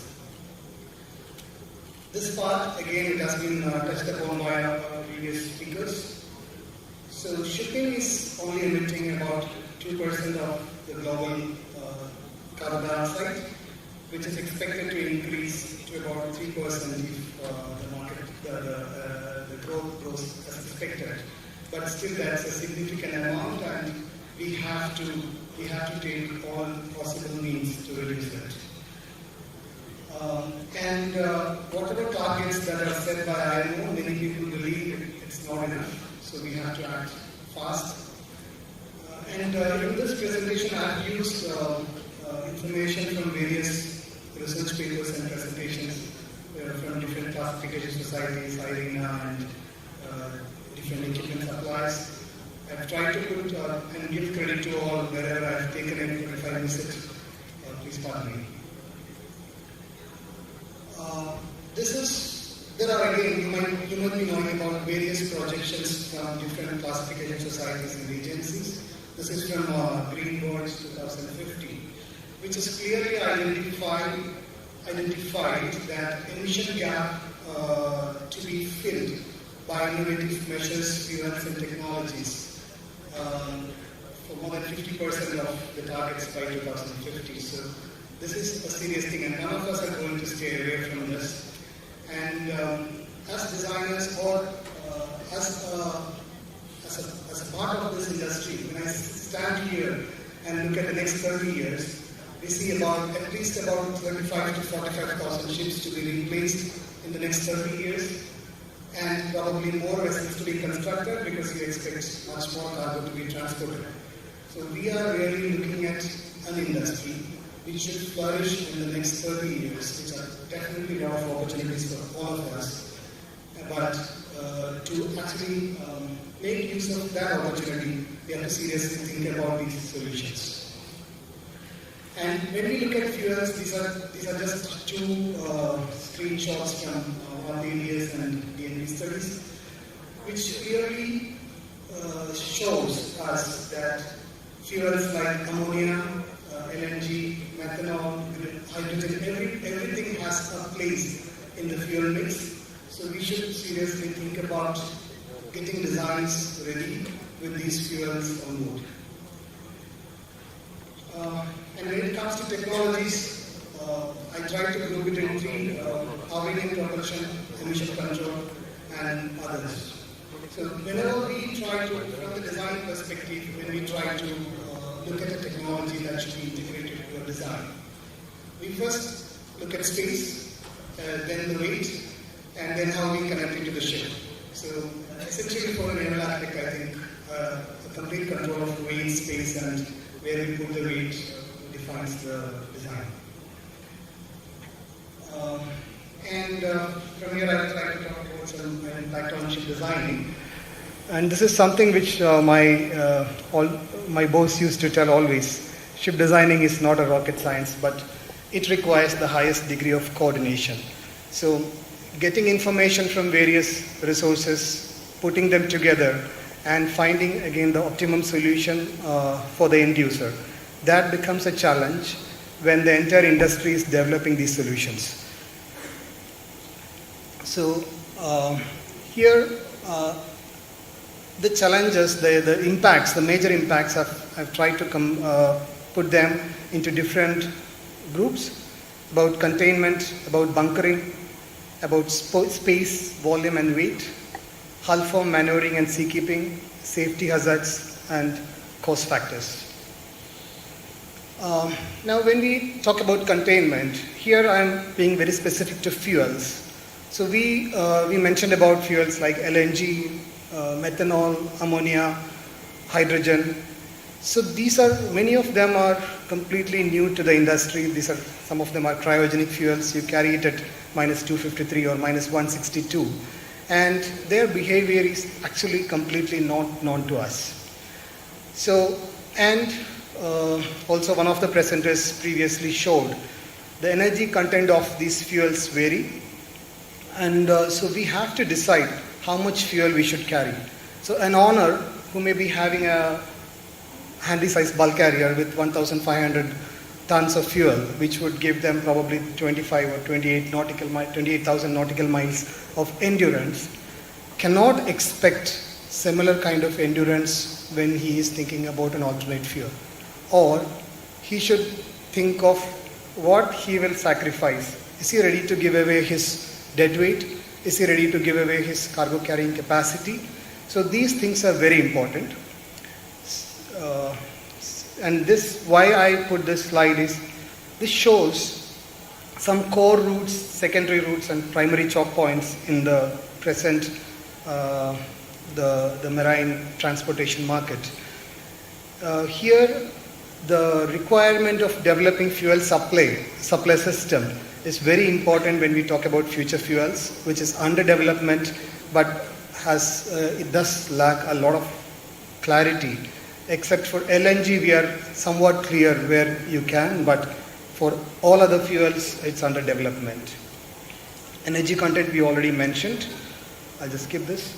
The volume to be carried is something which is connected to the energy content and the endurance requirement that you would define. Then about cryogenic fuels, we mentioned there are different solutions that can be taken. This is for one of the designs that we looked at two possible alternatives of Type C tanks and exoskeleton type membrane tanks for different. That's here for the thermodynamic behavior of fuel we have put. And again, this is also a study that we did for one of our designs where we were carrying LNG, and there are different possibilities that you have on board the ship. You can think of, there is something called boil off gas, that's LNG is carried at minus 162. Whether you put whatever amount of insulation, temperature is getting in, the gas is boiling and some higher temperature than your original fuel. And when you bunker the next consignment of fuel, you are actually putting it to a higher temperature tank. So there are various things which were completely not thought about earlier when we were looking at designs. The cofferdam requirements, for example, methanol, and you carry it in a space adjacent to your cargo hold, you need to put a cofferdam around. Not just methanol, most of these new fuels, which is directly taking off your volume. Then the bunkering. For each of these fuels, whether it's LNG, methanol, ammonia, the bunkering location, the bunkering point, and the safety requirements are completely different. You need to provide, say, certain water curtains, and then the space. When we talk about space, volume, and weight. Now, it's not just fuels. There are other technologies. For example, wind. The wind sails, I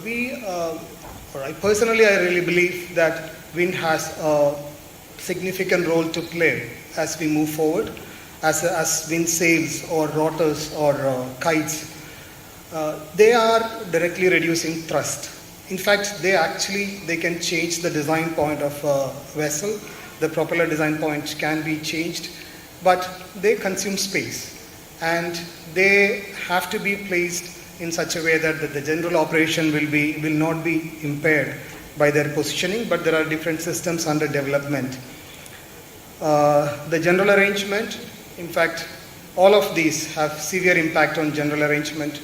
For example, when we think about ammonia as a fuel, and when we think about keeping ammonia, let's say, in the aft of the ship, whenever we speak to many of the owners, there is a sudden or there is a direct question, do I carry this kind of fuel on board? It's highly corrosive and poisonous. A small leak can cause a lot of issues.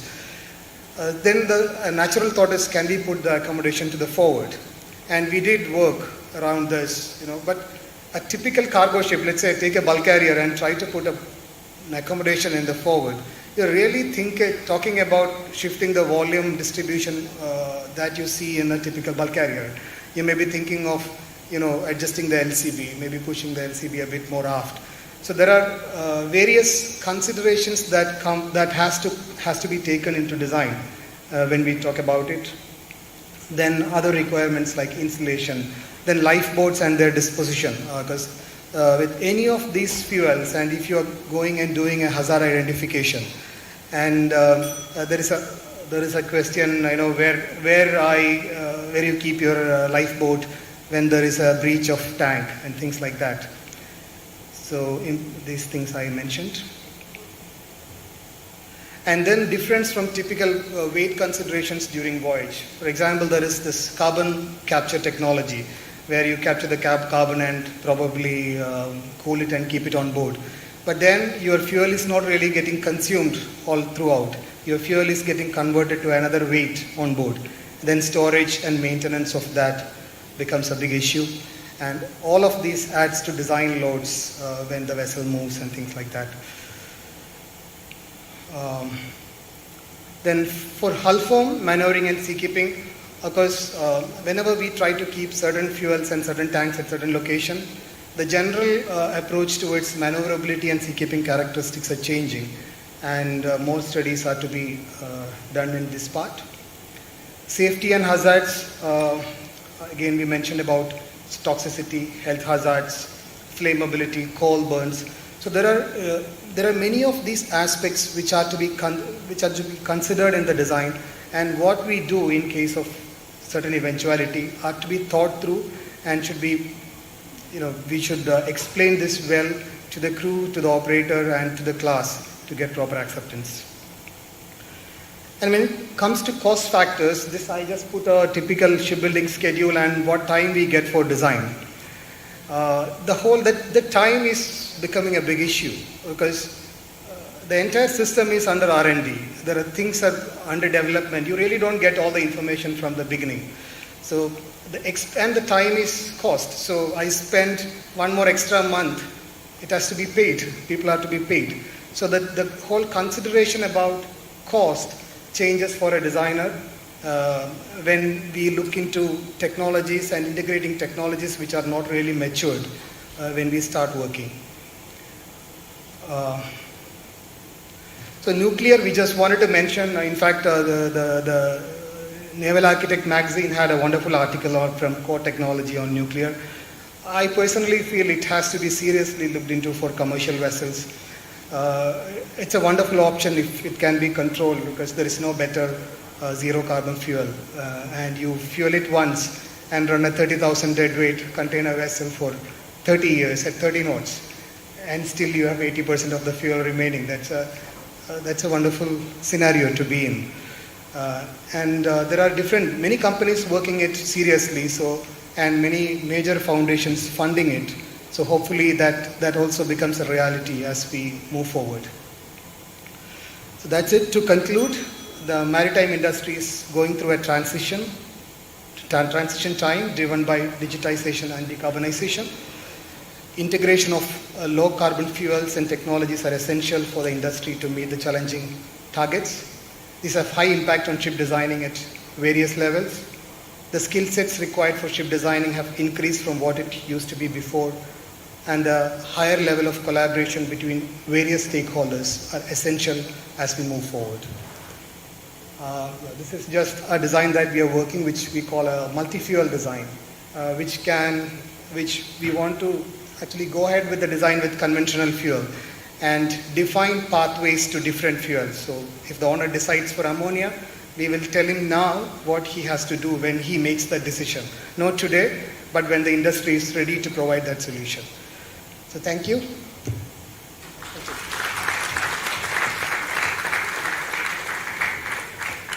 Thank you very much, Hariraj, for highlighting the design aspects very effectively.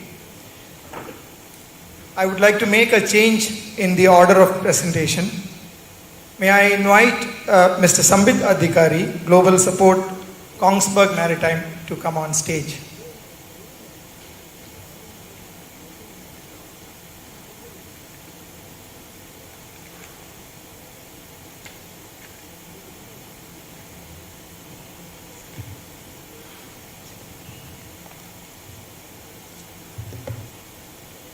Mr. Sambit Adhikari has more than 20 years of experience in sales and marketing, after sales and services, business development for large global engineering companies such as Wärtsilä, Tyco Electronics.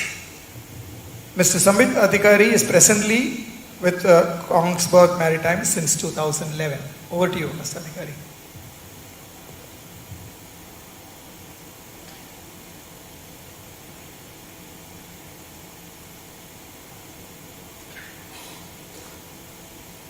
First of all, thank you, Teams 2022, to call us or invite me to this presentation. I should also start with a thanks note to Mr. Anil Das, as well as my next presentation by Dr. Nitin Agarwala, who is ready to swipe the presentation with me, because I have some appointment. I have to leave immediately after this presentation. So I will put my mail IDs and numbers in my presentation end of the day. And my colleague Pradeep is sitting there. If you have any questions, you can ask him, or we can have some communication. I'm sorry for this. I have to take a flight, so my apology to switch over in between, my presentation, when I start off this sustainability, decarbonizations and all this stuff is a buzzword in the maritime industry as of now. And every company talks about it. So when they asked me to give a presentation in 20 minutes, absolutely it is. I can see the time is going over because nobody can make it in that line. So what I've done is that in my presentation, I make a generic, high level, what are the solutions available. And then I will, because I'm part of Kongsberg, so I have to give something about the company, what companies does. So I slowly, last few slides I put about Kongsberg, and end of it I'll put a 3 minutes video which say about what Kongsberg Maritime delivered to the industry as part of the decarbonizations or saving of the greenhouse gases. So in my presentation,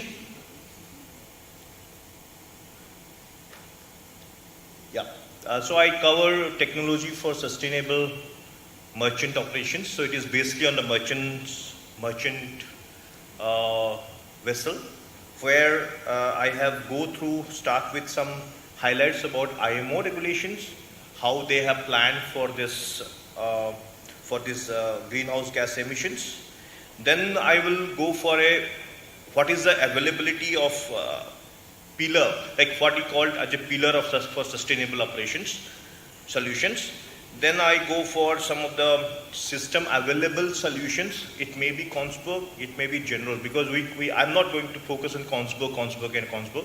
It is ABB is there, Wärtsilä, my ex-companies is there, people are there. So there are various industry who is working. So it is a solution available in the market, and then we can go little bit about Kongsberg, and we'll close the presentation. I'll try to finish up as early as possible, sir, because I have to rush it up. So when we start about the IMO regulation, if you look at IMO greenhouse gas strategy for a carbon neutral, we have been designed that it is started in 2008, the start of the things, but 40% reduction of the CO2 intensity by 2023, and 70% reduction of CO2 intensity and 50% reduction of the total greenhouse gases emission by 2050. In addition, we have a challenge for 2023.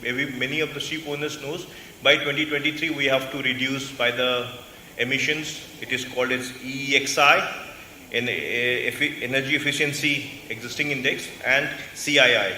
So basically it is depend on 4,400 GT for EEXI and 5,000 GT for the carbon intensity. But carbon CII is more stringent because they have been checked for the ship every year, how much it is labeled. They have classified from A to E, so they have to see where the percentage they are coming. So ship owners has to keep on improving, adding how they are reducing the emission. So this is a continuation process. So next, what we can see as a sustainable pillar, whatever for this, is it visible? Because, sorry, my laptop didn't work here, so I've just given the presentation to there. So I think the things are not very clear. But anyway, I can just tell you. Basically, what we consider, there are three pillars, three ways to achieve the goal, and not any single will not work. It may be mix of two or mix of all three like that. So first one, we start with maximizing the energy conversion efficiency, which basically typically we are talking about the propulsion efficiency, energy optimization, engine efficiency, energy management, fuel cell, blah, blah, blah. That's all the things you have heard, like, so many fantastic presentations you have heard before me. So that Turtle Deep and even LNG also coming after me. It then goes to energy generation consumption, where we basically try to manage the energy consumption on the ship available, on the vessel itself. So here we are talking of the reduction of the hotel load or on the ship. We try to come up with a hull efficiency. We are trying to hull cleaning kind of technology. We are coming up with operating the low speed, how to limit the engine load. So because one of the presentation, I think my colleague, ex-colleague Sachin was presenting, it is very commanding here. You cannot just lower the load or lower the speed of the vessel, because that is commercially affect the owners. So it will be a balance, we have to design it. So that is what we are going to do. And finally, it will be kind of a use of clean energy source, which is basically clean fuel. You might be heard, LNG, ammonia, hydrogen, methanol, biofuel, solar power, batteries, just name it, because that is so much is coming up. So basically, when you look at a vessel specific, there mainly you target few of the systems where you can see the power and propulsion systems, engine and fuel, hybrid solution, optimization of engine control operation, and digital solutions. So these are the 4 areas where we can work on to meet to the goal. It is just these are the 5 areas what we can see. Other than that, so if we dip down a bit on that, when you are talking about the power system, we can talking about frequency drive, batteries, hybrid shaft generators, solar power, then alternative fuel energies, LNG, ammonia, biogas, propulsion. We have so many different propulsion, like we can redesign the propeller blades. We have different technology in the propulsion systems. Wärtsilä, Kongsberg, so many like ABB, they have a different offerings to the market where we can brought down the load and getting the same efficiency. Next is energy, like hull initiative. We have now recently Jotun oil majors, they have come up with it's called hull skater, which can clean the hull when it's going in the voyage. So these are so many new technology has come. Also we can add stabilizers, bulbous bow modification. There are so many things you can do that. Then you have advanced power management system in energy awareness and the digitalization solution. A lot of company, I like today morning also saying, companies are looking at the IT software digitalization process. So basically what has happened, the data from the ship, it is coming to the shore through a certain process where they can check, they can look at the trend, they can give a eco-friendly or what is the best possible fit to the ship so that they can use it more efficiently. So these are the new technologies, new things which is happening in the industry as of now. If you look at a typical animation here, so when the ship moves from a port to a next port, so in different areas, you can see where are the different areas working of solution available in the industry, how you can save the efficiency, save the carbon discharge and with the same efficiency model. So in port, you can use solar power, energy, battery, ideal condition and maneuvering condition, you can take the battery. Slow transit, we can have shaft generators like that. And in the main propulsion, we can go for different propulsion technology and and other equipments. So where now I just come to how the industry giving the data or supporting the owners. First, it is, as I say, it is not just a product which is available and you can fit in. So we take that complete thing to there, we study it hydrodynamically, and then we find a solution. So it is just not giving a proposals or anything on that. Then with regards to execute it, we have a 50 plus years of service experience, and we are working more than 35,000 of vessels, our systems are working, so we know.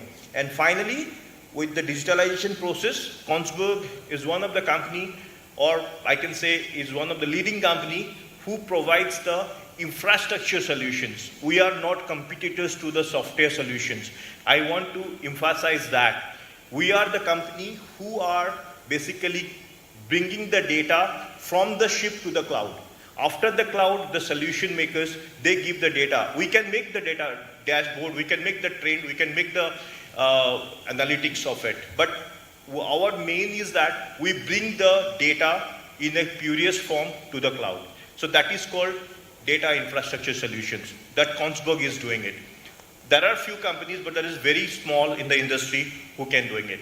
By doing all this, we also, as I told, Kongsberg is not the only company, or we cannot do everything ourselves.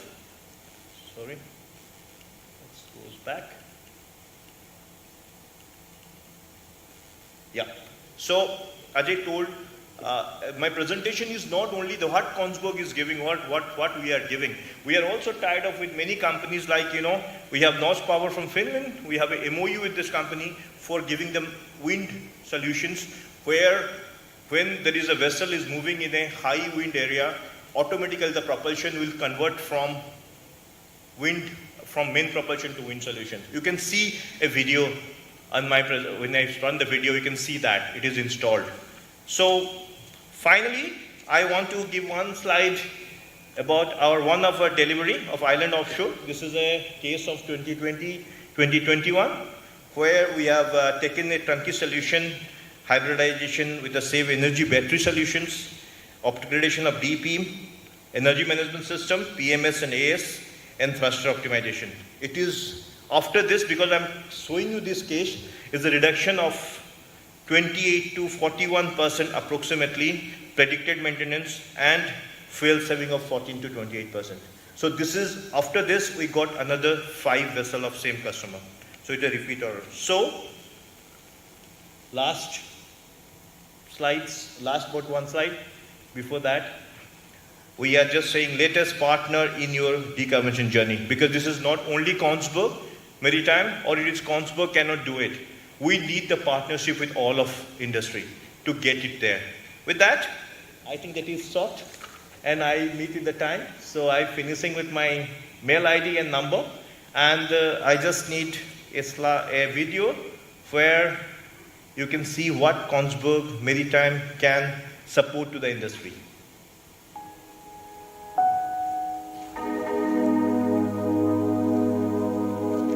The maritime industry is facing fundamental change, driven by the critical need to decarbonise. The target is clear: carbon neutrality. The International Maritime Organization has set a course of travel to drastically reduce the level of emissions from vessels. That journey starts now.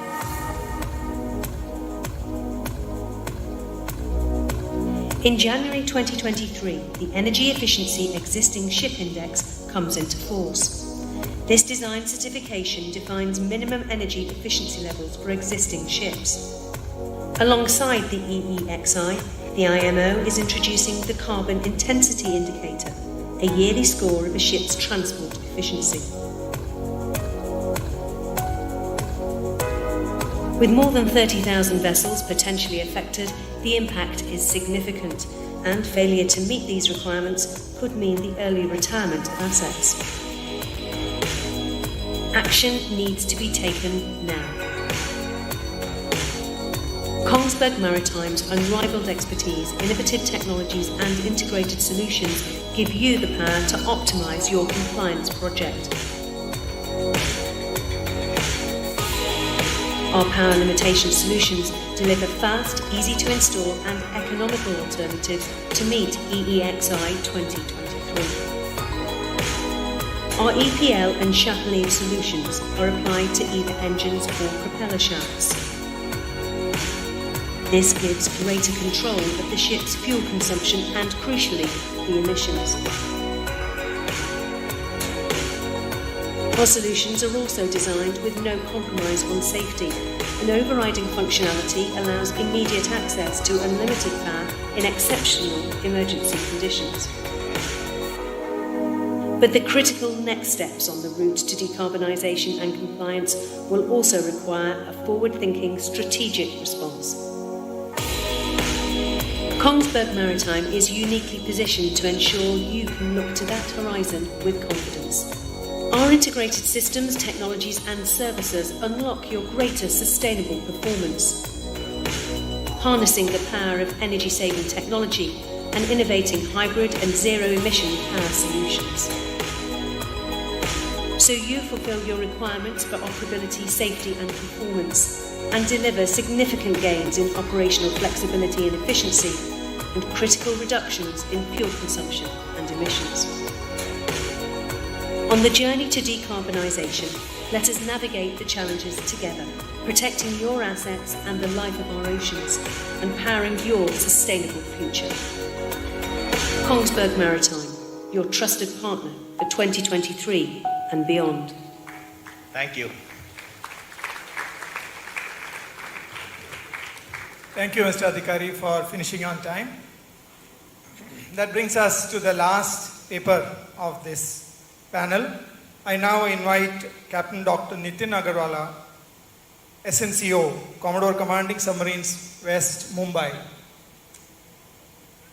Nitin Agarwala is a serving naval officer who has experienced various facets of warship as a user, designer, inspector, maintainer, a policy maker, a teacher, and a researcher. He has authored over 80 articles, papers, book chapters, and 2 books entitled Deep Seabed Mining in the Indian Ocean. That's great reading. Thank you very much. Over to you.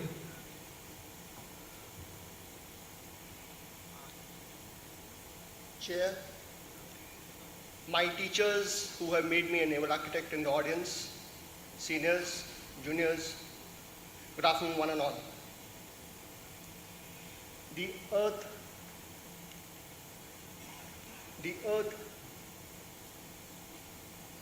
aspect ratio please. Yeah. The earth is burning and are we worried? That is what the concern is. And that is happening mainly because of the increasing carbon dioxide that is being emitted by various activities that we are undergoing. Mainly, if you look at sectors, these are the sectors that are of concern. And if we were to look at from this, the transportation sector, of which shipping happens to be one of them, our area of concern, which happens to be just about 2.2% of the overall emissions which are there. But that is of concern. And that is why IMO has given us a roadmap to see how best we can reduce the GHG emissions over the years 2050 and 2100 is what the target is. Now, while we are doing it, we need to understand that that is a matter of concern, mainly because of the fact that as far as shipping is concerned, we have emissions, concern emissions because of poor efficiencies of vessels, which lead to fuel, because of fuel consumption, how we do the fuel consumption or combustion. We have a poor efficiency involved. We use speeds that consume more of fuel. We are not optimum as far as our speeds are concerned, and the type of fuel that we are using. And that is all leading to the high emissions. That is why IMO has given us the charter. IMO and MARPOL both, in fact, have given us some guidelines to look at. They've been discussed enough and more, and I would not like to delve into it because it's basically a repetition of our thoughts. However, like the previous speakers also mentioned, to date, we do not have a clear path whatsoever as to what we are supposed to do. The previous speakers, if you would have noted, had mentioned as to the possible options. One of them even mentioned that we need a mix of options. But there still is no clear-cut directive, clear-cut path, which you and I can follow as the industry is concerned. One possible method which has been looked at is fuel change. All my previous 5 speakers have spoken of LNG as one of the possible options in some manner or the other. And that is why I stand in front of you to dwell on this aspect. LNG, considered to be the best possible solution because it encourages reduction of SOx, NOx, carbon dioxide, and particulate matters. But LNG also has a problem. It is a form of methane. If you remember, the chair, when he opened the house, he mentioned about methane being a problem, but not really looked at.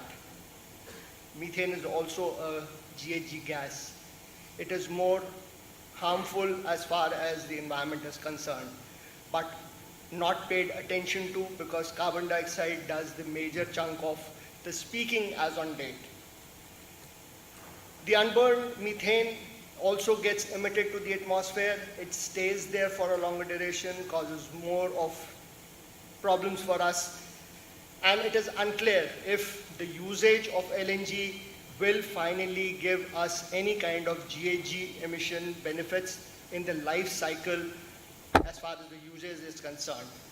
And hence, it is not considered a long-term solution to provide net zero emission. Please note the word net zero emission, what we are targeting as for 2100 net zero. We are still grappling with the thought process, and like I had mentioned earlier, we do not have a clear way ahead of what is to be done. And that is why the controversy continues, or there exists a controversy whether LNG can be used as a decarbonizing fuel. It is keeping this thought process in mind that I, Captain Agarwal, stand in front of you to discuss whether LNG is a potential decarbonizing fuel or not. Broad thought process which I would like to cover would be to first discuss what are the merits and demerits LNG gives us, talk about what are the controversies we are talking of which are kind of not allowing us a clear-cut thinking or a path as far as the usage of LNG is concerned, what possible way aheads we can have, and finally conclude the talk. I am not going to give you a solution, but I will definitely try to put things into perspective for all of us to think. Like in the morning discussion we were having, we need a highway, and that highway has to be created here. So this thought is what is the driving force as far as the presentation is concerned. You will not be getting a clear-cut answer whether LNG can be used or cannot be used, but it will at least put things into perspective. I know the house is divided. Within our audience itself, there is one section of our audience which says that LNG is a beneficial fuel, while the other feels differently. Commercial interests, I will not get into it, but yes, that is where we stand. Let's look at the merits to begin with. LNG, by and large, has a lesser GHG emission when it comes to per megawatt hour of electricity generation is there. The figures flashed in front of you give a very clear picture about it. LNG is capable of reducing GHG emissions. Studies have shown that it can reduce up to 23% of the GHG emissions as on date. And it is likely to improve as technology matures, improves, we learn from our mistakes, we evolve, and things like that. The emissions of SOx and particulate matter are very limited, negligible to say, and definitely the NOx and the carbon dioxide are much, much lesser as far as fossil fuels are concerned. Since it has got a specific gravity which is lesser than air, it is heavier, and hence it is considered to be safer in terms of the usage is concerned as far as onboard usage is concerned. And since it is still being trapped or tapped, there are resources which are available which will sustain us for the next 50 years. Remember, LNG is also nothing but a fossil fuel. When we look at long-term developments, till 2050, we expect that technology development, technology improvement would definitely allow reduction of methane emission. It would help reduction of overall GHG emissions. The reduction of obsolete GHG emissions would also be there. And then there would be an increased benefit in GHG emissions over full life cycle. Full life cycle, I'll just come to it for the time being. We need to understand that these are the benefits that are going to occur as technology develops. And there would be a likely benefit even in the combustion process in the engine, which will definitely reduce the GHG emissions further. When we look at the demerits, now the chart or the figure down below at the bottom of the slide, you would see that I have marked something in red, a box. That is the place which is called as a tank to wake. That is the area which is the actual usage of the fuel in the vessel. Usually all our studies, all our understandings are only limited to that region because we are not worried about from where is LNG coming about, how is it being manufactured. If you have to look at the planet as a whole, can we look at in silos? Can we look at only that I am interested about shipping industry, from where the fuel comes, what is the carbon emission of that creation of that fuel? I am not worried. Will it help the planet? No. So there is a necessity that we look at the full life cycle of the LNG fuel in particular. And that is why we need to look at the well to wake. That means right from the point from where it is created to the point when it is burnt is what we need to look at.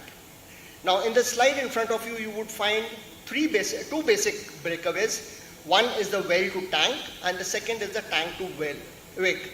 If you look at the well to tank area, it is basically because of the gas production, the gas liquefaction, LNG carrier transportation, because finally at the end of it, it could be manufactured at one place and it would need to be transported to some other place where it is supposed to be used, or it could be transported to some other country.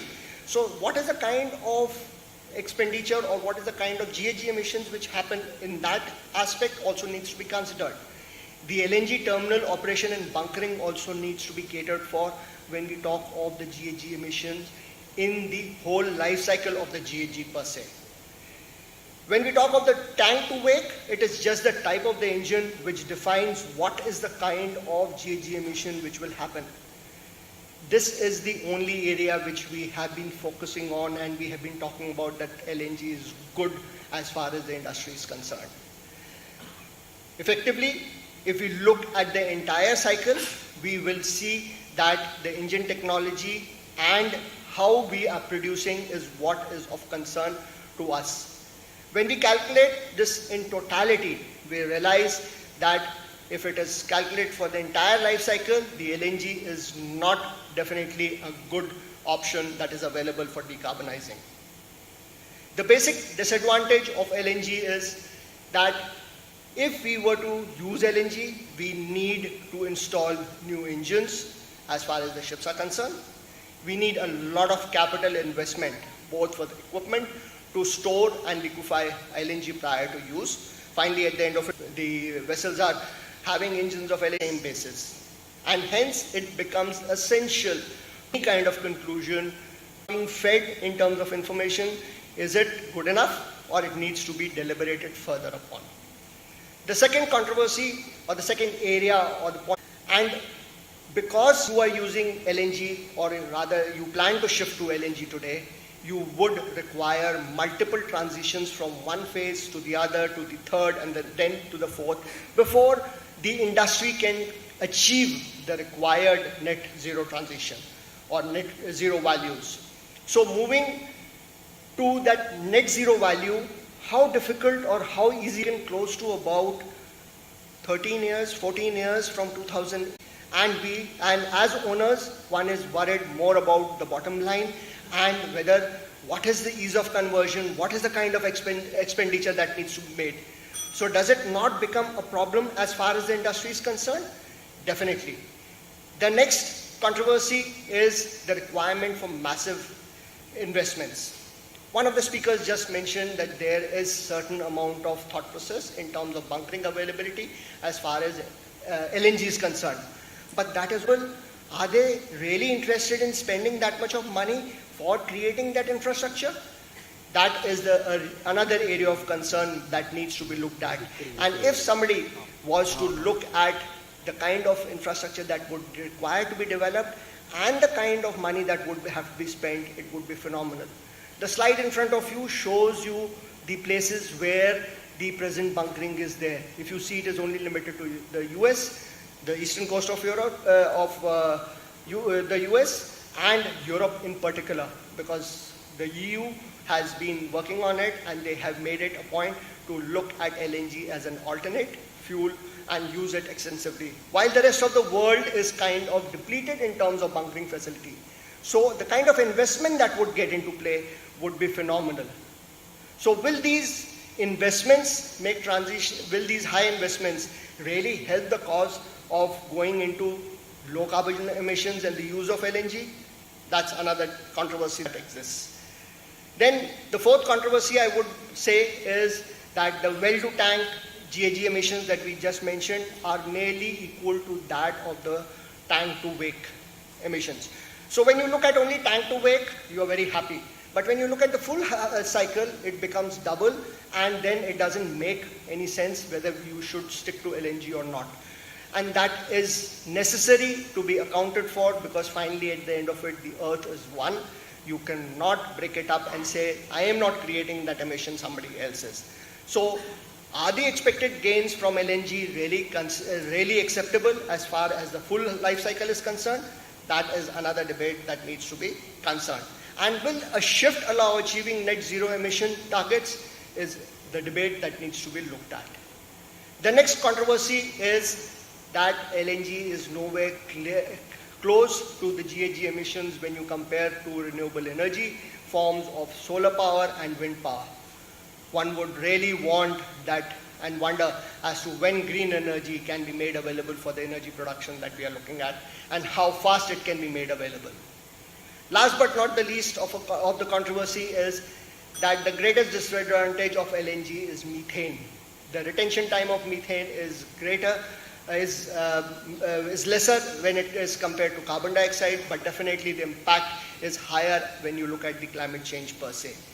And LNG is considered detrimental for the climate change. That is what needs to be remembered. The outcomes are based on different assumptions, and that is what makes another area of concern is whether LNG as a decarbonizing fuel should be overall encouraged or not. So what is the way ahead? If we were to justify it, we could say limited. Positive advantages definitely exist. Improvement in technology has definitely allowed things like methane slip, that is the release of methane from LNG because of incomplete burning, to be released in the atmosphere, to be limited. But definitely there's a long way to go. And decarbonizing efforts have to be started today. And that is why we can say decarbonizing efforts have to be started today, rather than wait for something which is there in the offing, but we do not know whether we will achieve it or not. And when will we achieve it? Will it be late? Will it be good enough? Will we not be in trouble and reach a point of no return? So that is what needs to be considered. Currently, the life cycle activities of LNG are driven by carbon-emitting fuels, and we need to substitute it with renewable energy. That means when you are producing the LNG, that itself should be with renewable energy. That could be a possible way ahead to look at. That would at least reduce one part of the GHG emission at the creation point, such that the overall usage can be a lesser contribution as far as the GHG emissions from the whole life cycle is concerned. Then LNG, wherever it is used with strict emission norms in force, they have been controlled in open spaces, and ships have increased in number and size. And if we were to look at the entire global maritime fleet of today, if we were to completely switch to LNG, we will get a GHG emission reduction of close to about 15%, but that is only if we shift in totality. Studies are required to address this life cycle, complete life cycle studies, to understand what is the kind of GHG emissions and where all we can reduce. Technology will definitely help in driving down the total emissions, but then that will have to go along, and we will have to move along as we go with time. The use of liquefied biomethane and synthetic methane is another option, or it will be an option in the near future as technology develops and as we are able to do it. Some of the speakers mentioned about battery and hydrogen fuel cells. They are an option. Methanol is an option. Yes, sir. Just winding up. Last one more minute. While absolute figures of advantage from LNG vary, the advantages do exist, and we need to cash on these advantages before it becomes too late as far as humanity is concerned. Finally, some action today is better than absolute inaction. While the investments which we make today may drive investments to derail the future development of zero emission fuels, but there is no other option but to accept it as we go. This is the kind of in some form or the other. In conclusion, I would say that since available alternates are limited, delay to be detrimental, but some action is better than absolute no action. Will require multiple transactions, but it is kind of essential, which cannot be avoided. Bio-LNG and renewable synthetic LNG to follow may provide some greater emission reduction. The road to decarbonizing will not be easy. We have been overlooking it, and we have been passing it for too long. The more we delay, the harder it will be to implement and achieve a completely decarbonized shipping industry, as has been mandated by IMO. Thank you very much. I'm open to questions.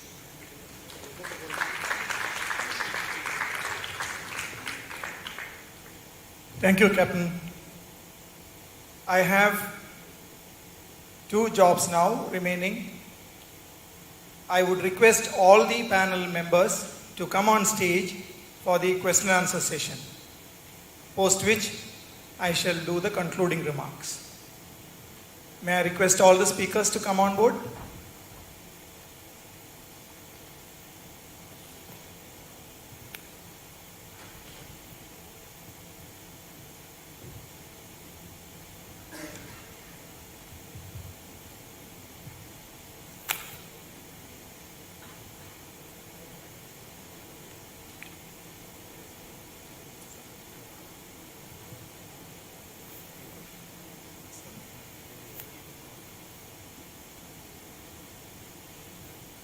Hariraj?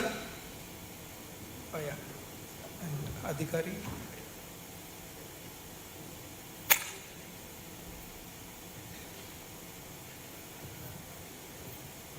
Can we request the SEDS rep?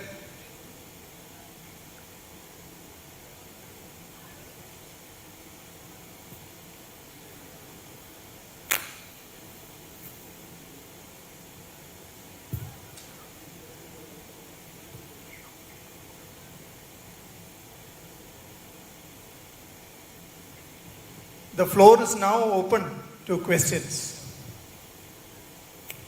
Questions towards Mr. Hariraj could be delayed as he is joining us. Other questions can be raised now.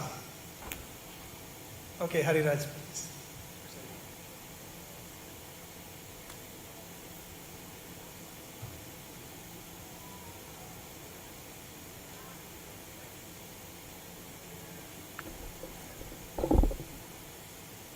Questions, please. Yeah, Anjana has got it. My question is addressed to Mr. Krishnappa. You've said that you've actually delivered fuel cells which have been approved by DNV, and they're actually installed on more stringent than battery operated vessels, or mostly similar. And has DNV come out with very specified rules that can be applied generally across fuel cell vessels?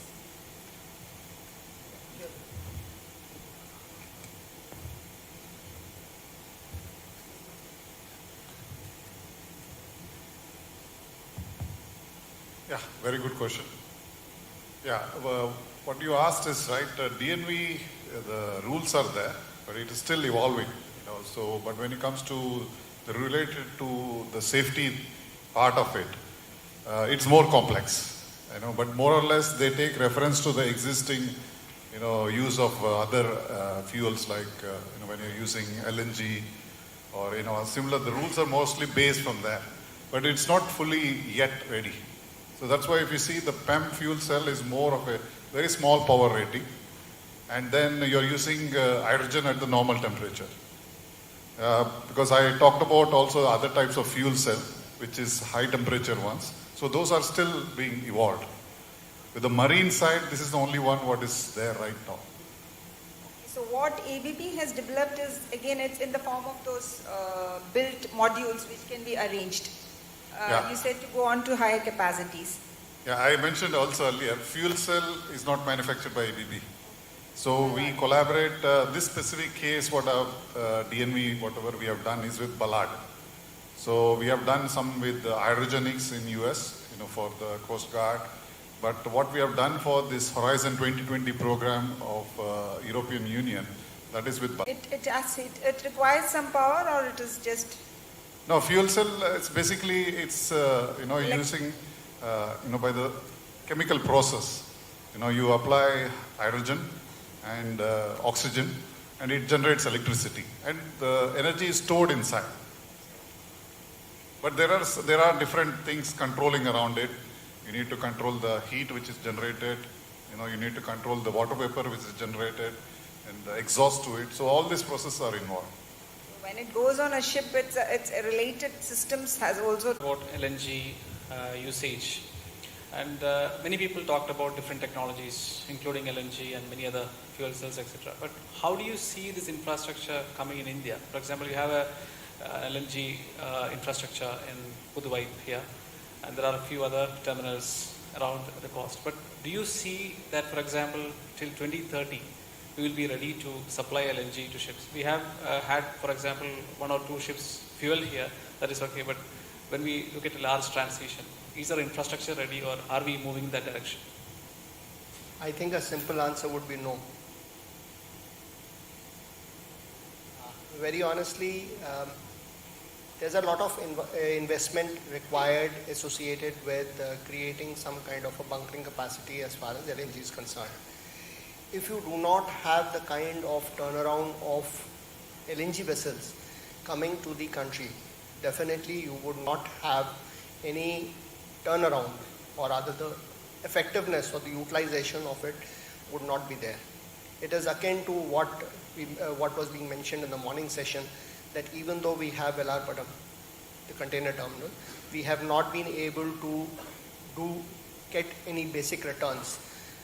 Reasons, whatever they may be, but if you do not have turnaround, you will not be able to get return of investment. And in the present situation, the LNG vessels usage or the plying is limited only in the European seas and across the Atlantic between the European nations and the US. So across the across the Red Sea to us, to this side of the world, definitely there is no point creating an infrastructure here unless and until you want to create an infrastructure for nothing, which does not make economical sense, and that is what is of concern, and that is why I mentioned no.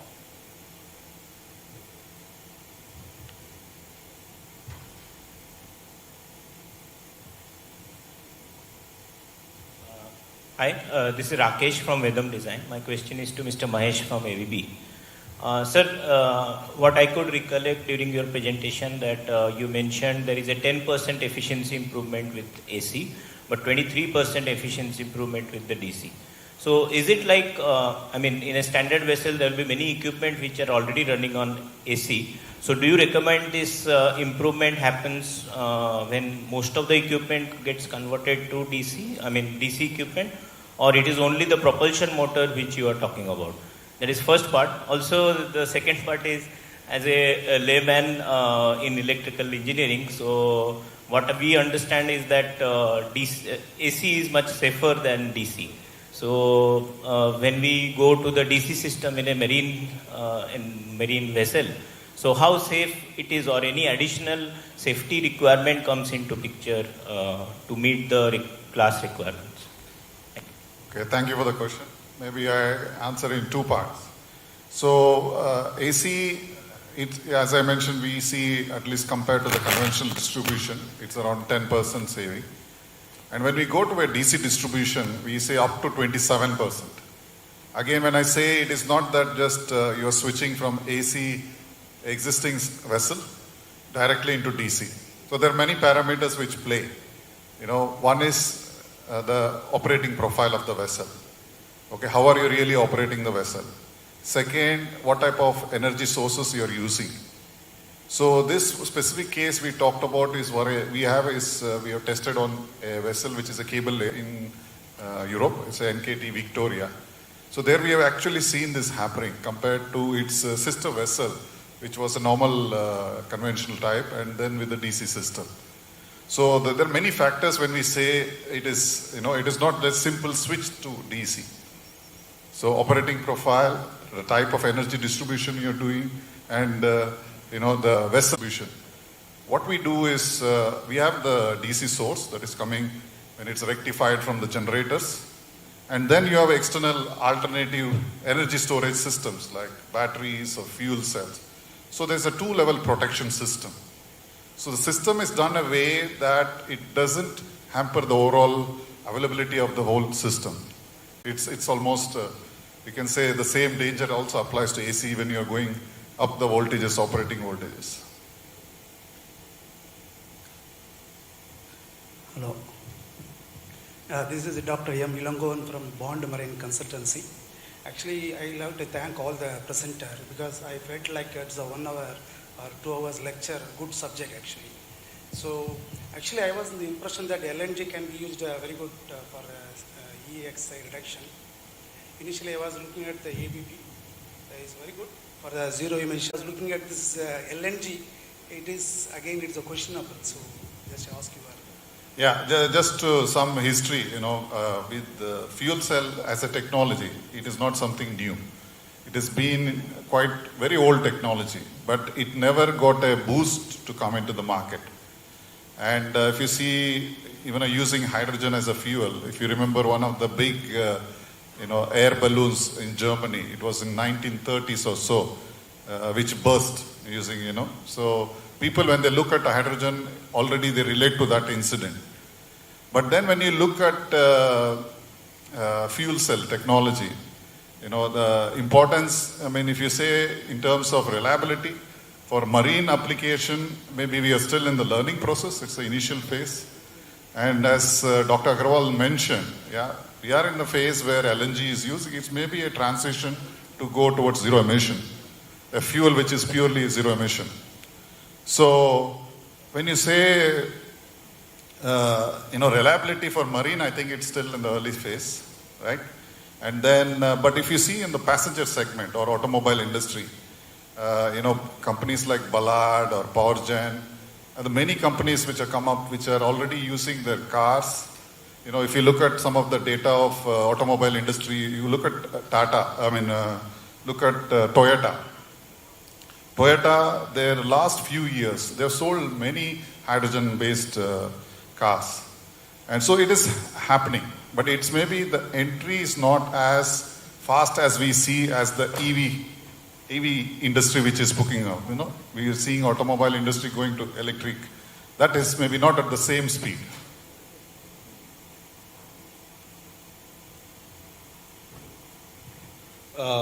Sir, Chandan here from ABB. Just a question to Captain Nitin. Excellent presentation, sir. Coming from Indian Navy, just want to ask, what is naval perspective in long term towards this transition? Okay, you are not sure about LNG, but how do you feel about other tech as we have presented in form of fuel cells, etc.? Okay, I think I need to put things into the correct perspective.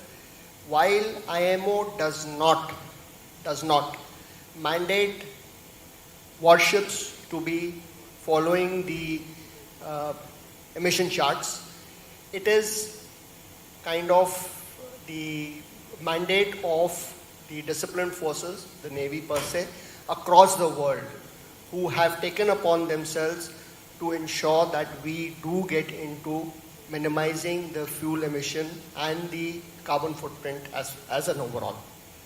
The Indian Navy itself has a number of projects in line. Some of them have reached a certain amount of stage. Some of them are in the developmental stages. But definitely we are at an advanced stage of technology. You have to understand that the technologies that we have discussed so far, including fuel cell, hydrogen cell, they are all in the developmental stages. They are good as far as low power is concerned. Smaller vessels are concerned. Unfortunately, warships do not have that luxury. You need high power. You need power for your weaponry. You need power for your speed. That cannot be provided by these alternates as of now. But yes, the diesel, the high sulfur diesel that is being used, that is being used with a blend, with a mixed blend, such that your emissions are to a bare minimum. They are kept below what has been mandated by IMO. So that is a step, a positive step towards ensuring that we are on the right track, even though not mandated. I hope I've answered your question. Hi, sir. My question is to Mr. Sampath of Kongsberg. I'm from the technical management end. So my first question to you is, sir, how can we trust on this transfer of data? What is the assurance that you provide for the data that is being transferred? And my second question is, we are all talking about sustainable operations, decarbonization, and we have this timeline by IMO. So we have, in 2023, we have CIA coming in, EXI and SEAM3, everything coming in. So where are we in the commercially, where are we standing? So we don't have a carbon taxation at the moment, this region of the world. But what is our commercially, how beneficial are we from a technical end when looking to the ship owners? We have all these stakeholders coming in, yes. So how commercially, how is it beneficial, or we are going to suffer or not? Could you come back in the first question? I didn't get you. The first question, what is that? It's on the marine data security. Okay. Let me tell you. When Kongsberg is coming up, I can tell you, as I mentioned, we are coming up with the infrastructure, data infrastructure. Particular information we get from the classifications or the owners calculated it. Then on that basis, we try to minimize the cost, because there are so many different ways we can do it. So, but we want to give a solution. We know that owners are just coming up from ballast water, scrubbers, new things coming up. They are putting money in that. They are completely burdened. So when we come back to a solution which is approved by GNVDL, type approved, that this is the solution which can goes well with meet the requirement, but condition we have the system on board. Otherwise, they have to retrofit it, refit it the system, right? So in that case, it is all the discussion with the owners, how much they have investing, ready to investment to imply.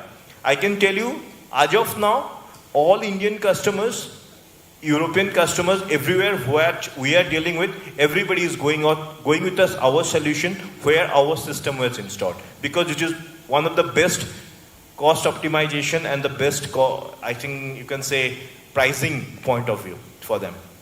I hope that answers your questions.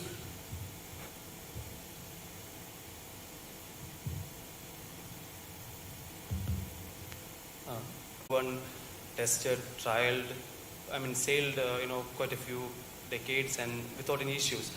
When we have the alternative fuels coming in, we are compromising quite a few on the fuel. We are trying to save the environment. That's for sure. That's absolute preference here. I do understand and acknowledge that.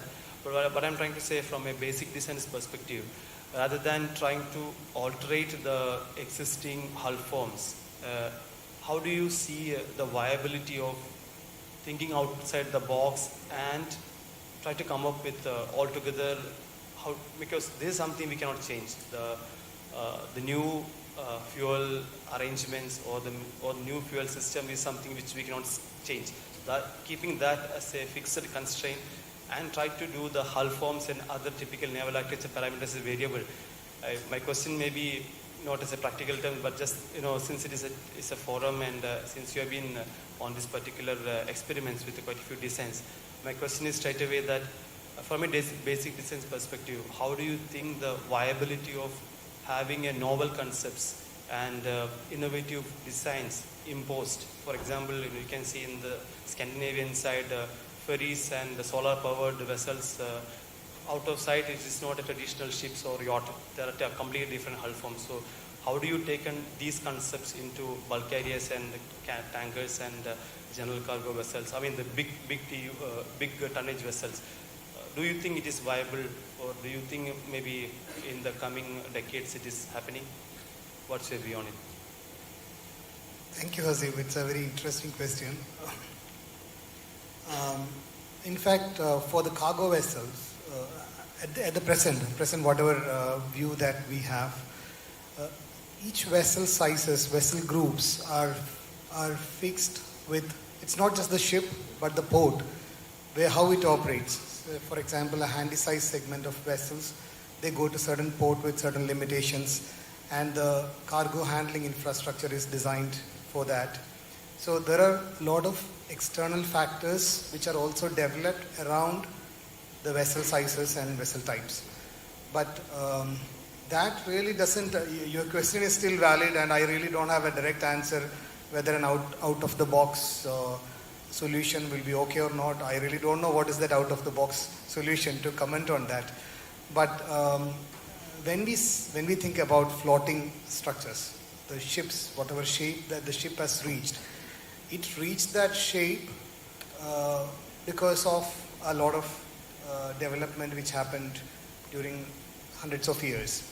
And we definitely know that whatever is the size and the weight that is distributed, we are going to have certain loads to which we should design the vessels, certain motion which we should manage. But probably with increase in automation and with these new technologies coming in, I really cannot think of a shape like sitting here, what could be better for, let's say, carrying ammonia as a fuel. You can, of course, you can have it in your hull, you can have it as a tank outside the hull or something like that. But other than that, let's say, putting a trimaran for a cargo vessel and probably splitting the fuel from the hull, I don't know whether that will work or not. But definitely, I think the time will tell this. But personally, I feel predominantly we will have to work around the shapes that we have at this moment, and rest I think the time will tell.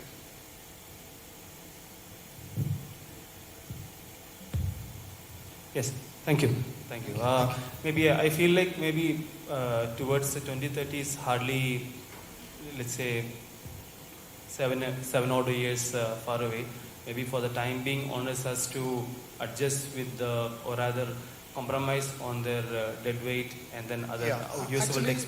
On that part, if we are really thinking about a new design now for a cargo vessel with conventional fuel, whatever is available with MDO, MGO, and to the best if you are moving to LNG, you can really meet 2030 targets or even go to 2030, 32, 33 without doing any other fuel. Like you don't have to really worry about ammonia or methanol or anything.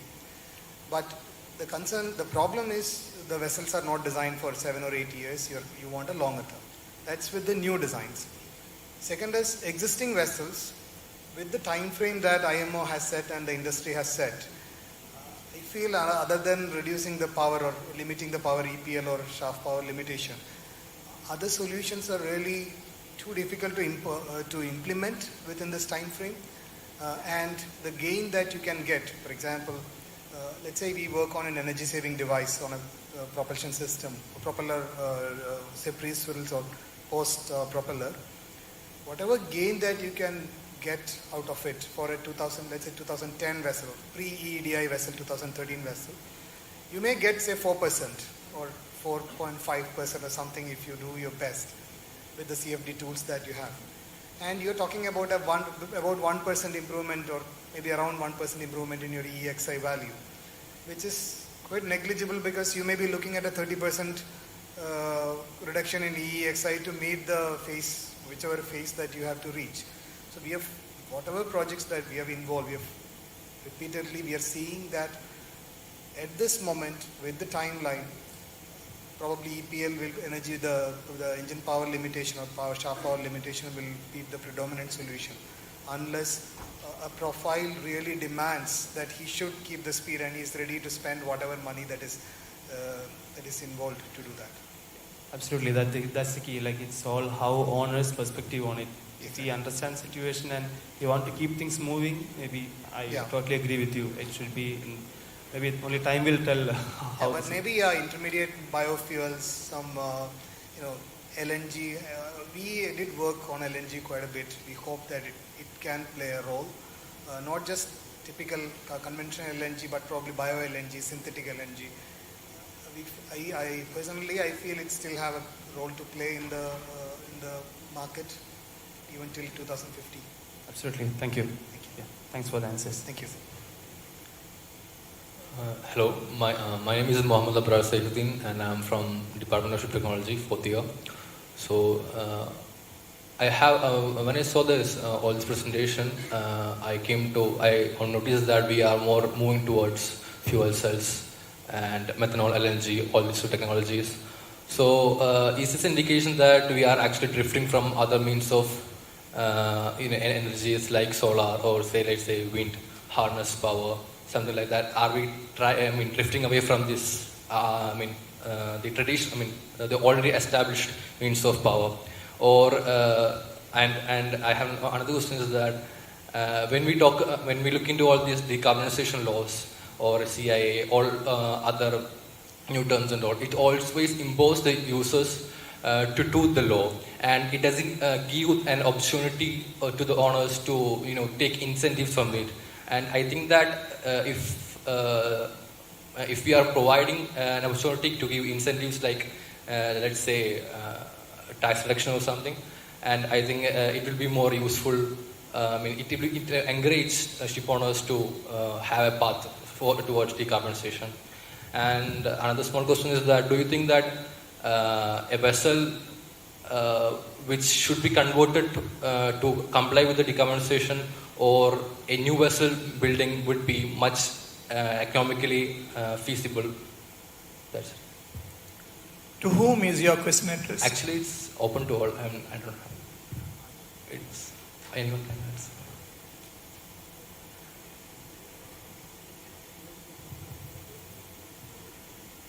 Yeah, you're right. There is, as you can see, the field is divided. We do not have a very clear winner as to which is the fuel of the future. Current technologies would go on and produce the necessary effect that we all want. So that looks like, currently, as you can see, the various speakers spoke well and the field is divided. Any other better question you want to answer? No, I'm not trying to sell hydrogen here, but what I want to say is the future fuel, as most of the people are talking about, is hydrogen.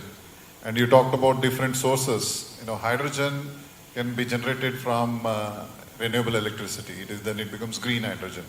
That is what is required to really go into this zero emission future. So green hydrogen is simply done by electrolysis of water. So you need basically a lot of sun or wind, water, and then use electrolysis and then get hydrogen. So that's why people are talking more about hydrogen. But we are in a phase where, we are going through a transition. There are many factors which play around. So you will see multiple uses of fuel also. Like from Singapore, they're now looking at using ammonia. So each geography may be going in one direction, but at some point, maybe they all go for hydrogen. That's my personal thought.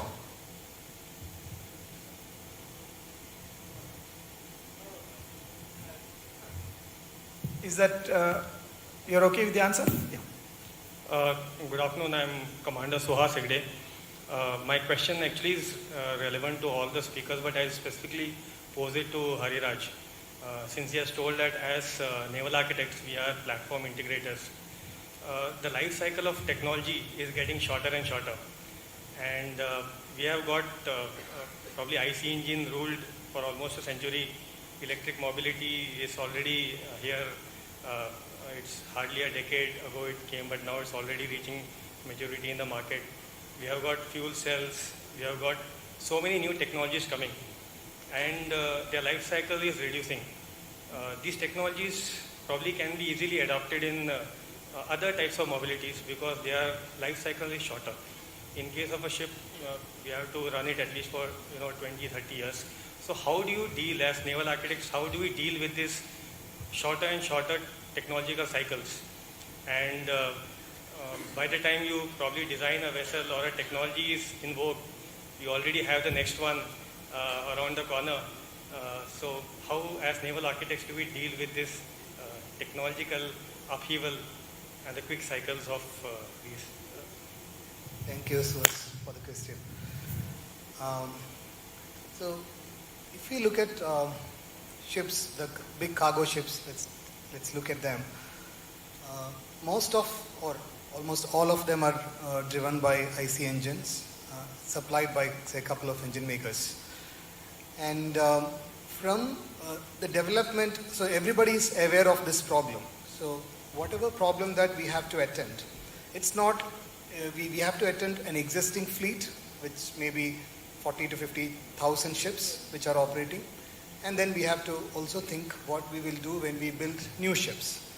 So attending existing vessels are also of very high importance. So seeing this, whatever we are discussing now, these are not things which started last year or 2 years before. Everybody started developing long before, and with MAN and Wärtsilä, both the two major suppliers of engines, they are working on retrofitting systems. For example, if you are moving from heavy fuel oil to LSHFO to ammonia or LNG or methanol, the engines are ready. Most of the engines which are probably built after 2013 or 14, they are ready for retrofitting. So you can change certain part of the engine and then you can burn the new fuels, whatever we are talking. And for these ships, generally for ships, IC engines will definitely be one of the major prime movers for foreseeable time. And definitely fuel cells will be probably the solution after maybe 1 or 2 generations. I don't know, we really cannot predict that at this point.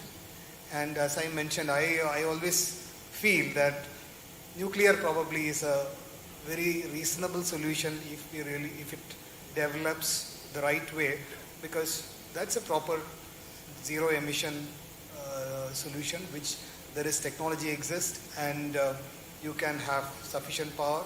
There are so many positives and some negatives which I feel can be managed.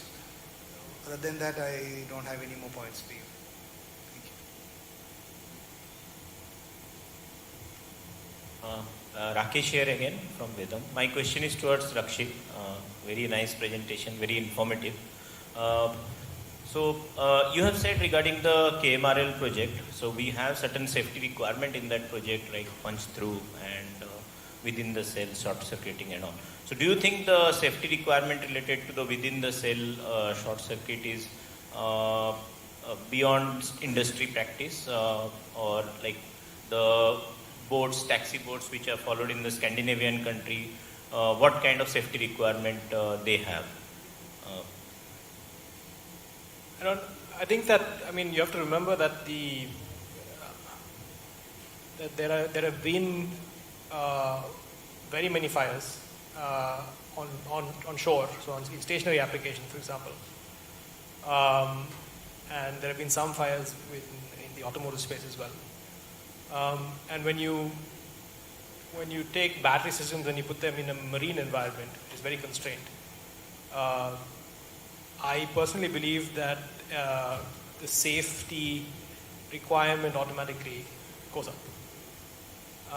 And so the requirement that was put into the KMRL tender is not at all strange from my perspective.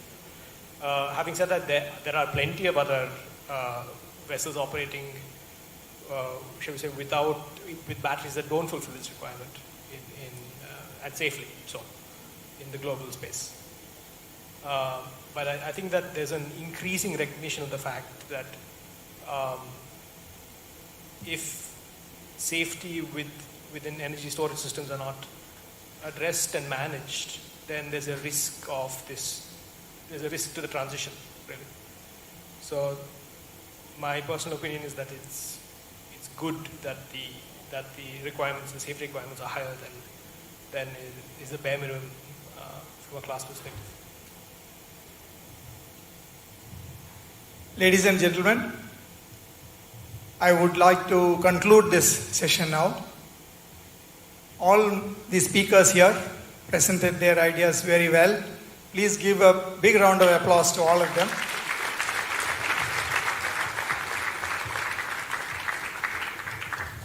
I have the honor to conclude it. We can see in this the trend for green ships and decarbonization. There are no clear winners as far as fuel type or means is concerned. Come to think of it, if a captain comes into the port and if he puts on the DG and does not connect onto the shore supply, he can be penalized. But think of it, when he plugs in onto the port supply, if that supply is from fossil fuel, what is the point? So we need to ensure that ports have huge resources of renewable energy to supply these vessels. So another aspect that strikes very loud and clear is that there are no sufficient investments that are going on in technology development as an alternative to IC engines. That's because of the oversupply of fuels, available, easily available.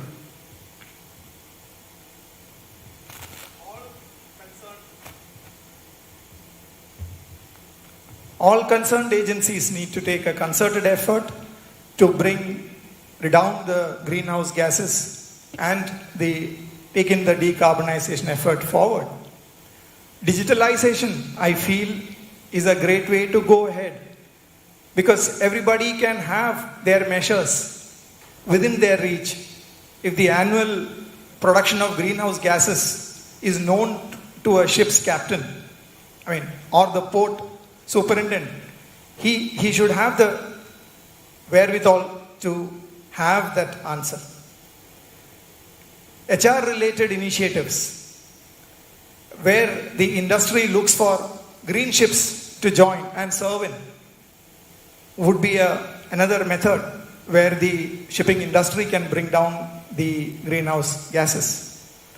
And lastly, environment, social and governance objectives of shipping companies also can help.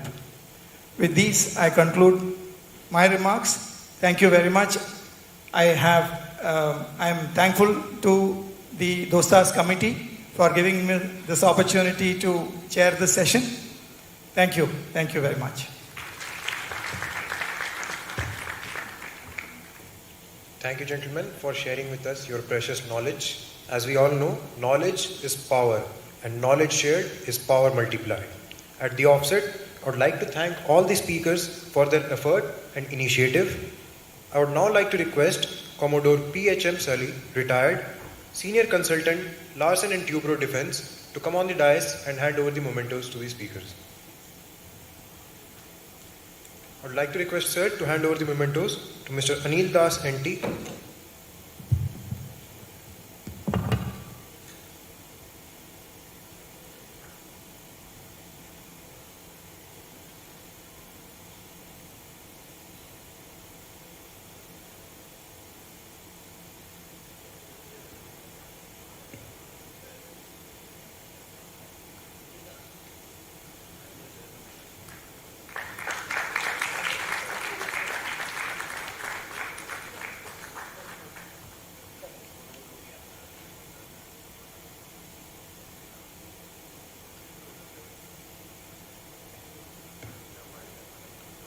Mr. Mahesh Krishnappa.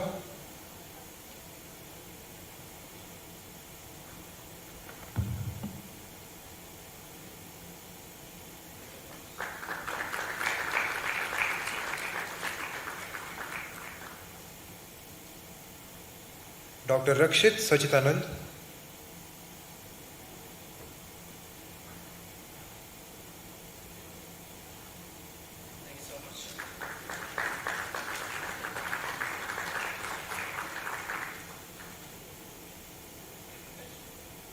Mr. Hariraj P.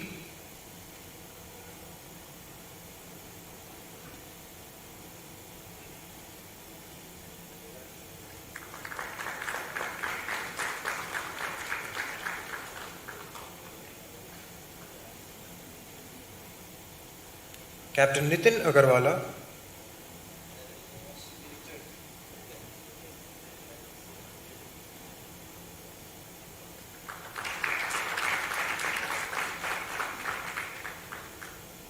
And Mr. Sambit Adhikari.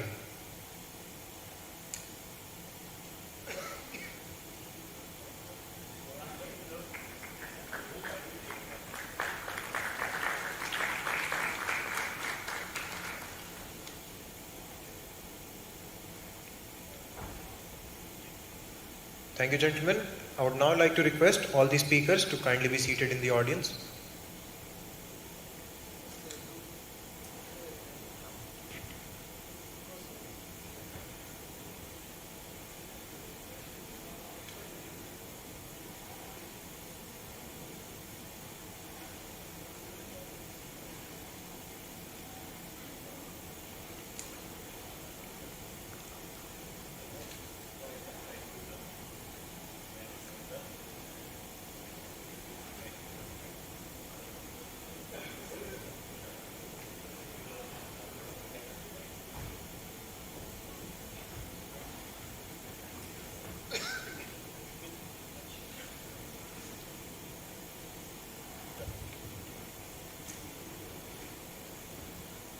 So ladies and gentlemen, with this we come to the end of the day one.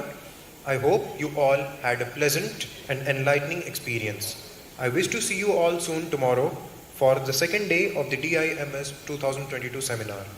We will have a short break and will assemble for dinner, which starts at 6:30 p.m. That's all for today. Thank you all. Have a great day ahead.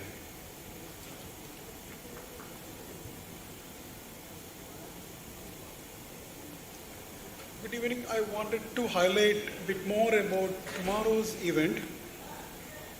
Tomorrow we have 3 sessions. First session is on the logistic side. So what we are discussing is logistic and supply chain optimization, a luxury or need of the hour. You have to keep one thing in your mind, that in India, the cost of logistics, if you have to take some commodity to India, if you look at the overall cost, the cost of a logistic part is 14%, whereas in Europe it is 7%. So we have an excellent team who are going to discuss how we can minimize this cost actually. So that's going to be an excellent session. I will just highlight the panelist for that particular event. We have Cyril from Floor, Then Mr. Samir Parikh from JM Baxi. Mr. Praveen Thomas is the CEO of DP World. Dr. Cyril C. George is the Deputy Chairman, Cochin Port Trust, ex-chairman in fact. And Ms. Ruskana Vora, she is Director of SAL Maritime. So it's going to be an excellent session that will start at 9:30, the first session tomorrow morning. Then after that, we have 2 more sessions, which I like to highlight very quickly before you go. Then the second one is digitalization and automation in shipping industry, which is another widely discussed topic. For that, we have speakers from Class NK, Aries, Conceptia, and Elcom International. So that's also going to be another great section. So these 2, logistic and digitalization, will be in the first half. Then we'll have lunch. After lunch, we will have design and optimization of marine structures. That's again another interesting topic. That we have speakers from University of Texas, ABS. We have speakers from SETS. We have speakers from Cochin Shipyard. We have speaker from Indian Register of Shipping, ADNOC, and from the Department of Ship Technology. It's going to be a great sessions and highly informative session tomorrow. So I request all of you to present on time tomorrow. Thank you so much. Thank you.